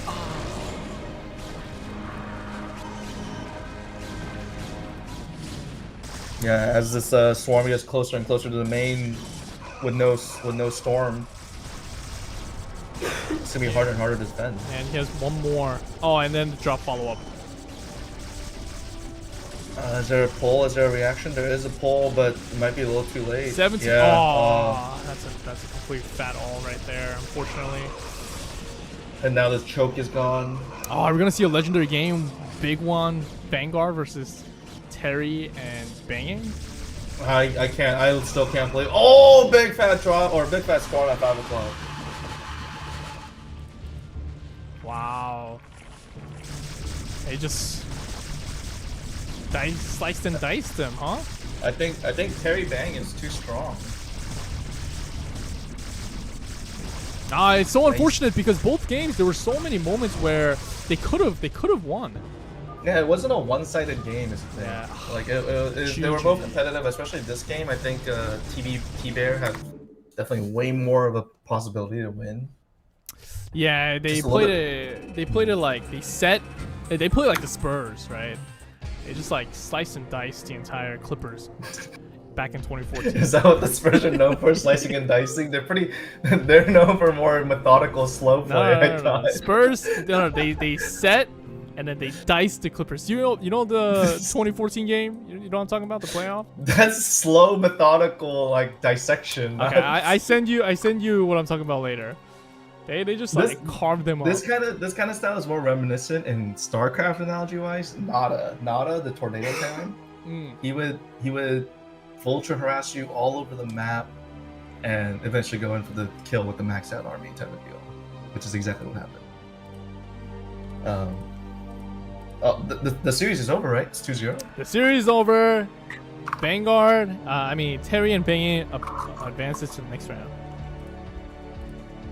So now we have in the losers bracket Tiger Hong against TJ Phil, and then in the winners finals we have Terry Bang and Van Wan. So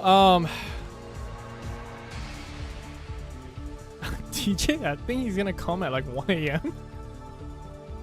1 a.m. your time? Yeah, so I think he's gonna be out late. So what I'm thinking is I think we should just finish the winners bracket and then finish the losers bracket tomorrow.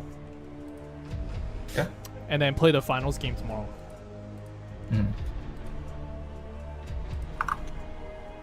So with that then,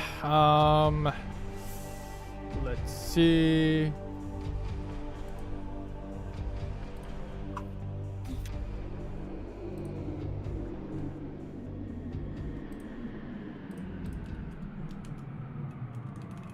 I'm gonna have Terry and Vanguard come and play.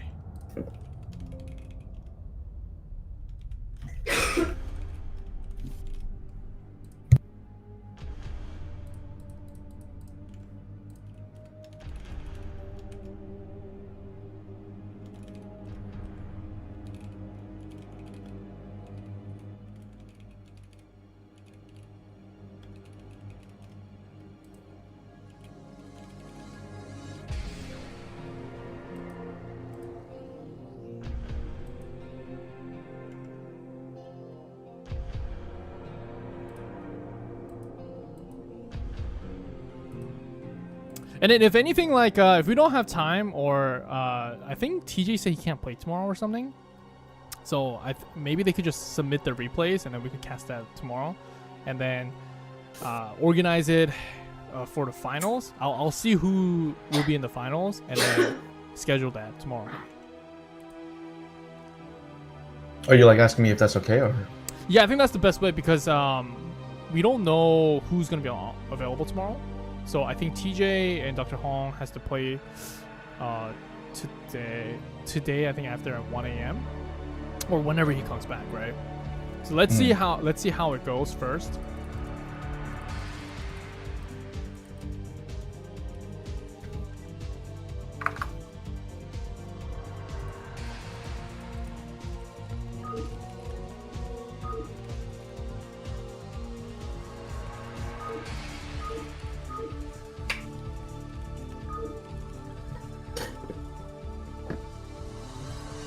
I'd love to see Van Wan against Terry Bang, but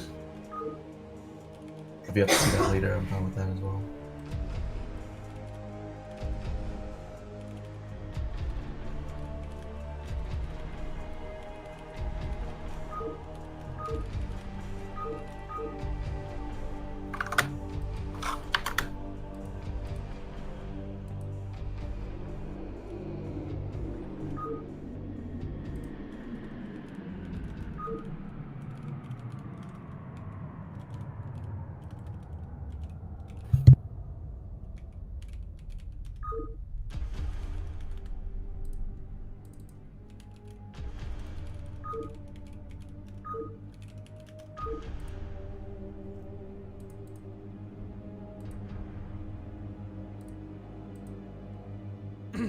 Alright, let me see if I could get them here.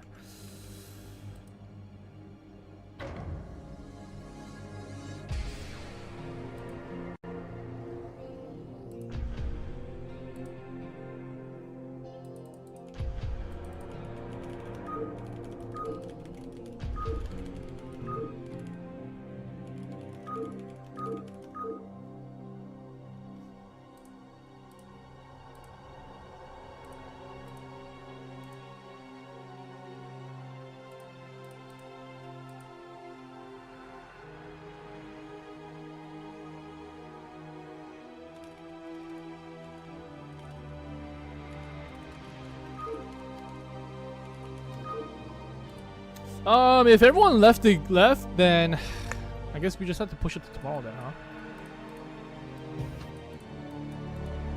Maybe we can aim for like 10 p.m.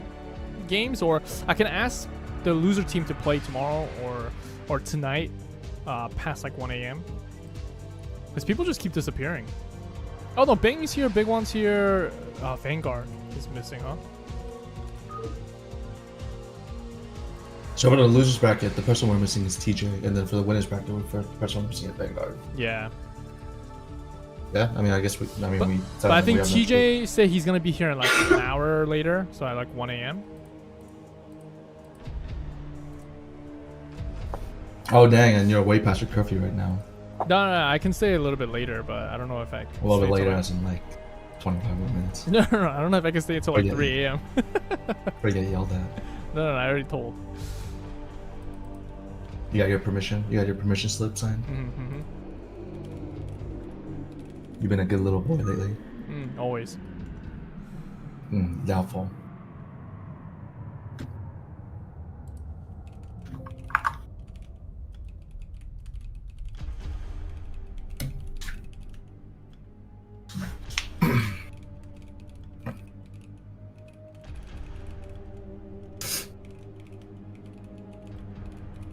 Well, I guess if that's the night, do you want to recap the games we had today? Yeah, let me see if Vanguard's gonna come first, and then if not, then we'll do a full recap on what happened.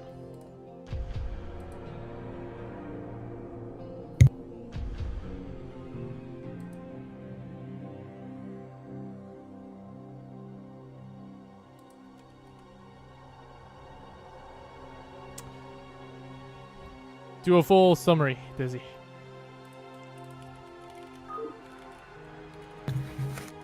I tried to talk.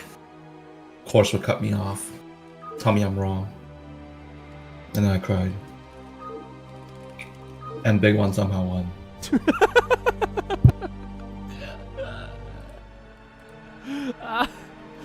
Why is the last thing such a poor pattern?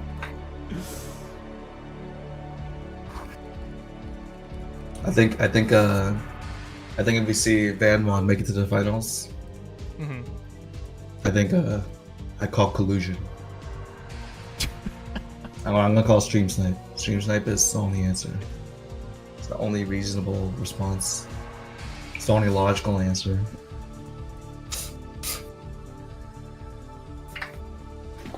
But if Terry Beg wins, I called it. Or if TB Health wins, just know that I called it. My winner picks, my winning picks, TB Health or Terry Bang.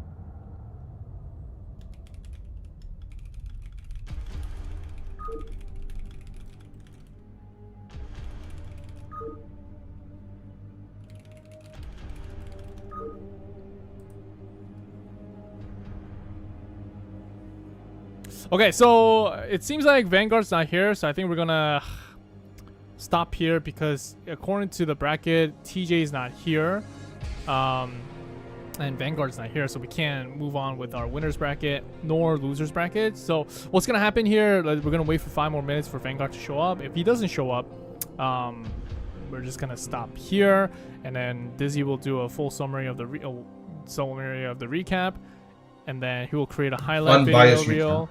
And then it'll be great. But so far, all the games have been very fun and very enjoyable. I actually really these games are so fun to watch, to be honest.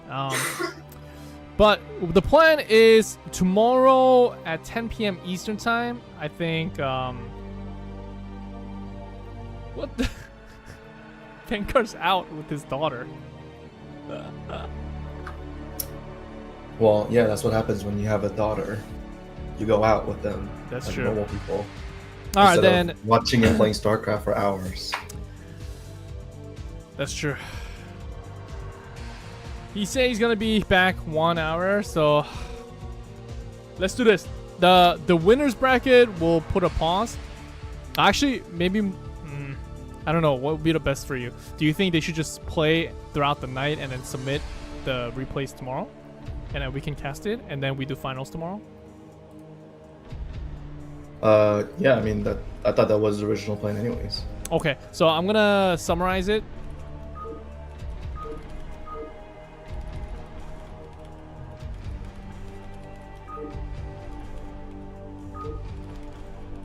Next time, when we choose players to play, we need them to fill out a questionnaire. First thing is, are you married? And second thing is, do you have kids? If you answer yes to any of them, you're automatically disqualified.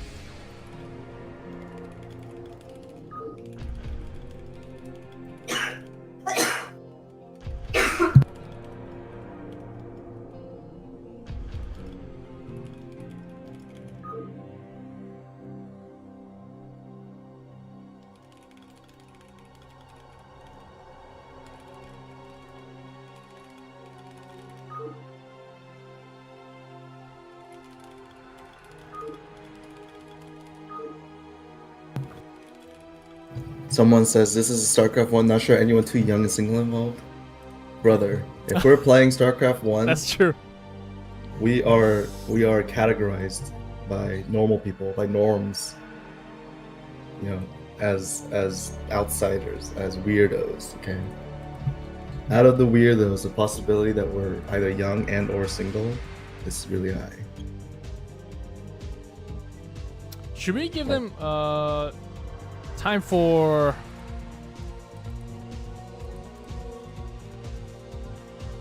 should we extend it a little bit more then? Sir, I feel like you need to make up your mind and like put your foot down. Yeah, I don't know if forfeiting is better because just time-wise it just doesn't make sense. Who's forfeiting? Because Bear can't play tomorrow, so he's trying to finish. But then TB can. TB has to log out soon, so.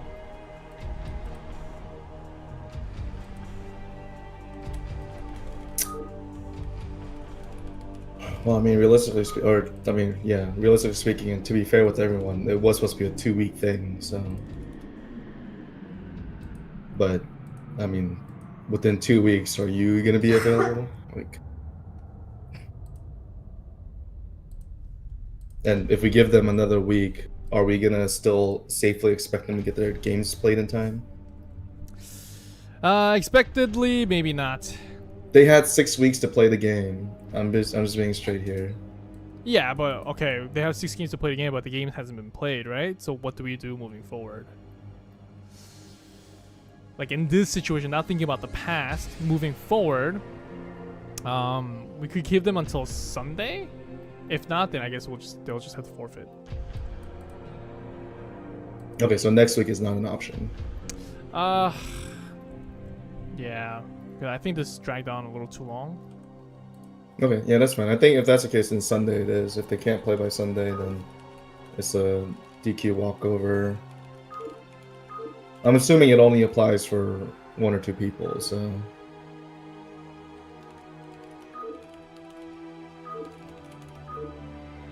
Dang. Did you guys hear that? Course was telling me to basically get the fuck over it. That's not what I said. He was just like, yo, stop complaining, deal with it, we're in the present. That's what he was saying.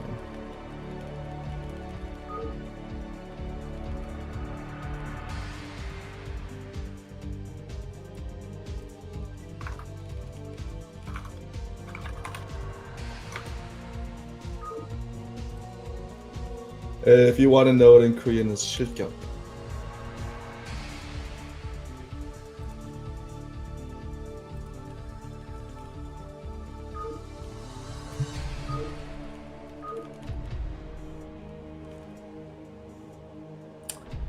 But while Course is trying to sort the cattle,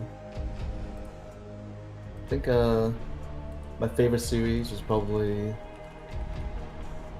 Terry Bang, TJ Phil. Not to say that the other series weren't fun, even though they were 2-0s. They were really close 2-0s. Terry Bang, TB Bear, I think TB and T-Bear team definitely had their chances to win both games. And then Van Wan, Tiger Hong, I think their game 1 is probably going to be game of the tournament. I think that was probably... I only watched the first half, I only watched the first third, and the last third. But that was very fun to watch. And then TJ Phil, Terry Bang, that was I think just a great showcase overall. It's a shame we didn't get to see the Protoss game, but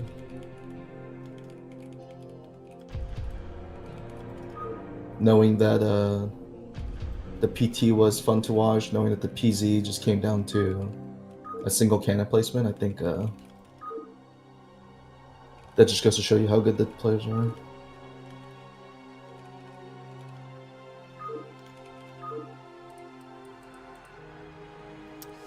Okay, so I think what people are complaining is... Oh, they're complaining? Well, what I'm saying is like, I'm just gonna disqualify you if you can't get your games in. Mm-hmm. But I think people are like, oh, blah blah blah blah. That's not fair. Well, it's just like kind of unfortunate, right? So I told them, okay, next week, Saturday, get all the games in and send me the replay. I sent the bracket, and then they just had to check out the bracket, and then, yeah. I feel like I just have to go into Discord and then explain everything. Yeah, so yeah, I was just gonna say, it doesn't sound like we're gonna get the games played right now anyway, so we can just quickly recap for the sake of the stream and then figure out the logistics. But I guess there is somewhat of a guarantee that we're gonna get games played for cast tomorrow. Okay, so we're gonna go into intermission. I'm gonna clear some things out. One second. You wanna join Discord too? Yeah, okay. Alright.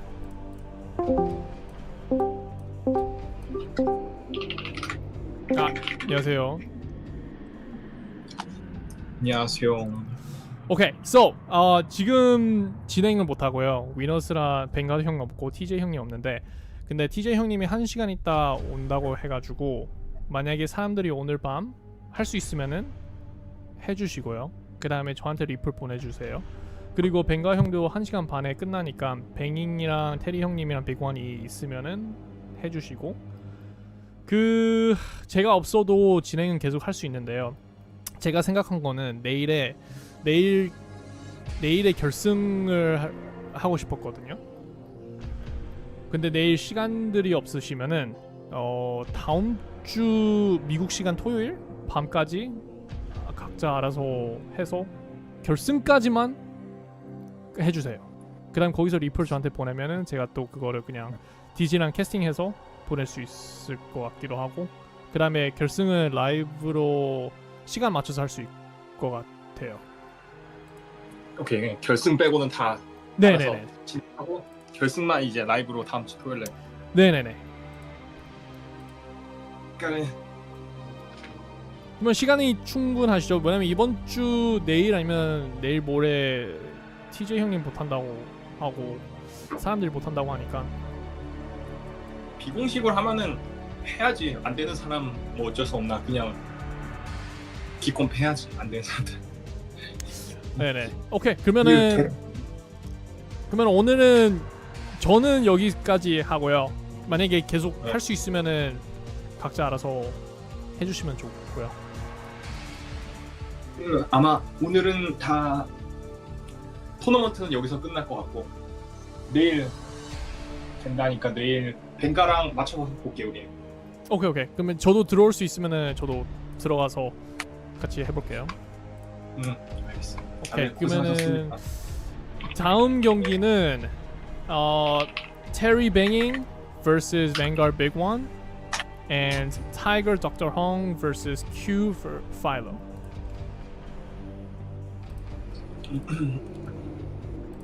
제가 브라켓도 보내드릴게요. 그 발표 어나운스먼트 디코야 발표 어나운스먼트 보시면은 링크가 있거든요. 보고 있어. 그거 다들 체크해 주시면은 좋고요. 오케이. 다들 수고하셨습니다. 고생하셨습니다. 고맙습니다. Alright guys, I think we're gonna end it here.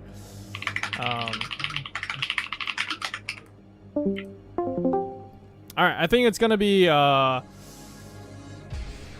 think did you understand what I said? Yes. Okay, so essentially what we're gonna happen is it's gonna be informal, and then they're just gonna have to play their own games. And if I can match my time with tomorrow, then I'll cast them. And if you are available, Dizzy, I think games are gonna happen like 10 p.m. past 10 p.m. anyways. So let's see what happens. I think they're gonna get like 3 or 4 more games in tonight, like 3 a.m. or something. My time. So let's see what happens going forward. I was gonna say, like, TJ, is Phil aware of all this? Because I mean, I'd imagine he's sleeping right now, so I don't think he's. Yeah, I don't think he is. So probably. Yeah, it seems like. Yeah. But I mentioned Probably. 5-0. Probably some. Yeah. Probably some. Sorry. Go ahead. Probably some posts for the sake of the players. Okay, so I'm gonna end the stream here. Thank you everyone for watching. I think we had a lot of great games, fun games actually, and a lot of interesting comeback. A lot of moments too. Yeah, so we'll catch you guys tomorrow or next week for the finale. Thank you everyone and have a good night. GG's. Okay, now complaining time. We're never doing this again. Yeah, I'm never doing this again.